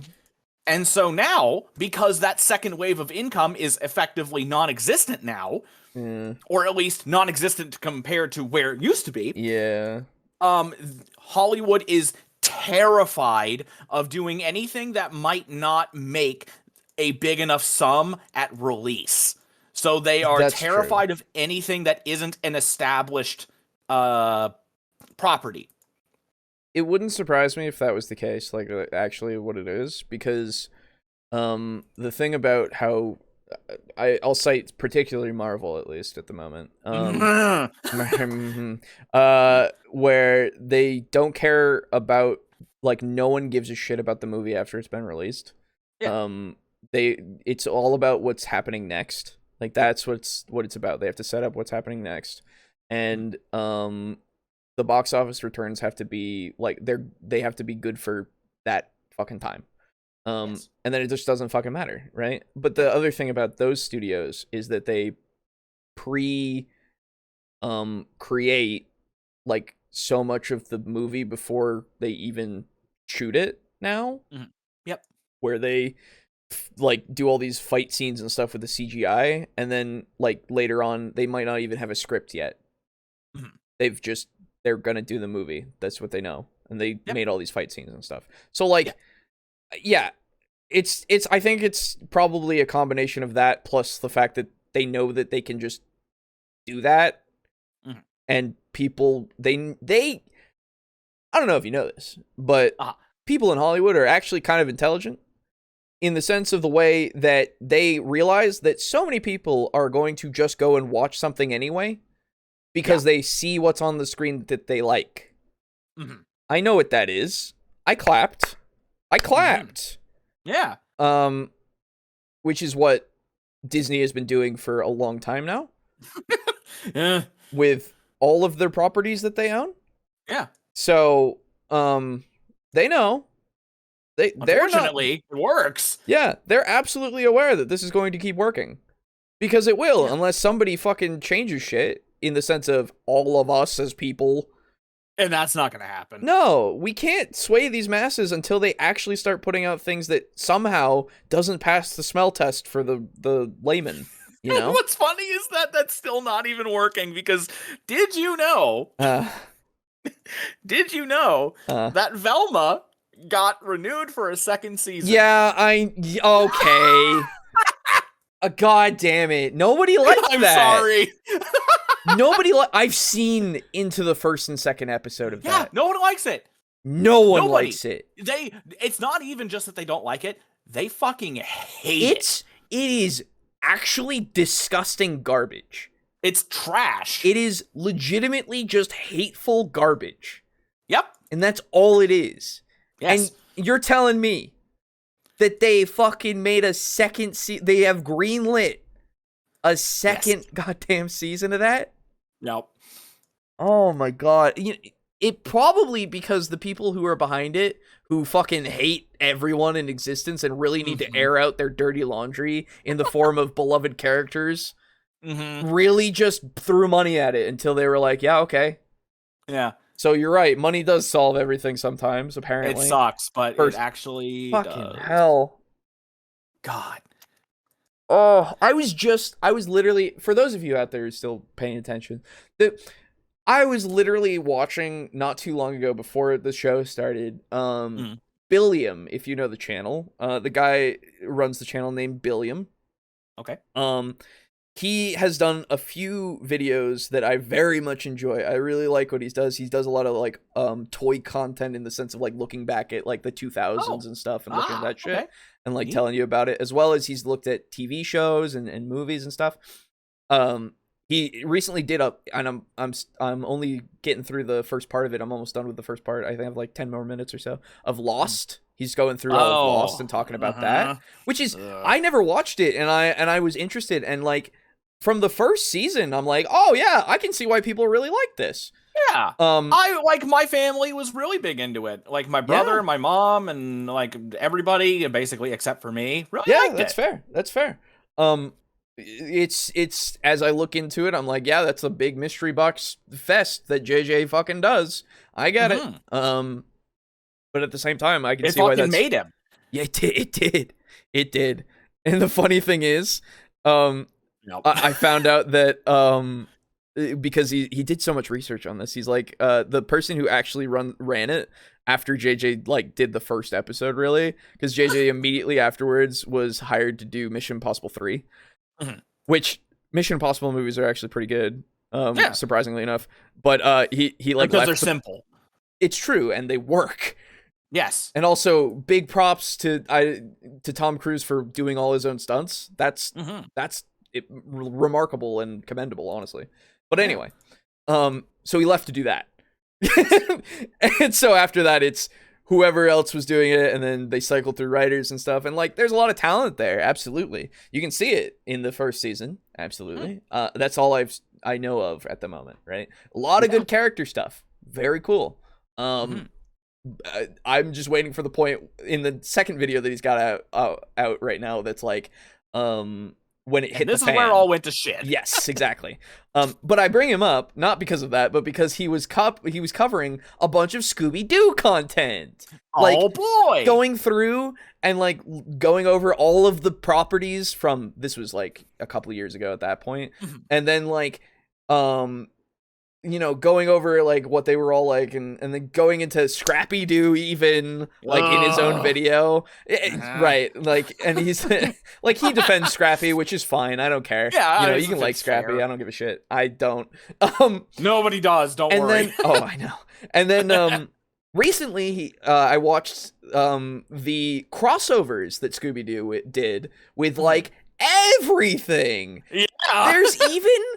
I found this out before I watched this video, but there is a Scooby-Doo cross Supernatural show, like, episode.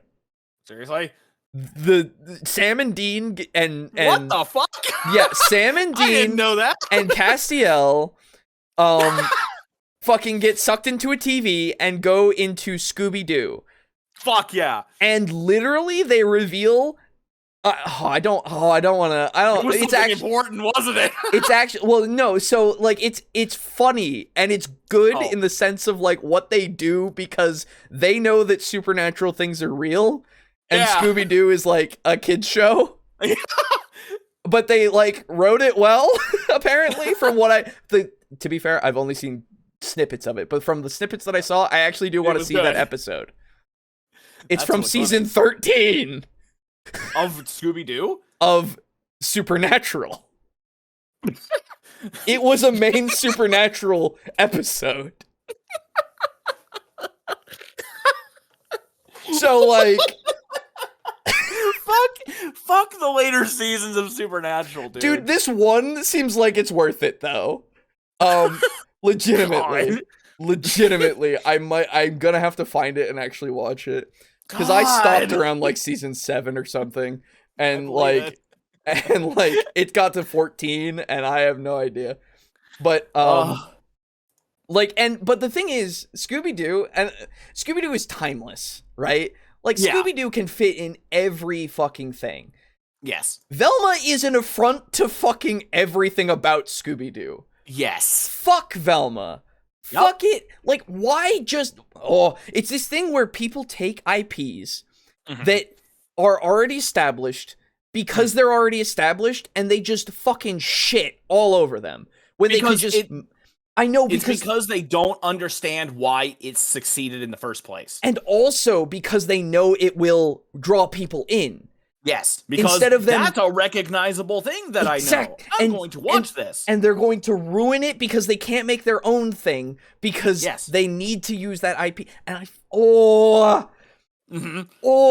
hate Velma so much. Don't worry. Don't worry.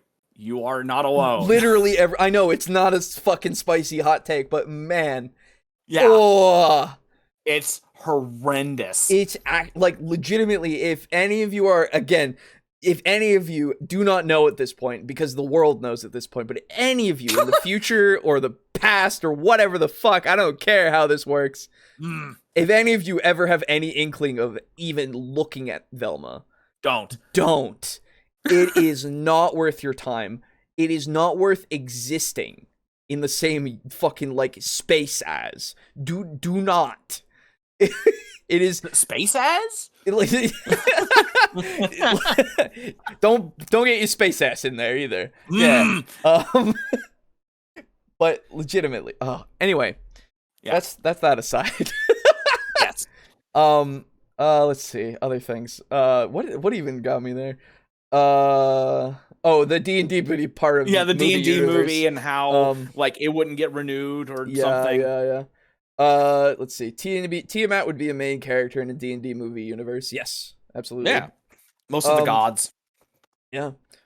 Careful or we'll end up with Sparkles Morbenstrad. Oh man. Yeah, I would love Morbenstrad. Could you imagine if they had Strahd and he made a reference to Morbin time? Fuck. That would be amazing. Like, maybe funny. he polymorphed somebody. Yeah. And then maybe somebody, not him, said it's morphin time. It's polymorphin time. Yeah. Because Can't you can't do say morphin time because fucking Power Rangers. Yeah. Yeah, that'd be funny. Let's see. And time to head home. Well, I hope you're having a good trip home. I think I hit the nail on the head last week. The D&D movie just be someone's homebrew made into a movie. Maybe that's the thing. So there's a lot of people that are trying to make books out of their D&D campaigns and shit, and they don't go well because it doesn't translate, and you don't want to do that. Okay? Yeah, no, you just don't. So I mean, potential. So let's be fair. Vox Machina exists. It is, I think, successful. I've never watched it, and I have no intention to. But it is the Critical Role TV cartoon thing that is based off of their campaign. The difference between Vox Machina and literally everyone else is that, one, they are funded by Wizards. Two, they're extremely successful even without Wizards mandating them how to do it. Yeah. And three, every single person in there has, like, decades of role-playing experience. And voice acting So they talent. will tell good stories. Yes. That's the thing. That's also true, yes. And so, like, there's a lot of factors there. You can't... A normal person cannot turn a campaign into a movie or a TV show, but you could turn a good module into yes, because that is an established linear story. Yes. Absolutely. And so you can actually write dialogue and stuff. You can have this point A to B to C flow where you know what is supposed to happen, and you can write around the framework of the module.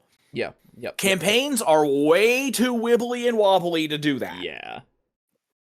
They're way too meandering. They're way too out of left field. Yeah. And way too tonally shifty, usually. Yes. Yeah. They need to be more consistent, and that's why modules can work. And that's why they should have done it with Ravenloft. Yes. Actually, I think the heroes in the older D&D movie were thieves too. Oh no! Yeah, they were. Oh no! I think they were. They're just doing it again. Except this time they have a lich. Oh, there's a lich. Oh, that's kind of neat. Yeah. Is there... Okay. Is there a beholder? I have no idea. That's not been in any of the trailers. If there's not a beholder... As far as I know. Huh? I haven't seen one in the trailers, so I don't know. If there's not a beholder, they don't know what the fuck they're doing. That's true. There is that would be like a Lord of the Rings movie without any talk of a ring of any kind. Yeah. They do have an owlbear at least. Okay. It is just that. Yeah. Good. So yeah, I saw that in the trailer. Yeah. So I'm pretty sure writers also get steamrolled whenever they do have good ideas. Yeah, if they don't fit in with what the thing wants, they're kicked. Yeah. So yeah. You write what we want, not what you want. Yeah. You write what the chart says will sell. The chart, yeah. Look at the chart. Because that's what you wrote is not on the chart. So no. The Marvel Universe needed to be done after Endgame. Yes. Yes. At this point, yes. It didn't need to be before, but now, yes. God, please. Please bring me back to when Endgame was the bad movie, please. Emotionally satisfying. Don't get me wrong. Everybody really liked it. It's not good. Doesn't hold up. No.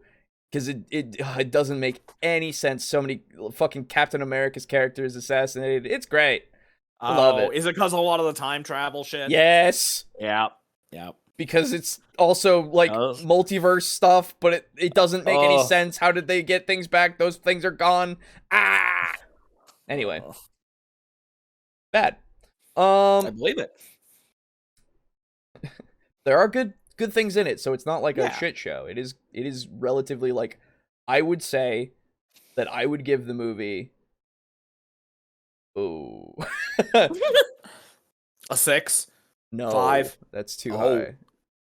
4? So, emotionally, that's like an 8 or a 9. Right? Okay. It's got a lot of good payoffs. Yeah, fair. Good things. From a movie making standpoint. Movie writing standpoint. 3? I think a 3. Yike. Okay. It just fucking doesn't really work. It doesn't really. Its own rules are fucking yeah. I'm a tentative 3. Something that I hate unironically about that movie, I've never seen it. I've seen some of the scenes, so like I've seen spoilers if you haven't seen the movie from like however long ago. I saw the scene with Iron Man snapping and dying. Sure, Good scene. Yeah, good great scene actually. Like fantastic one of scene. The best scenes. Yeah. I saw the fight with Thanos, which was kind of neat. So kind of neat. So I wouldn't say good. So I would say it's a good. It's good to see them working together to fight him. Yeah, and that's what I was gonna say. Yeah. I like the cooperation between them. That it's neat. Again, not objectively good to me. Yeah. And I liked the scene of Stormbreaker becoming a thing. That's kind of cool. Yeah, it's cool. Kind of. Yeah. But the thing that I fucking hate, I don't know if I'm alone in this, I fucking hate Smart Hulk. Dude, okay. Yeah, so, okay. Because I'm a big Hulk fan. I actually really like the Hulk. Yes, as you should be. So in that movie, fuck Smart Hulk. Yes. Yeah, okay, so first off, right, if you even want to get to that point, you skipped so much. I'm sure. Holy shit. Like, I'm sure. Like, it's like one day he just did it. And there's like, how? When? Why? Yeah, this is like a whole thing. Why? Okay. Now, I know that I'm sure people are going to be pointing this out to me. I know that there are other versions of the Hulk in the comics. Yeah, sure. I know about the Hulk. I know about Claw. I know about the Maestro. I know about all these different, like, Immortal Hulk, which is fucking sick. Yeah. Fucking sick as hell. Yeah. I don't know what it is. I fucking hate this Smart Hulk. Sure, yeah. I hate it so much. That's absolutely because fair. the Maestro works. Because the Maestro didn't just snap his fingers and he's smart. He's not this Smart Hulk who's just, man, now I'm this fucking super jacked, I'm like half of a JoJo. And I do fucking lab work.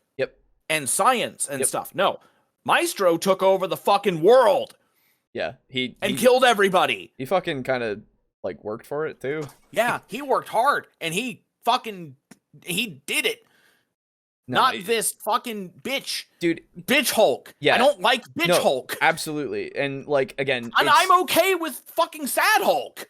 Oh, you should be, to be fair. Like I'm fine with Sad Hulk. Claw. Fucking, he works. He's weird. But he works. Yeah, no, I got you. Absolutely. The problem is that, again, they didn't set this up at all. They just implemented it and killed the Hulk. Yes. Like the Hulk is dead. That's it. That's the thing. Yes. Yeah. I'm sorry. That was the phrase that was coming to my it was in there, but I couldn't figure it out how to say it. Yes. He's dead. The Hulk is dead. No, he's dead. Yeah, it's gone. Yeah. He's dead. He's just gone. Fucking Marvel movie Hulk is dead. Yeah. It sucks. Yeah. Because, man, I really Hulk, like the Hulk. The Hulk is such an interesting character to do stories with because it is that Jekyll and Hyde thing taken so fucking far, right? Yeah, it's to the nth degree. And like having just watch World War Hulk. Yes, you should. Please. That's great. Oh, please watch World War Hulk. That animated fucking little movie. Oh, God, it was great. It's so fucking good. It was really good. Yeah. I wish they did the second part of it where he comes back to Earth. Comes back. Oh, that would have been great. And he becomes World Breaker Hulk. Yes. Fuck. Yeah. I want it. 100%. The movie's really fucking good. The other one you should really watch, it's not related to the Hulk. Watch Superman versus the Elite. Fuck, Yes, that movie's that's good. right. I need to see that. I do need to see that. Yeah. That's really good. Anyway, so Marvel kills their ideas very quickly and fucking kills their universe even quicker. It's been a long time since I got that angry at a movie. That's fair. That's absolutely fair. I like the Hulk. The Hulk is great, and he's really good. They didn't use him ever, and they won't now. He's gone. Damn it. All his stories that had potential are just gone. They would need to reboot everything, and they're not going to do that. Yeah, dude. Because could you they imagine are if they do printing World money. War Hulk, dude? Like as a movie, dude. I mean, they did. Been, There's no point. Yeah, I know, but like, yeah, what I'm saying. You're right. Just watch World War Hulk. That's the Hulk movie you should watch. It is true. If you like the Hulk, watch World War Hulk. Yes. Anyway, oh god, there were so many things, and now there's more. I agree. Velma is the better than you mindset turned into a show. It's bad. Yes. Oh god, it's fucking whatever her name is that created it has issues that she needed to work through, and she didn't. Mindy Kaling. Yes, who just needed to tell the world that she hates everyone. You know what's ironic? Yeah. She was a co-writer for The Office. Yeah, I know. That's the thing, right? It's really fucking weird. I don't... Anyway. How can you write, at It's the been time, years. good comedy, Yeah. and then just devolve into this nothing? This I don't know. vapid fucking nothing. I have no idea. I don't understand. God. Anyway, sometimes I think there's a senile old king in Hollywood that's just thoughtlessly orders the studios to do things. Yeah, basically. I'm gonna watch this Quiet Offense Slanesh. I need some anger music. That's fair. Like the king in Homestar Runner. Well, the king was funny in that. Yeah. I remember when Scooby-Doo met the band Kiss. That was a trip. Yes. That's right. They met everybody, let's be honest. Yeah, they've met quite a few people. It's great. Dude, imagine 40K and Scooby-Doo. Dude, that'd be so silly. They just fucking shoot them.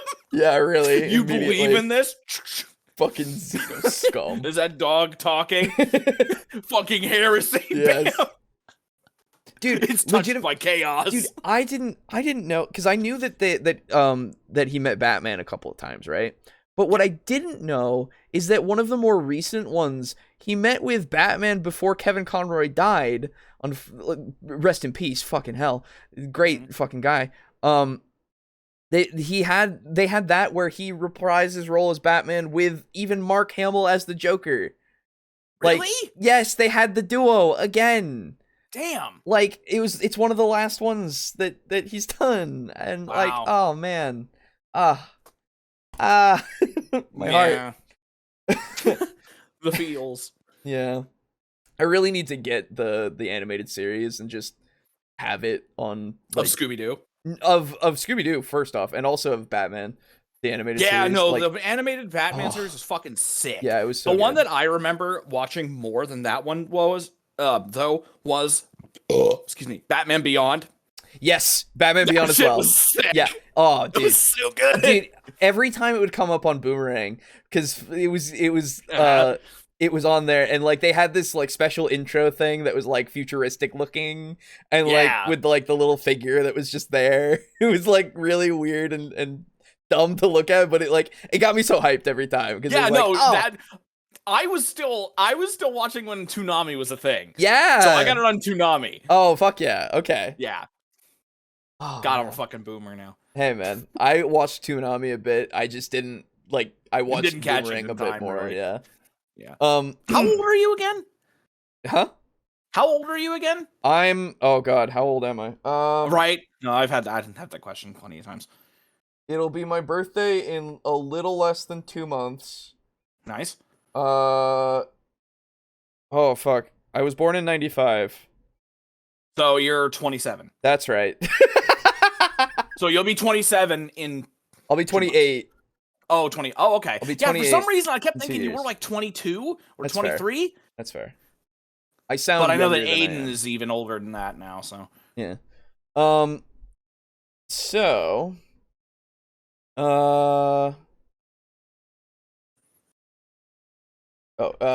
if you're curious about Velma, watch the Ryan George pitch meeting on it. Yes, I did. Don't worry. I haven't seen that. It's probably great. Yeah, it's good. Okay. I haven't left the parking lot yet. Time to. That was back when I said. Get out of here, man. Drive. If you don't care about an IP, don't make a thing from it. Yes, God, please. Well, here's the thing. They don't. They just care about money. Yeah, I know. Crit Role is successful because they built a story that people can relate to, plus a pre-built audience. They wanted to see the IP in animated form. Yes, also that. Yep. That's very true. Ravenloft would have been awesome to see, but it's not considered problematic. Huge Ravenloft. Oh, now it's now considered problematic. Huge Ravenloft stuff. Remember back when there was this thing of like the Vistani, I think it is. People were apparently gypsies? Exactly. They were like they're a gypsy stereotype. It's really bad. Which just change it slightly. Well, so that's the thing. That's what they did. They re-released it, and so it's now different. I mean, like that's the thing. I don't think it's. I think that you can have elements from certain cultures, sure. Yeah. But I don't think they did it in a way that was like super offensive. Like, yes, there were some that were part of Strahd's court, I guess, so they were technically evil, but there are also some who aren't. Yeah. As far as I'm aware, so I don't see because people in general are sometimes not great, either good or evil. Yeah. So like again, to be fair, to be fair, people don't even like that there's Nazis in World War II games. So that's also true, right? Yeah. So like, but that's the thing. I'll be honest. It's like I'm not Romani, but that's not what they were going for. So I don't think that it was. But then again, I'm not a part of the culture, so I don't fucking know. I mean, like one thing I don't understand is this like we're gonna move away from Nazis because obviously that's not what I'm getting at. Right. Yeah. But like, let's say gypsies. Sure. We're gonna just use gypsies as the example. Why can't we have gypsies in a movie or a TV show, but just show them as being like good people or being happy or enjoying the life that they have?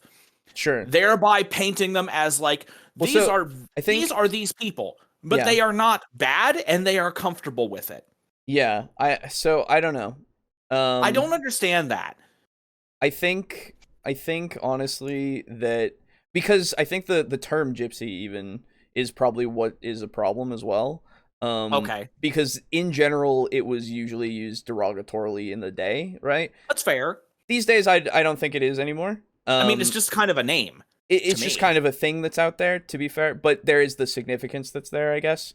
What is the significance of gypsy anyway? It's literally just that was what they were given as a name of like, and it was used as a derogatory thing because they. So I guess is it like someone who would like gyp you? Yeah, that's where that came from. That's where that. Okay. Came from. Yeah. So you're a gypsy because you gyp people. Got it. Yes, exactly. So like, and that's something that people don't like to hear. So, yeah. It's one of those things. So like that's why Romani. Go ahead and take that out of context. See if I give a shit. Right. Exactly.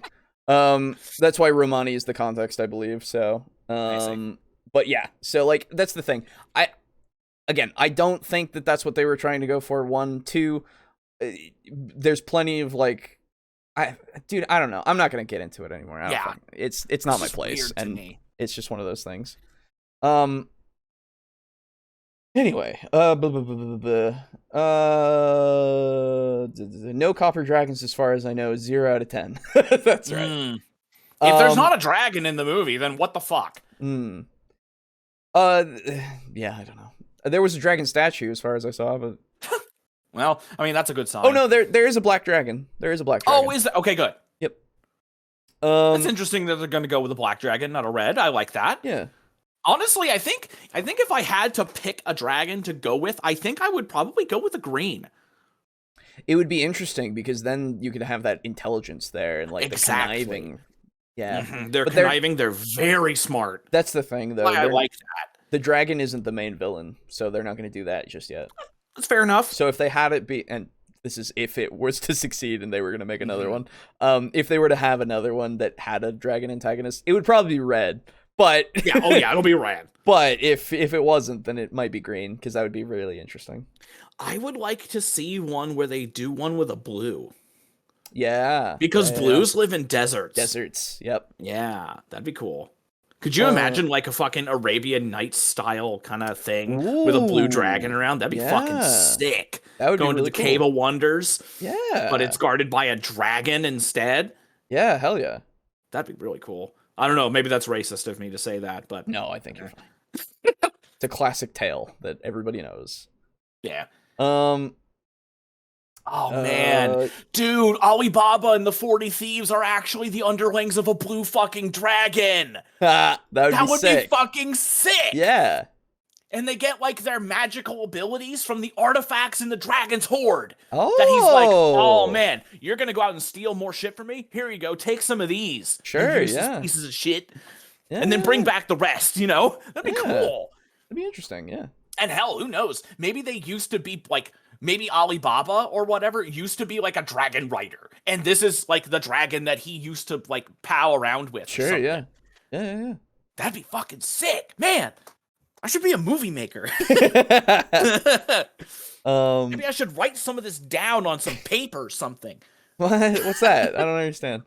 I've never written before in my life. God damn it. I hate that. I've never written before in my life, and I just came up with a better concept for a D&D movie. God damn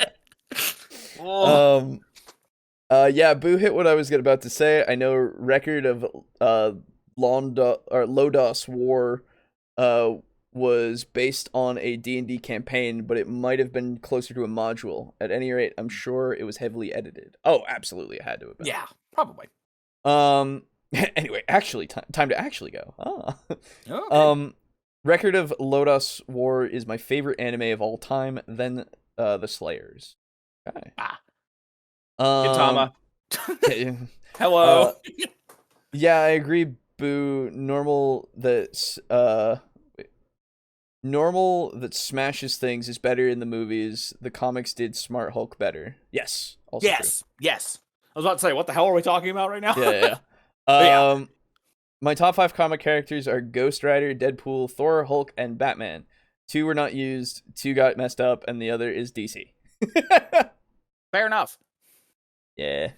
I like the Flash, just because of the bullshit he can do. Yeah, so that's the thing. The Flash, they in every portrayal of the Flash, he is never utilized properly. No, if you want where the Flash is utilized properly, you want to watch Flashpoint Paradox. Yes, that was Flashpoint. I don't remember what. Yeah, I think it's Flashpoint.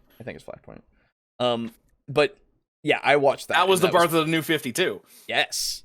But like, if you watch like the current DC movies / the Flash TV show, which is fucking hilarious, by the way, because it's so in a bad way, I'm assuming. Yeah, it's bad. Yeah. Oh man. Anyway, so if you look at any of that, he is so underpowered.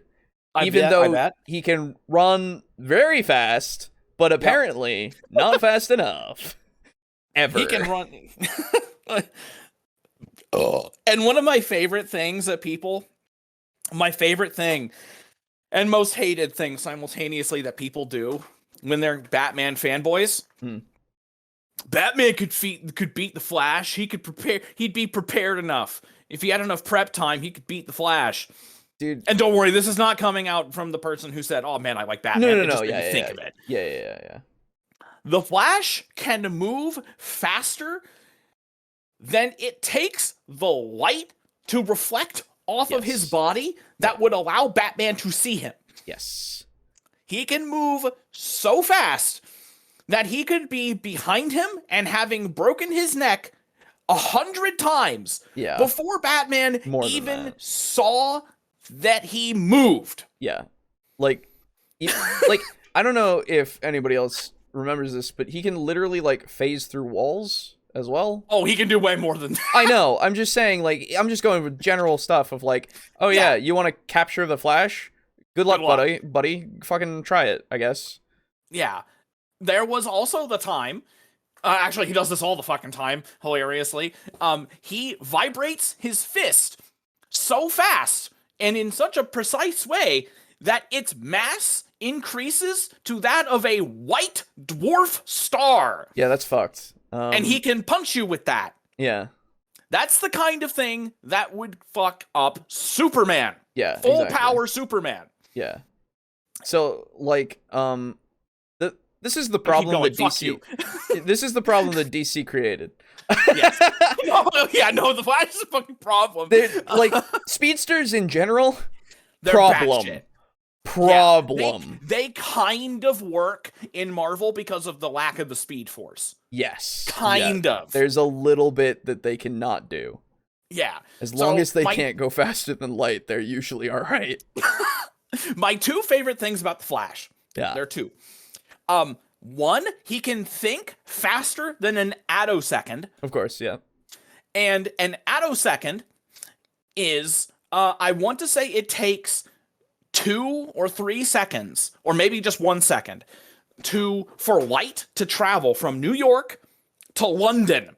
Yeah, that's fucked. Yeah. In an attosecond, light does not have the time to travel from one end of a water molecule to the other. Yeah.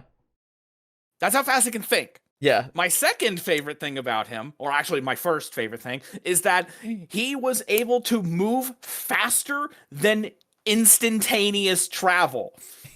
And in the comic, it is literally described as trans-time velocity, where what he does in that scene is so fast, it is not even categorized as speed. It's fucking amazing. Basically, the story is that there are two gods, and they're gonna be like, we're gonna race people. Yeah. And they're like, the Flash is like, I can beat you in a race. It's like, dude, you can't beat us. We can teleport. It's like, and he does, of course. It's fucking great. So it's called the Flash, the Human Race. That's what it's called. If you want to look into that, it's fucking great. So the Flash is a problem. Yes. Oh yeah. The fact that he exists and that anything could ever be a threat ever. Yeah, I don't think so. First off, no. But it is what it is. It's the comics, right? Yeah, it's comics. It's fucking like insane. it's silly and insane and poorly written most of the time. I love the Flash, man. Oh yeah, Flash is hilarious. I'm gonna send you a video from about the fucking. There's 3 of those that the guy made, Madvocate, and they're great. They really show you. So hang on, then let me show you. Let me send you one. Hang on. Okay. It's the one that where I learned about how insane the Flash is. Imaginary Access. Okay. Imaginary Access is fantastic. Okay. So he just does lots of stuff on comic books. Hell yeah. And let's see. Where is this one? There it is. Oh wait, no, that's the Fastest Flash. Oh god damn it. Because there are multiple. There we go. I know.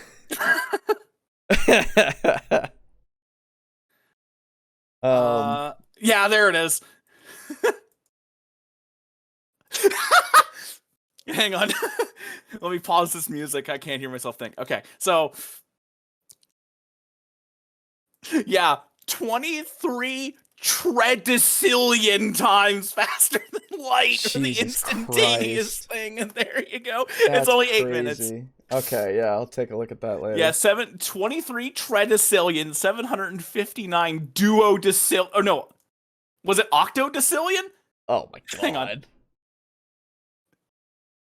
Duodecillion. Okay. Jesus Christ. Fucking insane, dude. Yeah, the one that I send you is just how bad the first, like, the seasons of the Flash TV show. It's great. Which Flash is it in the show? That's Barry Allen. Okay, so it's not Wally West. Okay. No, but still. Yeah, no, it's fucking yeah. Still, there's a lot of things. Even if he's just starting out, still. Yeah. No. Anyway. welcome to our Flash segment. That's if you like comic books and just batshit shit about comic books, look up the Imaginary Axis. He's really, really good. Yeah.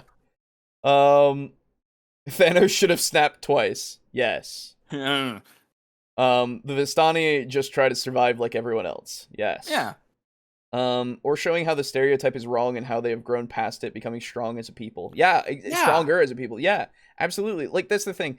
I don't know. It seems to be that we are focusing so much on the things and not trying to, like, empower them, I guess, in a way, you know? We're taking it, seeing it as nothing but negative instead of how interesting it could be to see it as a positive. Yeah, exactly. And painting it as a positive. There are surely people who will be like, actually, it wouldn't have been like this. They would have been fucking miserable. But sure, you don't have to depict it that way. Yeah, exactly. As long as you make it make sense, you can do a lot of things. Like, that's You're Hollywood. Please. You cherry pick shit all the time. Yes, just do something consistent. Just cherry pick the good shit and make it fun. I know. Make me want to be a gypsy. That's right. Anyway, I feel represented by red dragons. That's good, Lux. That's good. I would love to see a Cosmic Ghost Rider movie. Yes. It There's would a be... Cosmic Ghost Rider movie? Yeah. What? There's a Cosmic Ghost Rider, first off. Yes. Yo! Really? Yeah, there's so many characters have gone cosmic, dude. So does that mean, like, when you say that, you mean, like, he got the power cosmic? Yeah, I think so. What the fuck? He doesn't need that shit! No, he doesn't! He's already got Zarathos in him! He's fine! I know. Hold on. Cosmic Ghost Rider. Let me just give you a little rundown. How does he become cosmic? Let's see. Let me get this fandom.com. Okay. Yeah, in an alternate universe, Frank Castle, the Punisher, if you will, is a war veteran turned vigilante who became the Punisher after his family was brutally killed by the mob. His path eventually led him to fight Thanos, which resulted in him giving his soul in exchange for becoming the Spirit of Vengeance. Yep. In attempts to slay the Mad Titan, the Cosmic Ghost Rider became a Herald of Galactus, granting him the power cosmic. So Punisher becomes Ghost Rider and a fucking Silver Surfer, basically. Yeah. What the fuck? Yeah. I didn't know that. Yeah, my guy, Frankie boy. He does a lot of shit in the alternate universes. Yeah, holy fuck. He's a big old guy. He became Doctor Strange at one point, and he just went, "Hey Hulk, what's up? You're rampaging and trying to kill me? You're not Hulk anymore." What? You can't just do that? Oh yeah, he can. He's the Sorcerer Supreme. He made spectral fucking magic fucking Uzis, okay? Why do you need a magic gun if you're just magic? That's really dumb. Fucking one time, Frank Castle, the Punisher, was fucking killed and then was resurrected as the Franken Punisher, where he was Frankenstein but the Punisher. Fuck yeah, dude. I have that in I have a collection with those stories in it, because that is one of my favorite Punishers, where he's just a big Frankenstein monster, man. Can I see a picture of that? Yes, sir. Hold on. Let me see Franken Punisher. Franken Franken. Let's see. Yeah. If you do that and then like go into the images search, you can see a bunch of... Oh, well, that one's just got me fucking... What the fuck? Yeah. It is! Yeah, he's just Frankenstein, but Punisher. That is the Punisher. That's fucking... It's fucking silly as hell. I love him so much. There it is. Yeah. Here, wait, I'll put it in the tabletop so people can see it. Yeah. Yeah. That's him. Hold on. Hold on, everyone. That's fucking great. You all need to know. Yeah. You just do. Punisher is my favorite.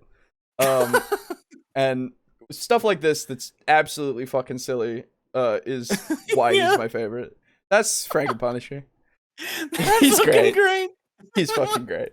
It makes no goddamn sense. So now, do you know what the Immortal Hulk is? I don't think so. Okay, like I've heard of it. Immortal Hulk.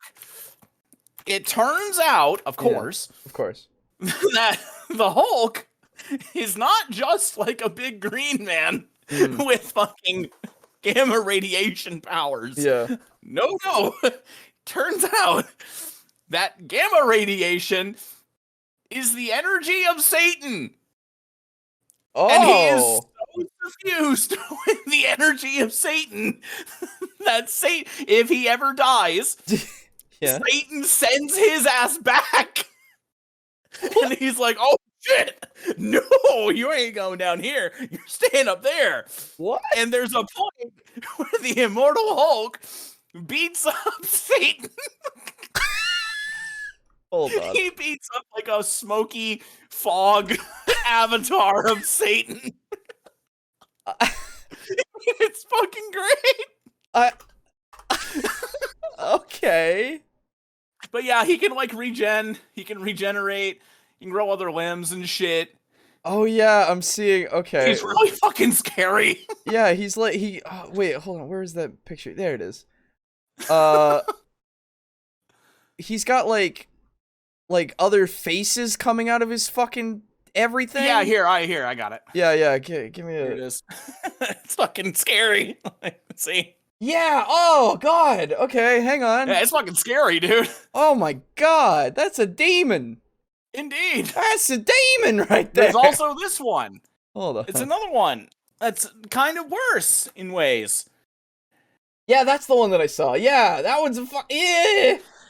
Yeah, that's the Immortal Hulk. He's the embodiment of Satan. He's the embodiment of Satan. Please. It's awesome, dude. That's so weird. I know. That's really so good, strange. Comic books are silly. I know. Man, back when they were silly and not shit. Yeah. Well, they were shit in a fun way. A lot of them were shit, yes, but in a fun way. In a fun way. And now they're just shit. Now they're just shit.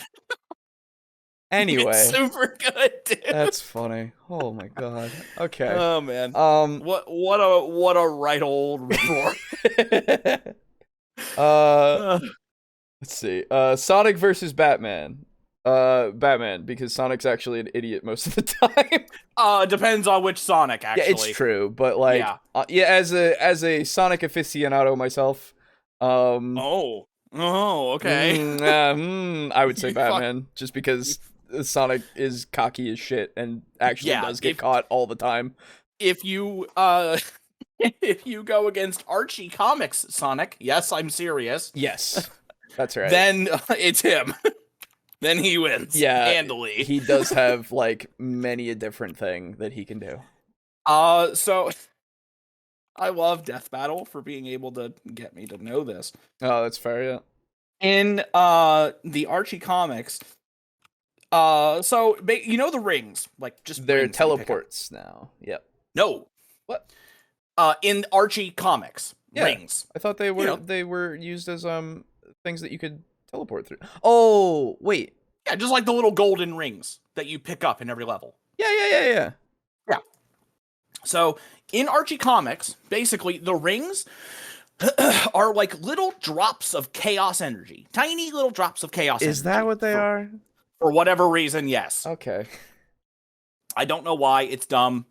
But again, hey, it's comics. I read a lot of Archie comics, but I don't remember reading that one. Okay.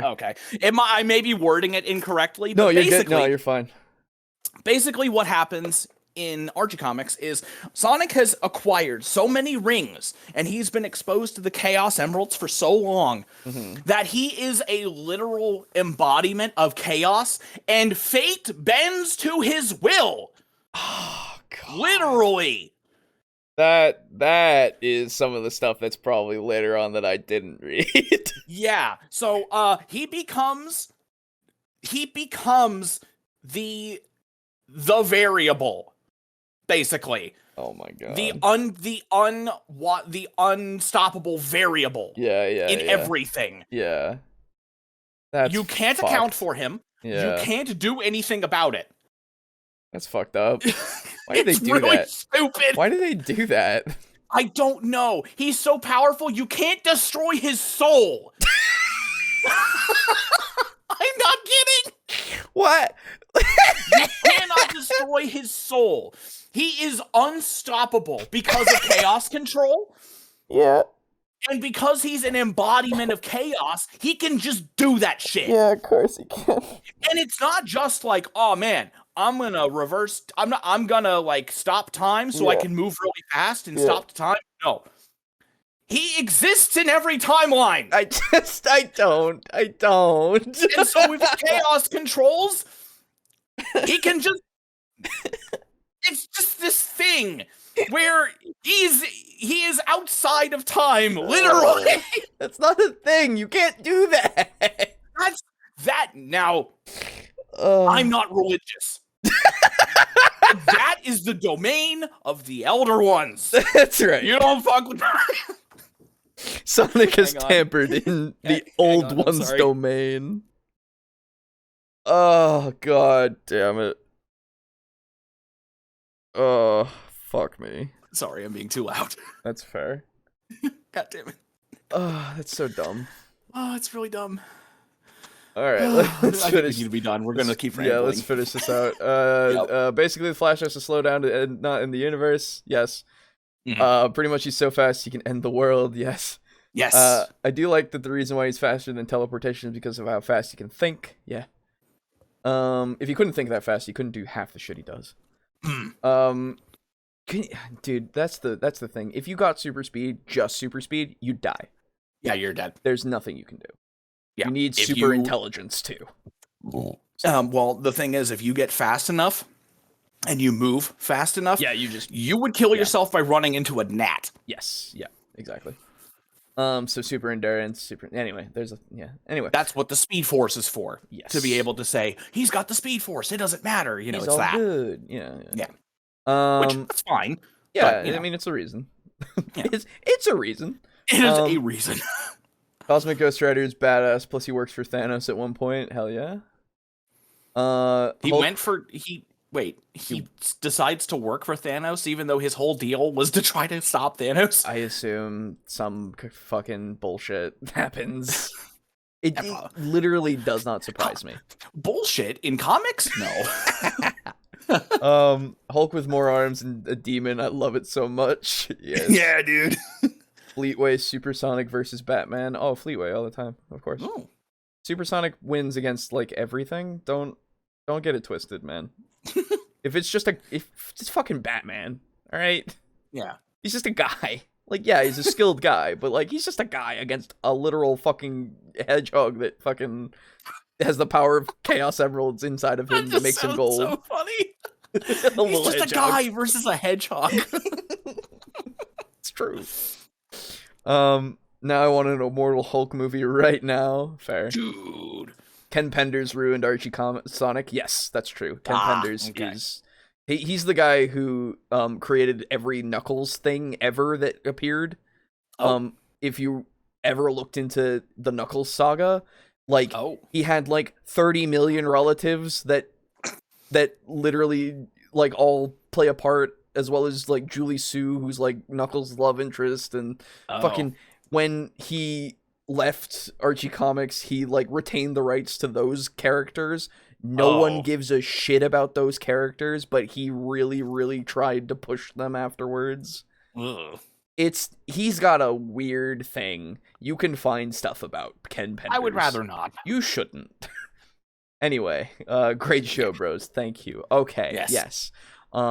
Thank you once again to our patrons. That is Draco Kraken, Mog Zero, Rick, aka Unit Rico, Slazer, Steely, Drake Cross, Chris, Frozen Spaghetti, Star Baron Lux, and our tier 1. Of course, appreciate you all, and appreciate all of you who stuck around for this incredibly off-topic little bit at the end. Yes, but it was fun. It was very fun. We'll do more maybe dedicated things to this kind of bullshit at some point, because it is fun to go into dumb comic shit and all that. Yes.